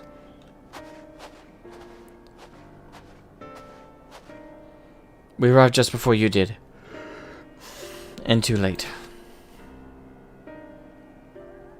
Too late for what? What's happened? It's Lord Quintus. He took his own life. After the news about this, the 10th, he relieved us of our duties. Then, when he was alone, he... No, he wouldn't.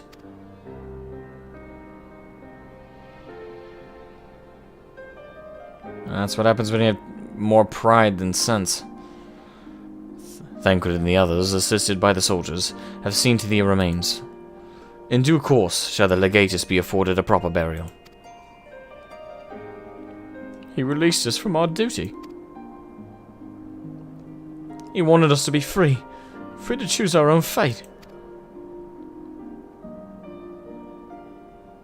Without him to guide us,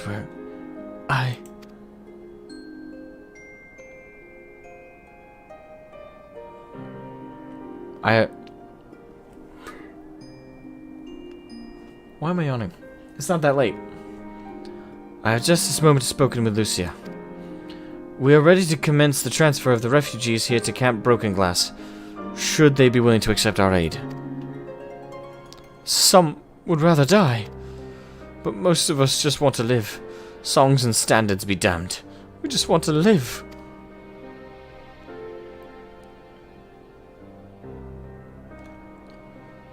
We'll need to speak with the refugees. They'll have to decide for themselves if they wish to come with us. If any would prefer to stay, we can have supplies brought over for them. It'll be hard to journey for the others, but we'll see how they reach our camp safely.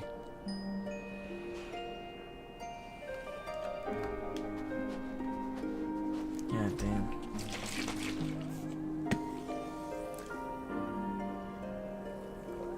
He sounds way better with Asai's voice. I do think the voice acting is better with Asai's voice actor. And in credit to Asai's voice actor, he's been able to sell one hell of a snotty shithead very, very well. So credit where credit's due there. At the very least. Man.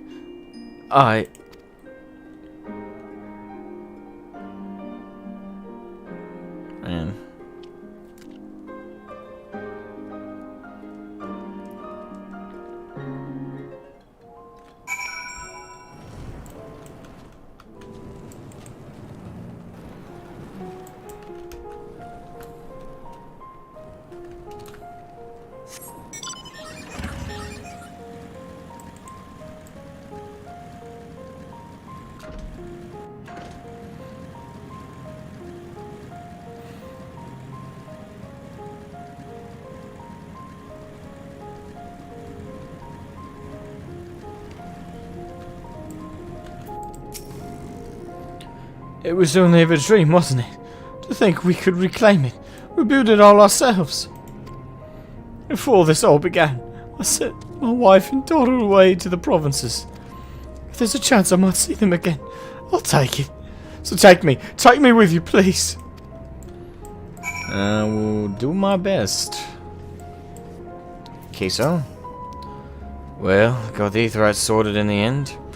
All it took was a few adjustments. And now it works as well as it ever did. From what I can tell, the one in Laterum is also functioning as normal. That's where you lot are staying, isn't it? Now that most of us are packing up and leaving this place, I reckon there'll be more use for me and my skills over at your camp. Tune.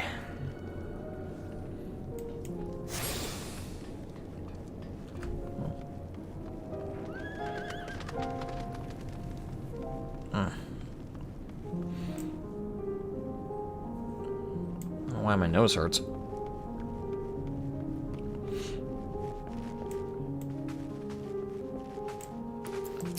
Oh shit.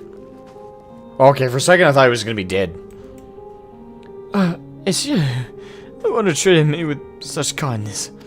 I heard from the others that you're not from around here. I thought you were one of us. Not that it makes much difference now. Pure bloods, migrants, savages. After a while, the words start to lose their meaning.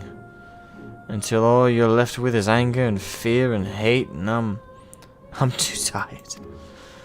If you and yours have come to offer aid, I'll be glad to accept. There we are.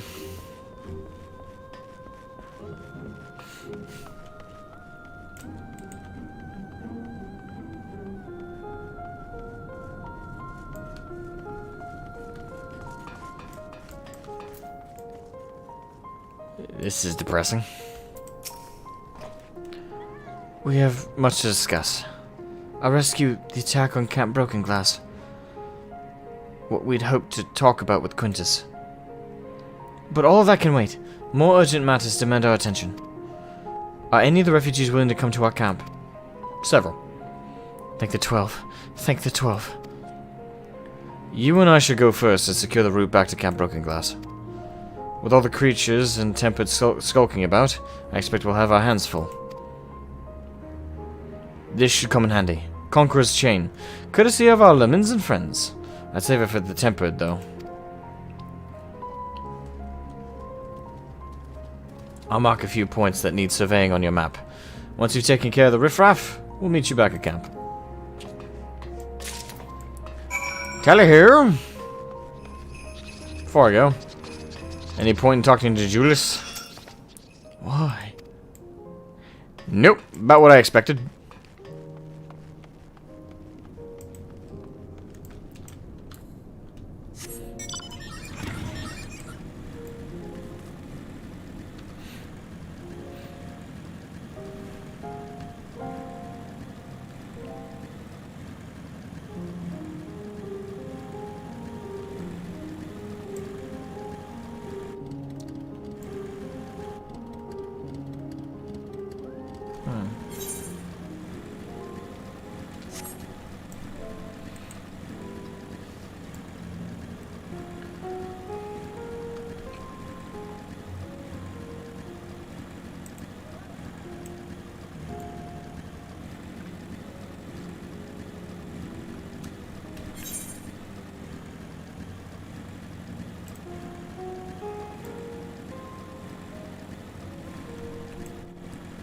Why? Because he wished to die before he sees the dream he loved destroyed. I figure the reason. I have no idea how Julius is gonna...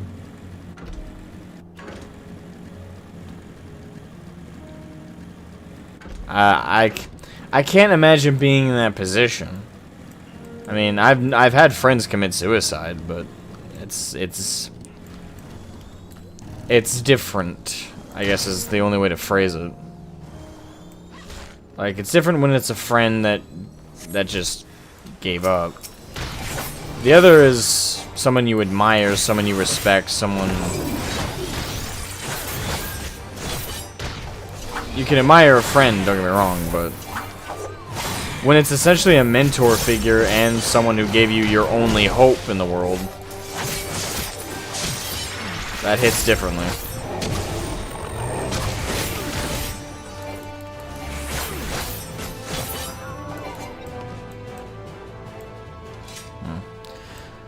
God, this is depressing. I mean, the more I think about it. I mean, in Garlemald alone, so far, we've had people completely disregard even the possibility of trusting us on the grounds that we're ignorant savages from Eorzea. And we've had 2 people basically let themselves die out in the wilderness rather than risk us being even remotely trustworthy. We found a completely hopeless ragtag group of the First Legion who betrayed us and didn't trust us and didn't even give the possibility of trusting us even remotely.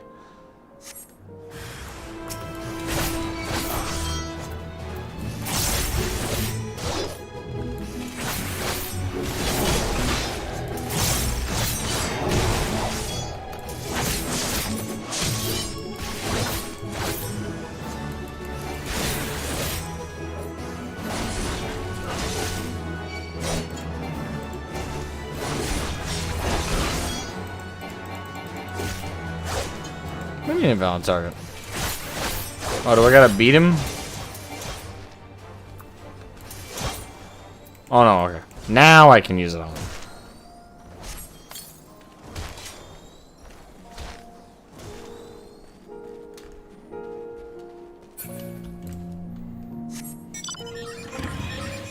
That's some deeply depressing parts. Yeah, don't spoil the future ones for me, but... normally I'm used to FF being just like hitting you with these emotional moments that are really, really sad. But this is the most... This is sad, but it's also depressing. Like, and don't get me wrong, I'm not saying like those other... like the stuff we've seen in Heaven's Ward, Stormblood, or Shadowbringers hasn't been sad, it hasn't been impactful, it has been, but it's different. The impactful moments are emotional, they hit you hard, but you're able to kind of move past it, and they don't leave you depressed and kind of feeling hopeless. So far, in Garlemald alone, there's been multiple sections that just leave you emotional and depressed and hopeless in many ways. And it's very heavy. It's a different kind of an... it's not what I'm used to for Final Fantasy's kind of emotional strenuousness. It's still strenuous, it's just in a different way than it has been up to this point. It's very macabre, it's very dark, it's grim, and in a way hopeless. It's very heavy.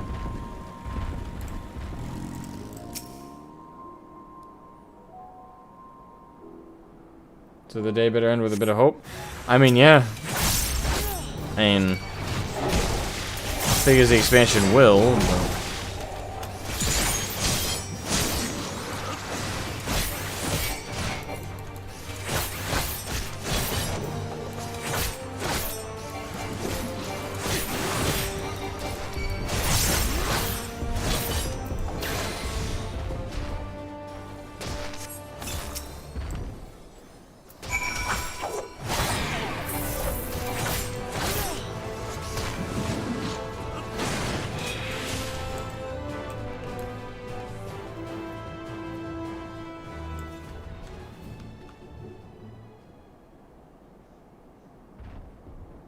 You've had people give up? Like, what do you mean? Oh, do you mean, like, give up on the expansion? Really? I mean, don't get me wrong, it hits hard and it makes you feel depressed, but I mean, at the end of the day, don't get me wrong, if it affects you, take a break, but at the end of the day, it is a video game. You know, it's one of those things, you gotta... Again, this is coming from somebody who... Not for somebody who hasn't been affected by fictional storytelling in a very real way. I have been, but... if that happens... Like, I've never given up on a video game or a story, though, because of just how dark it gets. Oh, okay, no, the other thing. Yeah. I think the sad thing is... I think the saddest thing when it comes to that subject, and I'm not going to go down it too far, is... I don't know anyone who doesn't know someone, like, personally. Not just a friend of a friend, but knows someone who's taken their own life. Like, I don't know how true this is, but it feels like 10, 20 years ago... 10, 20 years ago, barely anyone knew someone who had taken their own life. Now everyone I talk to, including myself, virtually all of us know somebody directly, personally, we're attached to that's taken their life. I've known several. And one of the reasons I've written off college to ever go to college is a friend of mine went to university, and I'm not sure what happened exactly.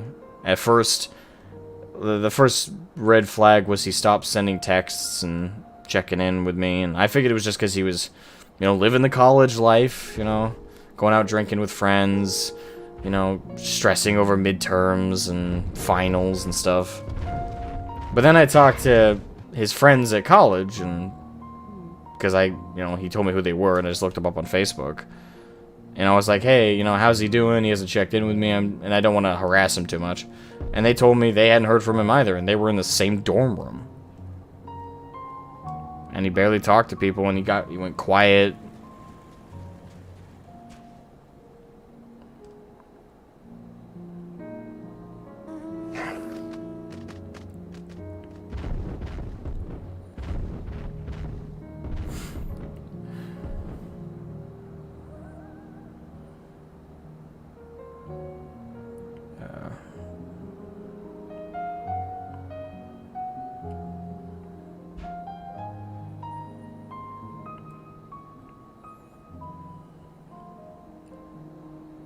Sorry, I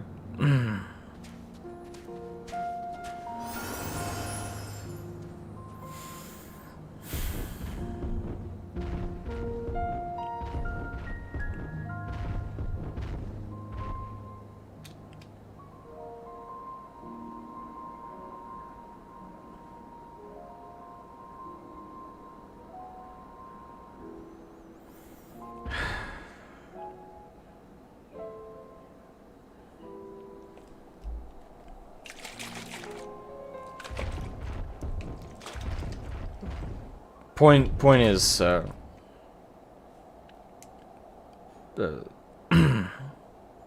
point is, he took his own life in his own college dorm. Apparently, according to his brother, who I talked to at the funeral, explained to me that it was his grades were slipping, and something in him started breaking.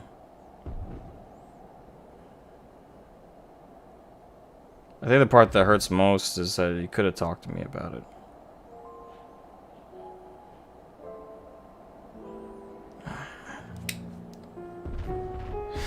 Sorry.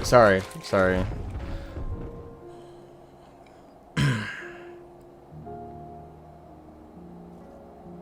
really shouldn't dwell on it.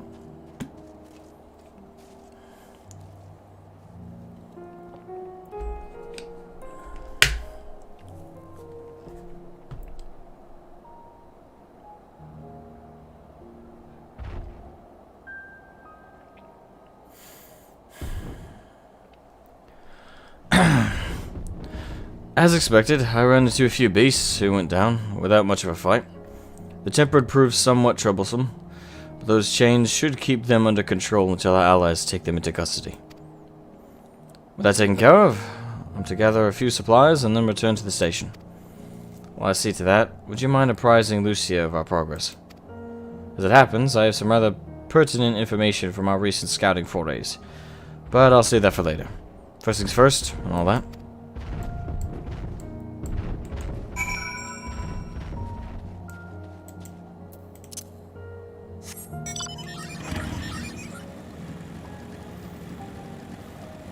Hey Gamer Addicts, welcome to the stream. Sorry to have you come in at a weird time.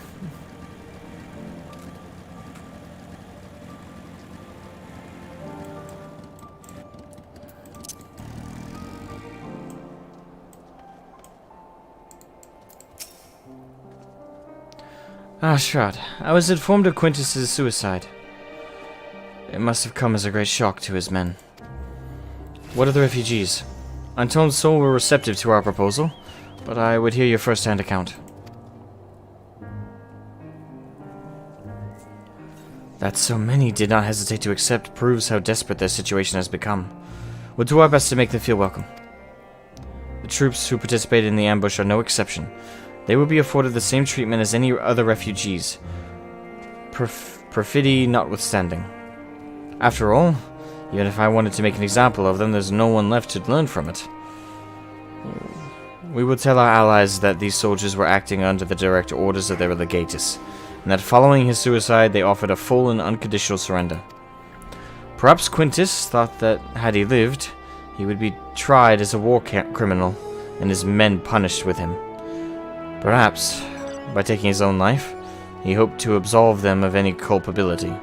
Or perhaps, like too many others, he was a true believer to the end. Who can say? I didn't know the man, or his heart. His reasons, noble or otherwise, died with him, and it falls to us to clean up the mess.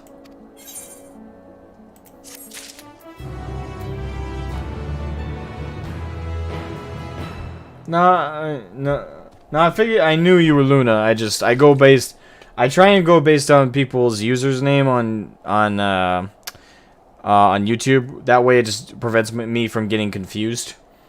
So if someone changes their name, I just go by the changed name on YouTube. It's easier to just go by the username, that way it doesn't get confusing. In from the cold.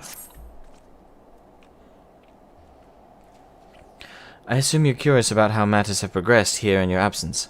Quite well, as it happens. Now that we've procured ceruleum from Tappa's Den, the recently repaired heaters can provide much-needed warmth. Furthermore, we've prepared sufficient food for everyone. Those from Tertium shall find a hot meal waiting upon their arrival. There's one for you, so go ahead and get some well-earned rest. I believe that we're capable of wielding a ladle or two without your assistance.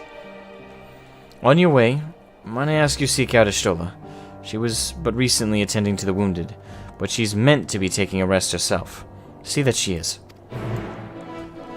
Yes, ma'am.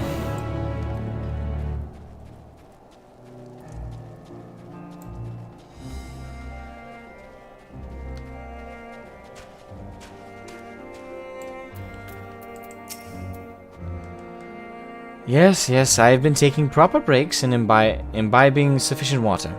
But what of the Warrior of Light? You and the twins have an established history of reckless disregard for your own well-being. We're all fortunate that none of you landed yourselves in my care. I've already quite enough to deal with, between the tempered and the first wounded. Alas, though I can mend their bodies, the toll their experiences have taken on their hearts and minds is another matter altogether. For their sakes, we mustn't waver, but nor must we rush ahead in eagerness to see the day won, and in so doing, invite disaster. Upon sitting down for supper, several cutscenes will play in sequence. Is recommended. Yeah, I got sufficient time.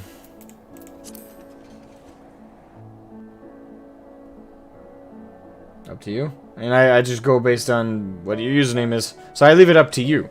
If you want me to call you Luna, you gotta change your username back. Want me to call you Gamer Addicts? Leave it how it is. It's a simple system, I find.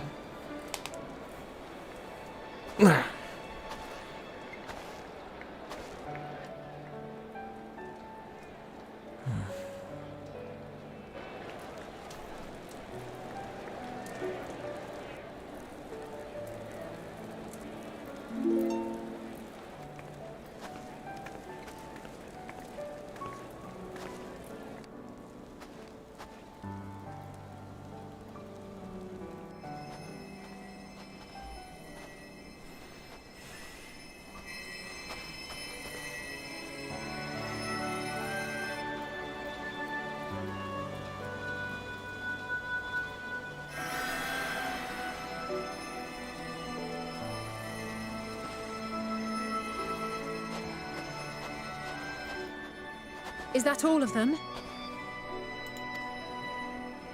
The last of those who agreed to join us, yes. We left heaters and provisions for those who wish to stay behind. They won't last forever, but hopefully they'll last long enough. For now, I think everyone's earned a rest. We'll see to those in need of medical attention, so take the others with you and get yourselves some hot soup.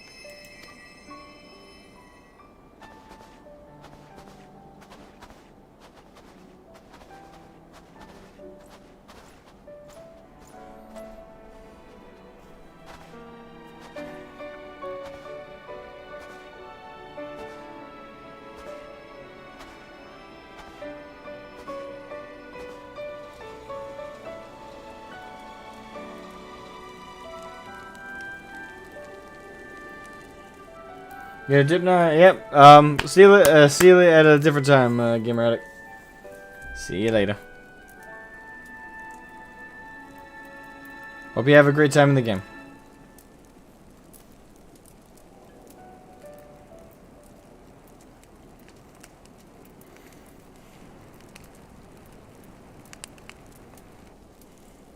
Warmth. At last. Marvelous, isn't it?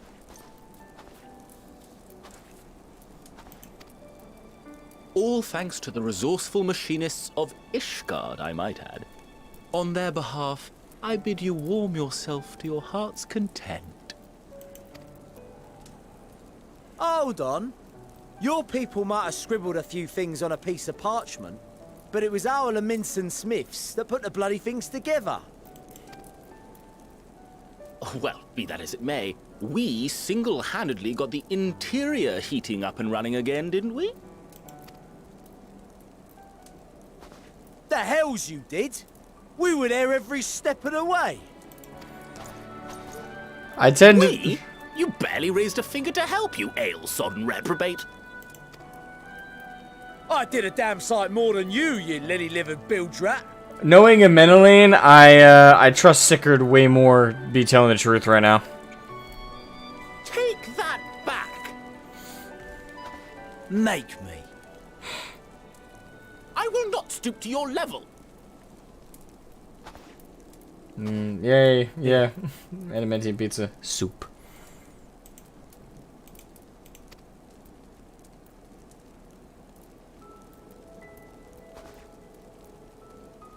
At ease, man. There's nothing funny in it. Wow, look how much taller he is. I'm from Alamigo, but was a conscript until recently. Used to eat this with the officers.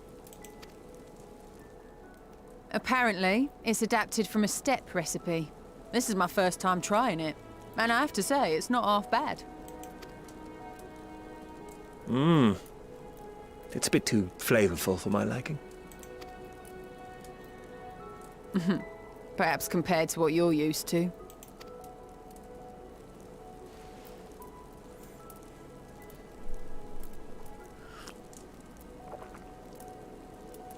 Considering that's steaming hot, that must have burned.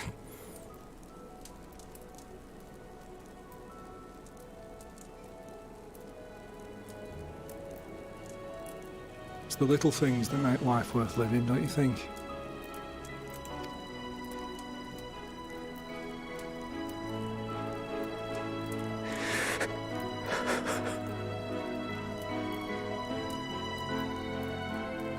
Light at the end of the tunnel.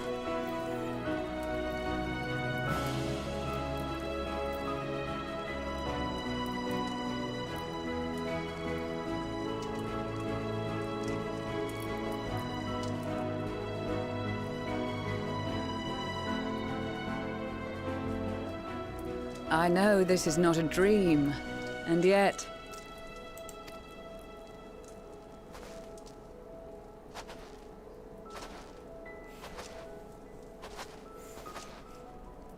I felt the same way at the Dragon Song War's end. Every morning I would step outside and need to be reminded that it wasn't my imagination, that my world had been forever changed. And just as I had grown accustomed to the idea, again you change my world in ways I never thought possible. Well, I am a world-changing individual.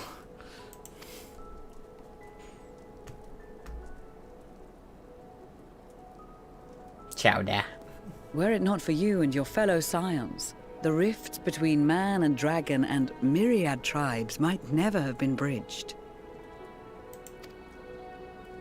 The Grand Company of Eorzea. The Ilsabard contingent. We owe it all to you. We've shed many tears in recent days, of pain and sorrow, triumph and joy. I much prefer the latter. Aye, same.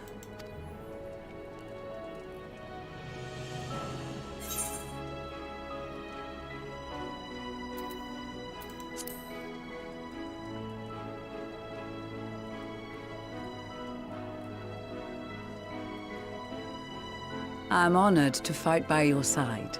As an Eorzean and Garlean both, I shall do all in my power to bring my peoples together.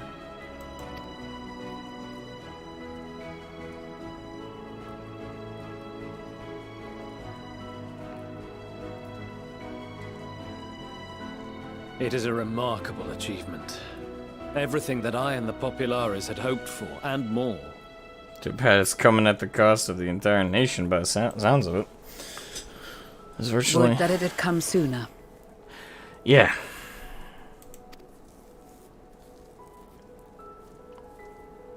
Indeed. Too many are not here to see it. And yet, there is a warmth in my breast, as if they still share in this moment. Yes, I know what you mean.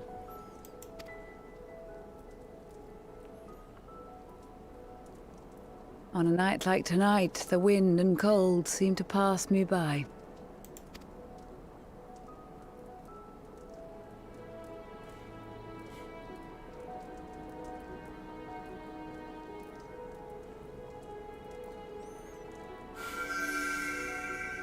Oh yeah, I forgot about the flower. Pull out the mood ring flower. Blue.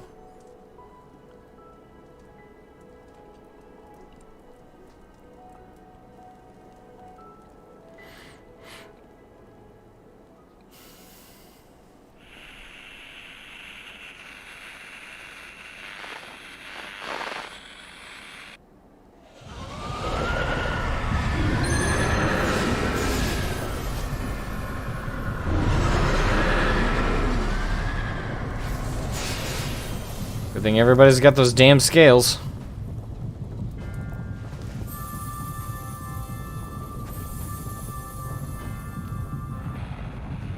On behalf of the Garlemald Empire, thank you for inviting me today.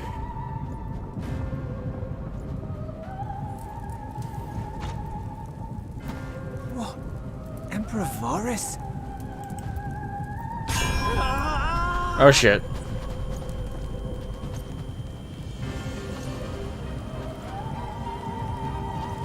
They are being tempered. The talismans. Quickly! Wait, that should have been protocol!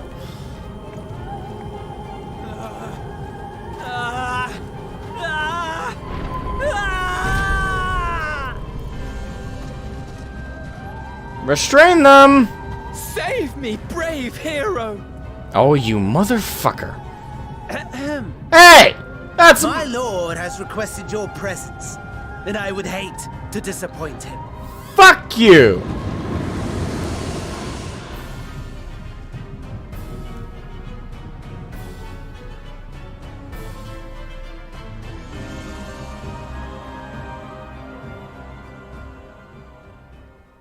Don't think I didn't notice you motherfucker were in the Maelstrom uniform. Take that off. The experiment was a success, but I fear our time is short. Fuck you. In every orifice. I shall begin the preparations. Oh great, we're knocked out on the damn chair, aren't we? It is time for you to awaken.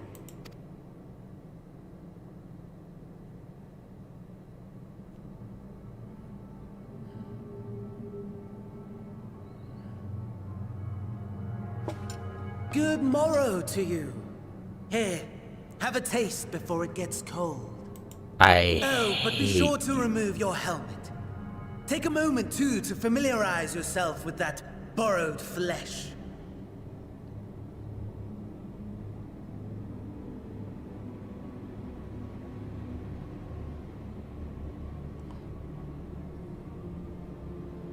So, how does it feel? I, for one, find those first moments within a new body to be most refreshing. We had a Magitech engineer by the name of Aulus to thank for this method of soul extraction and implantation. I believe the two of you met briefly in Alamigo. His was a rather sticky end, wasn't it? Thankfully, he was thoughtful enough to leave behind his mind-jack technology. I took the liberty of making some improvements and selecting you as my esteemed test subject.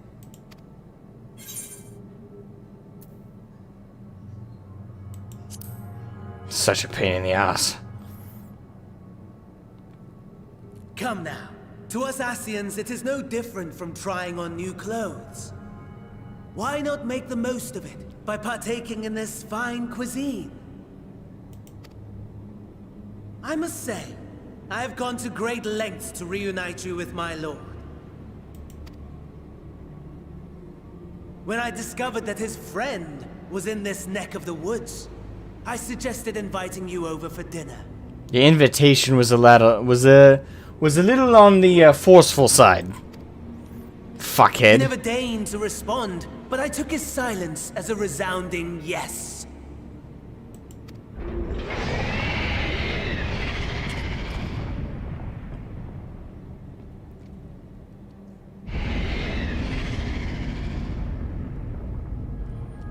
Oh my! Daddy is pleased his grumpy little boy has finally found his playmate. I hate you.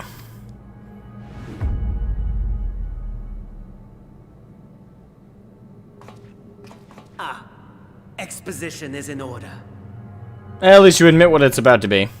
The Garlean Empire has long outlawed all forms of religion. No gods to worship, no risk of summoning. Brilliantly simple. But people being people must turn to something or someone in their hour of need. Who then? Why, His Radiance the Emperor, of course.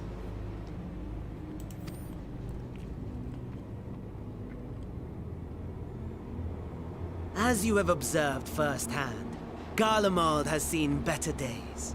It's one way to fucking put it. Solus Galvus, dead. Provinces near and far in open rebellion. Our bold new emperor assassinated. And that last one even sparked a civil war. What rotten luck. The people cried out for salvation. Their earnest pleas, one might even call them prayers, a supplication united for the Empire to reclaim her former glory.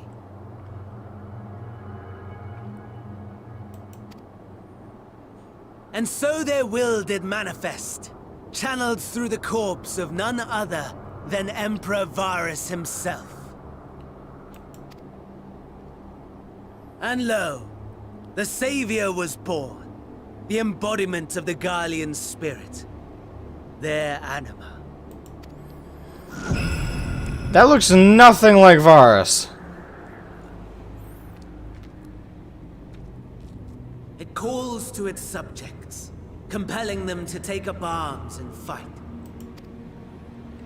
And just as the wealth and power gravitate towards the Empire's capital, so too does ether from every corner of the globe. The towers with which you and your allies have been so preoccupied were created as an extension of Anima itself. An ingenious design. Would you not agree, my lord?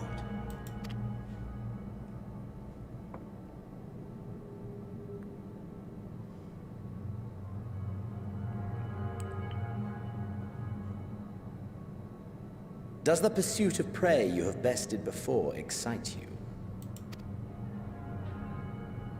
Of course not. Absent the challenge, the thrill, your prize is a hollow victory. Butchery.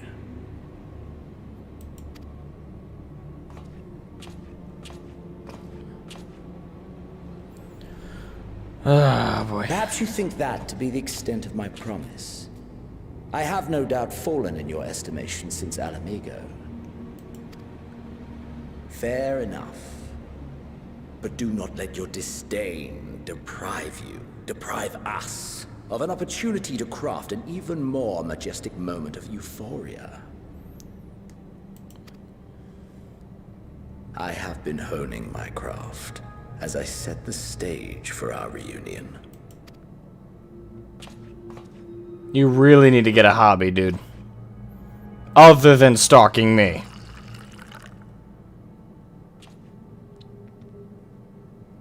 Wheresoever there is suffering and despair, you appear to fulfill your duty as defender of this star.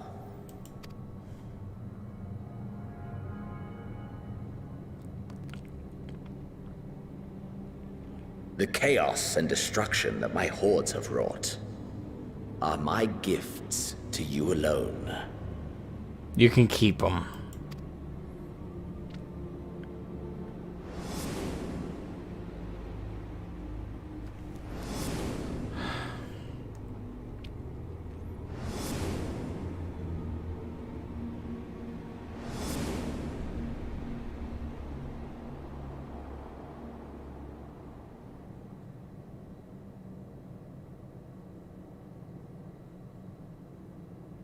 At a loss for words?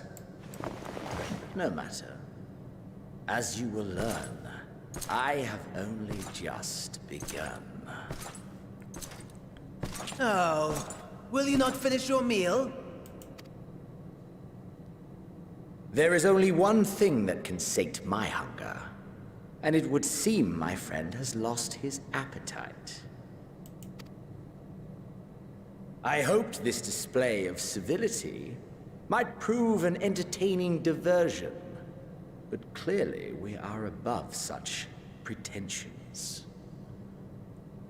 I'll lop your head off soon enough. While my lifeless body was in the possession of the Ascian, I too claimed another's as my own. It was an enlightening experience to fight in an unfamiliar form.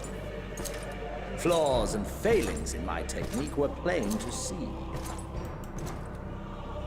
Whence rises one's true strength? The flesh? The soul? Perhaps you should like to discover the answer for yourself.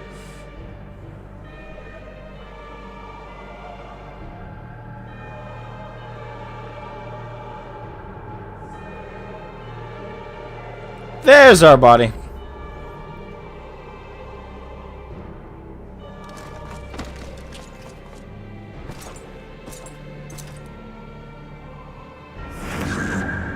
Or together.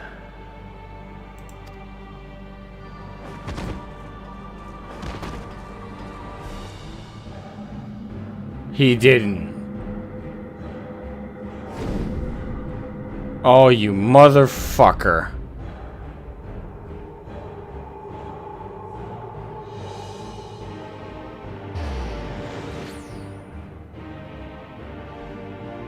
Oh dear! Whatever would happen if my lord were to greet your friends as you? I shudder to imagine what carnage he would wreak.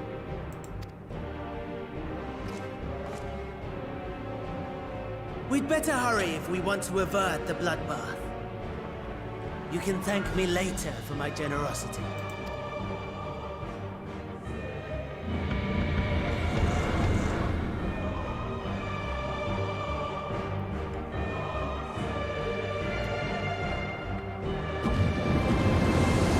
Holy fuck.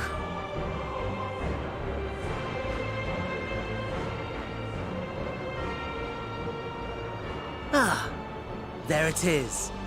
Your camp, I believe.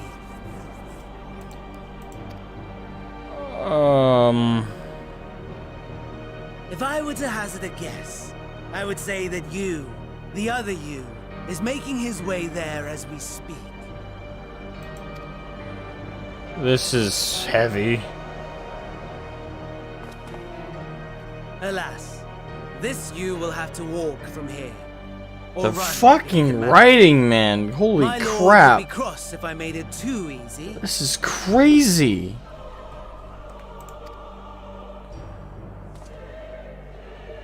Such ingratitude.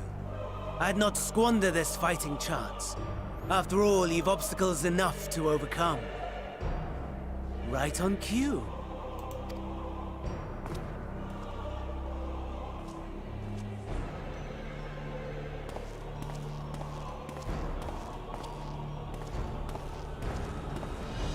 Tempered soldiers, withstanding orders to kill those not sworn to Anima. Under normal circumstances, you would make short work of them.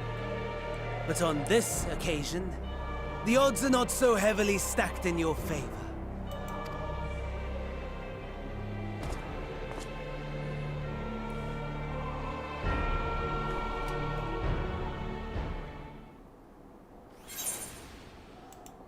Now you ask me. Great.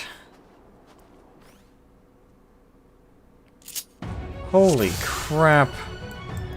What can I do? Oh, great.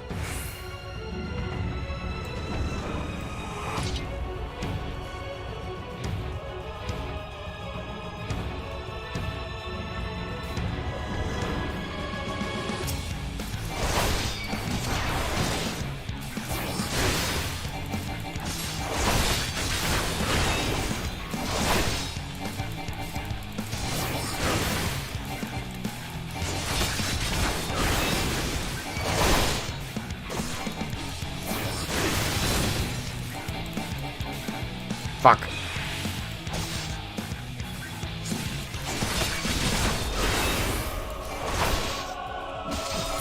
Not bad at all, given your diminished capacity. Nevertheless, 'twould perhaps be prudent to keep to the shadows. Scurrying about like a rodent. I will kill you myself.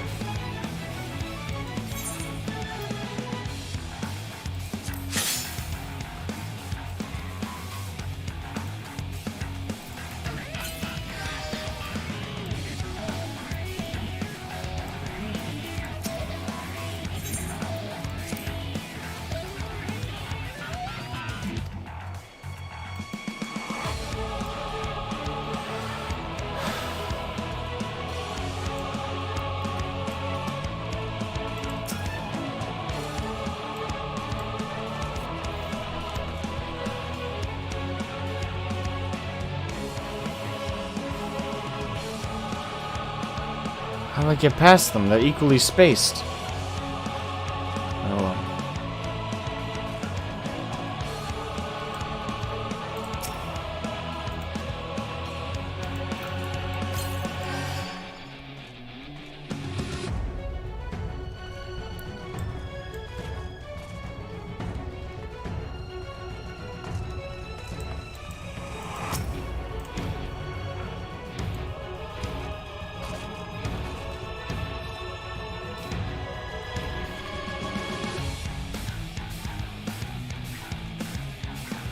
I am really fucking stressed right now. I'm sorry I'm not saying anything, but I mean you can see they're facing.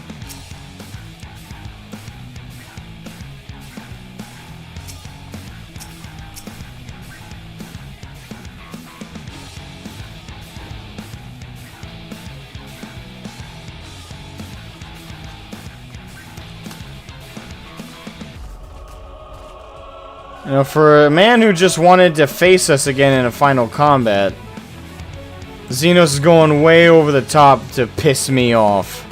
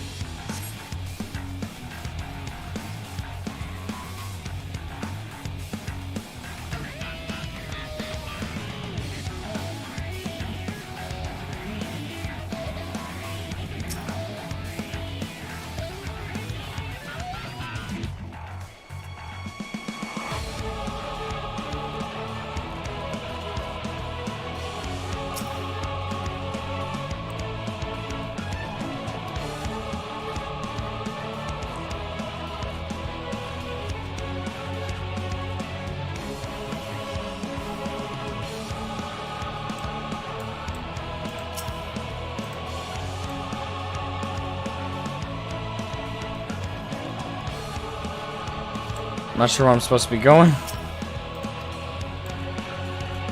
Found a medical kit.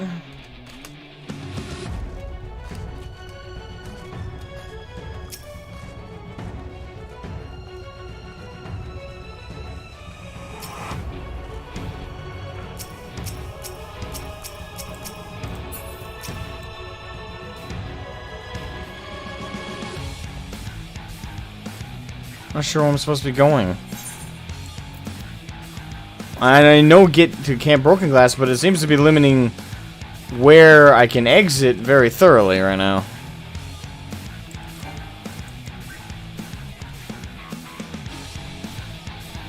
Not there.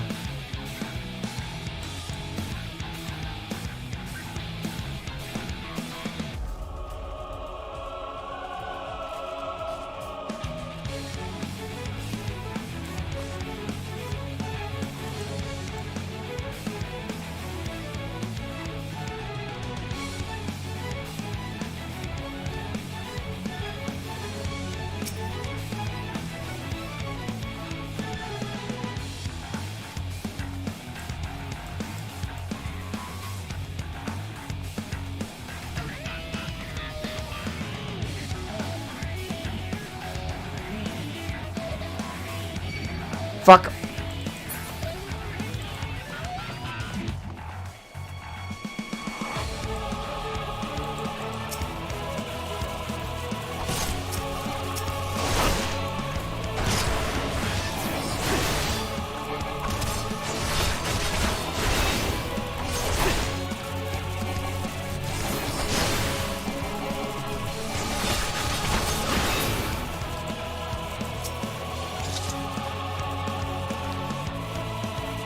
Fuck.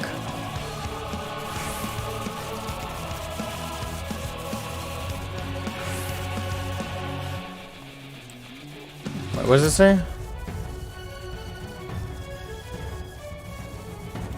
An identification key. Oh, come on.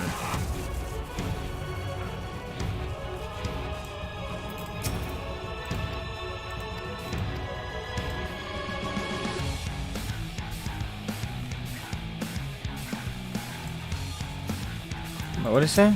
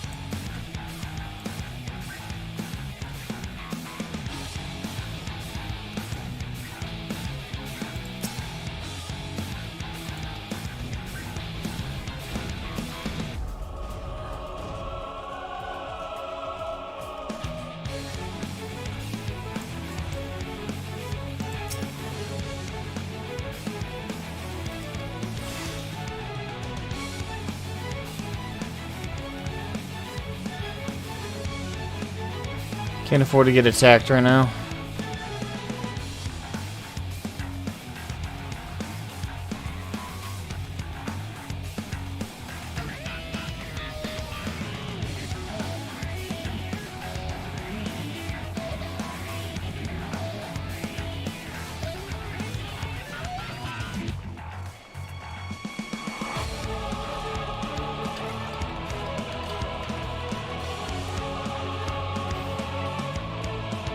Oh, God, I'm so tense.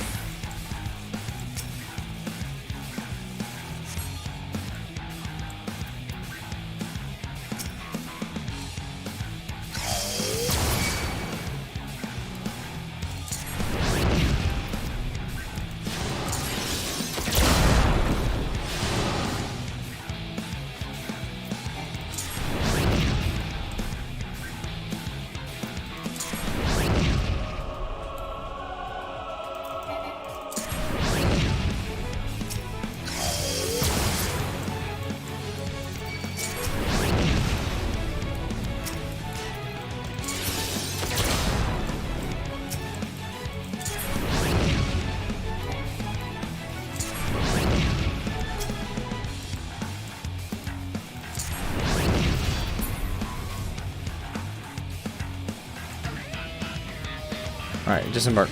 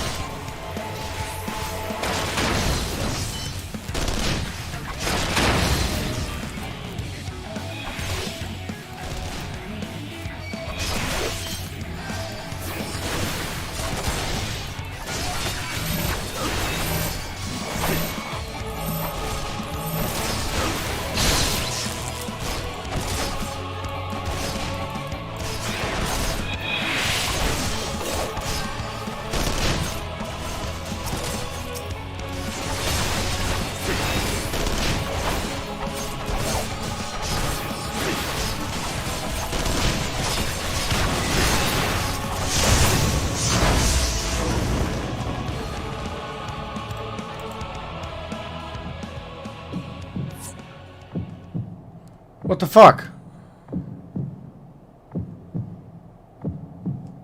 Can't tell if that's the game or my actual chest right now.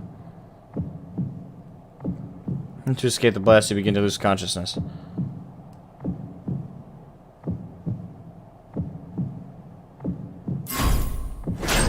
Oh, you mother...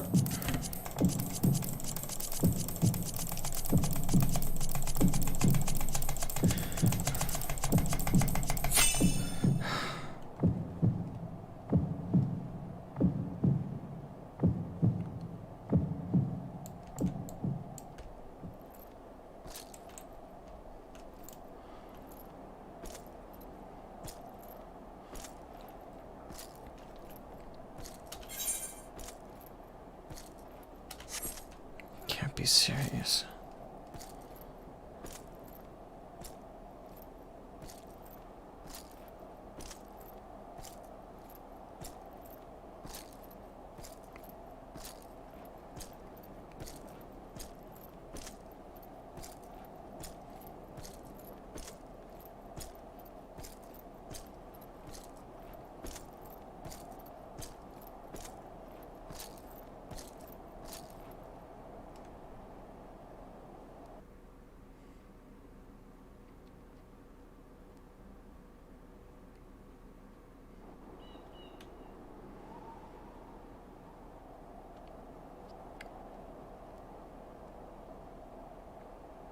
It is a miracle we were able to restrain the Tempered without suffering casualties. A welcome one. Arun, Senna, and the others have their hands full as it is. Thankfully, there are enough scales for everyone. And what of Eulas? His symptoms were particularly severe. They were, but others fared still worse, including some brought back from the Magna Glacius. As those in most desperate need take priority, it may be a while before he receives treatment. But rest assured that he will. In the meantime, we must find our missing friend. May the Fury guide you.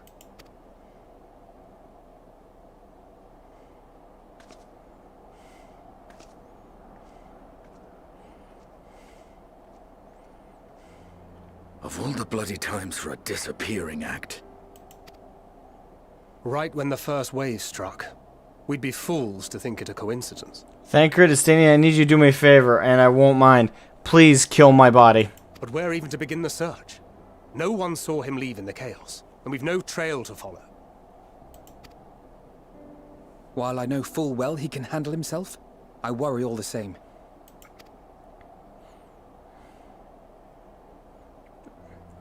I need each and every single one of you Speak of the devil. to kill me right now.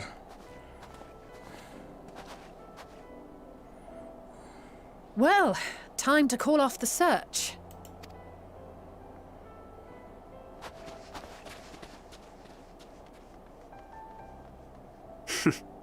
Case closed. That's him. Over there. Ashola, please. Appear so. Please, Thou art if you're... struggling to perceive his presence. Please, if your eye thingy is ever to come in handy right now, is the time. Get Alize and Graha away from me. In the aftermath of the wave, there is some residual effect interfering with my faculties. But...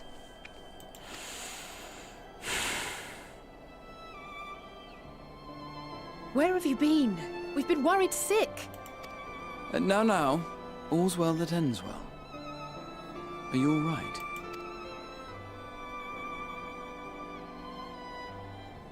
Are you all right?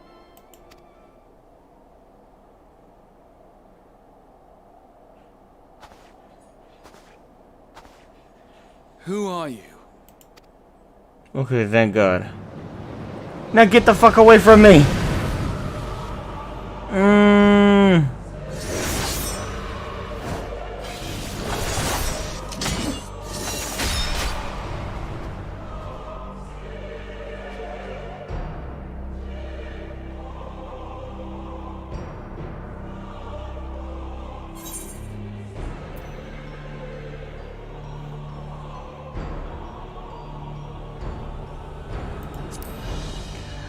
That's the best way I know how to notify them what they're up against.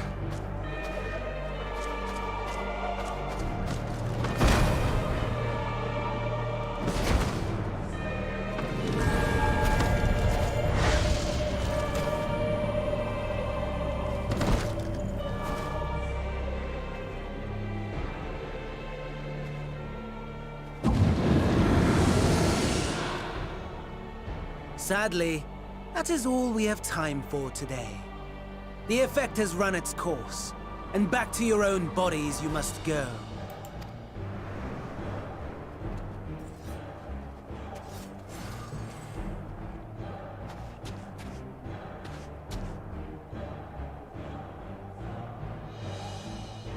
But where are my manners? You have all traveled so very far, and I have yet to pay my respects. Though in my defense, I was ill-prepared to receive so many uninvited guests. As such, preliminary entertainments were in order. A handful of tempered soldiers to hamper your progress. Refugees to command your attention while I siphon the ceruleum from the shadows. Particularly effective, that. Charitable souls that you are. You bent over backwards to aid them, heedless of the delay, predictable to a fault. And so my plan approaches completion unhindered.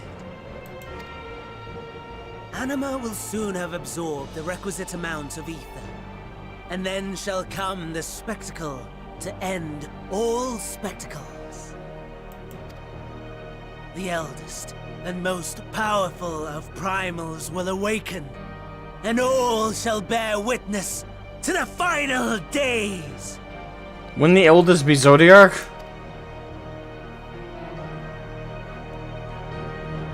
I thought he prevented the final days. Or did I miss a detail?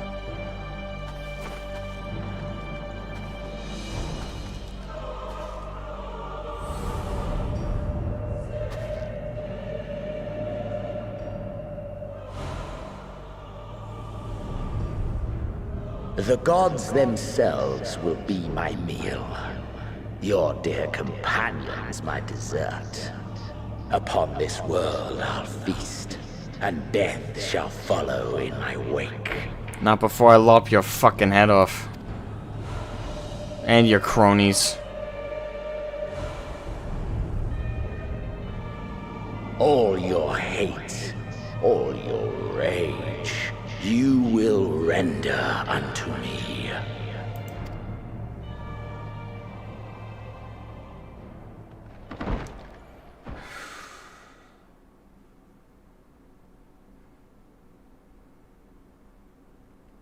For upon thy life's reel wind too many threads of fate, power, wheel enmeshed with woe. More terrible still is the attrition wrought upon thy companions, as they are swept up in the storm of thine existence. Take heart and protect them well. They will be your strength and your salvation.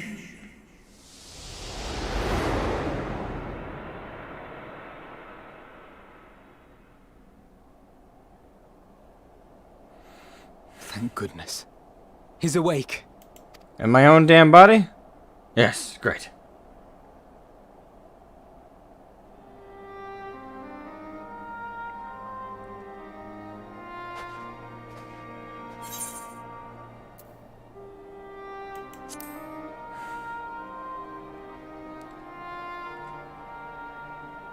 Perfectly fine, yes.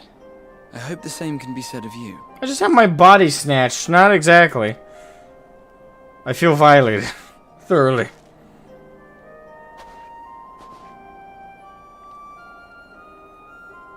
Everything in working order?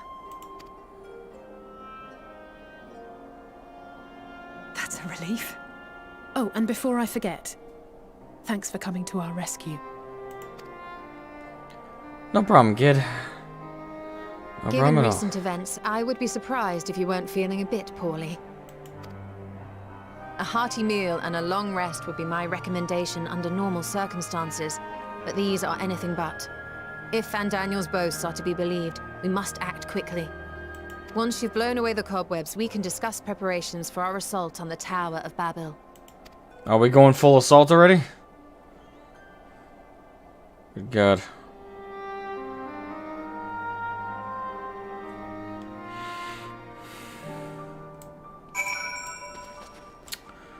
Holy shit. You're certain you're well? Nothing out of place? No missing bits? No, but I feel like my jock just, you know, my man downstairs got fondled a little bit. I think Xenos took advantage of having my body just a little bit more than he should have. I think he enjoyed himself far too much on that one. Good, though I won't promise the same for Fandaniel or Xenos after I'm through with them. How much must these people suffer before they're satisfied? How many cruel, pointless tricks must they play? Prelude to the final days or no? This ends now. Oh yeah, kid. Oh, I get an ether current for it. Are you well enough to make your report? Yeah, sure.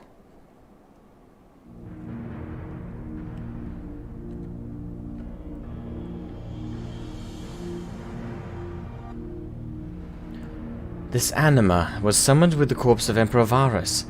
Does their depravity know no bounds? It seems not. More to the point, we can surmise that wave of ether issued not from the Tower of Babel, but from the primal lurking within. A primal whose cry rang rather more loudly in our ears than yours.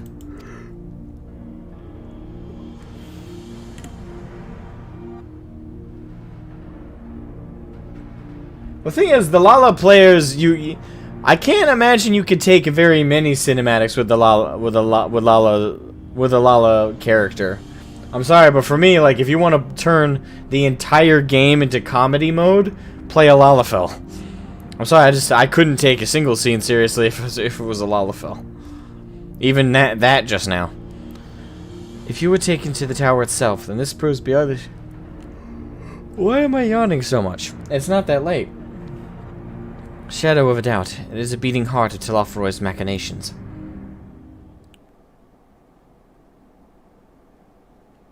In which case, we have some highly relevant information. As many of you know, ever since we dispatched troops to free the Leveliers, we've been developing a plan to infiltrate the tower. According to Thancred and his scouts, the main structure is lousy. Lousy with tempered and enemy magitech. Furthermore, the road leading to its collapse, Becky. I had 9 hours worth of sleep last night. Why the hell am I yawning?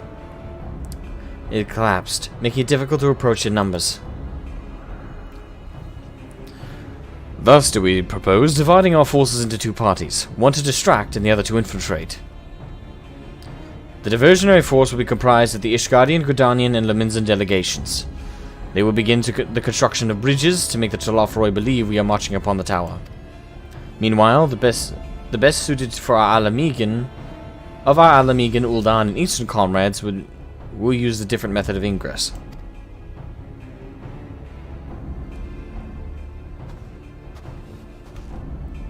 Look here. The facility marked in red is in Celadum, a vast magitech manufactory. In ruins now, of course. But the freight tunnel connecting it to the erstwhile Imperial Palace remains intact. While the Telopheroi's intentions is elsewhere, our infiltration force can use it to enter the tower undetected. Be aware, however, that the underground rail network remains very much operational. The Tempered are using it to bring supplies to the tower even now. If it can carry their material, it can carry us too, providing we sneak aboard unseen.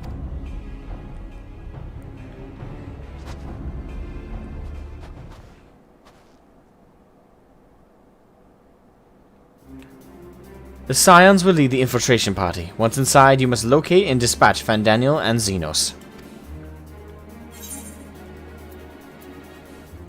Well, we will have to save the people of Garlemald and those who suffer the world over. I'll have my vengeance yet. It's time we ended this once and for all. That's what I'm going to say, but I know... Listen, we're only in Zone 3. There's 3 other zones. We are not even halfway done here. As it is, the stuff that we started doing in Radzatan and Sharlayan is very much unresolved. We ain't nowhere near done. Alright, there will be... Why? I got a full 9 hours. There will be no more casualties at the Tlafroy's maniacal mission. How quickly can we enact this plan? Fandaniel made it quite clear that haste is a priority. Of paramount concern, even assuming he didn't name the Tower of Babel on a whim, in Amon's time it meant Gateway of the Gods. Zandi used it to prefer to avoid Gate, but in this case it almost certainly alludes to something altogether greater. The eldest and most powerful of primals. All the more reason to act now. The rest of the contingent is aware of the plan and are ready to move at a moment's notice. You are to proceed north to Forum Patents. Lisa's group will meet you there. As ever, we are grateful for your foresight. This is the moment we've been waiting for. Spare no effort in your preparations.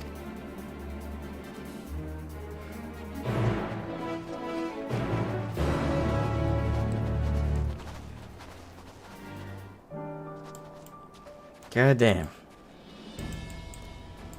This has been exhausting. Holy shit.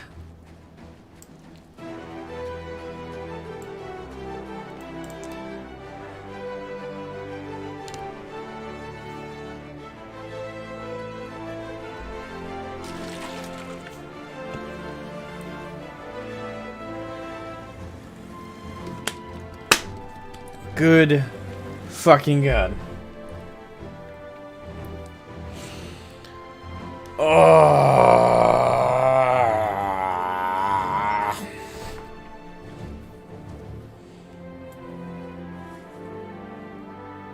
That was so damn tense that entire time. Thank you, Lauren. Oh, I feel stiffer than a rock. I was on edge as fuck. I thought Xenos was gonna kill somebody. I genuinely thought they were gonna go there. I'm so happy that didn't happen, but holy crap. My heart stopped for a moment though. I was terrified Alize or Graha was gonna get scythed.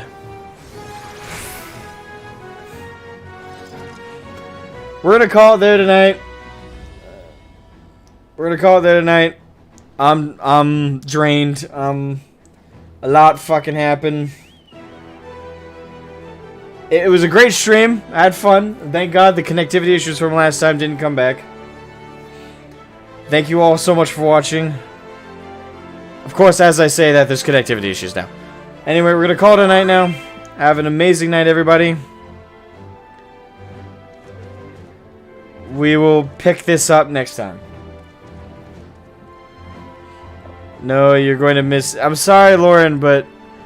I'm sorry, Lauren, but I'm tired. I'm exhausted.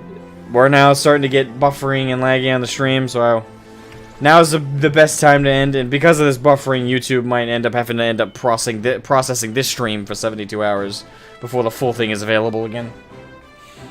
Anyway, I'll see you guys tomorrow for the next stream. And the dungeon. And yeah, have an amazing night, everybody. Hope you all are getting in. If you're not, and you're stuck in the queues, hope the queues go by fast for you guys. And we will pick this mess up tomorrow. Have a good one.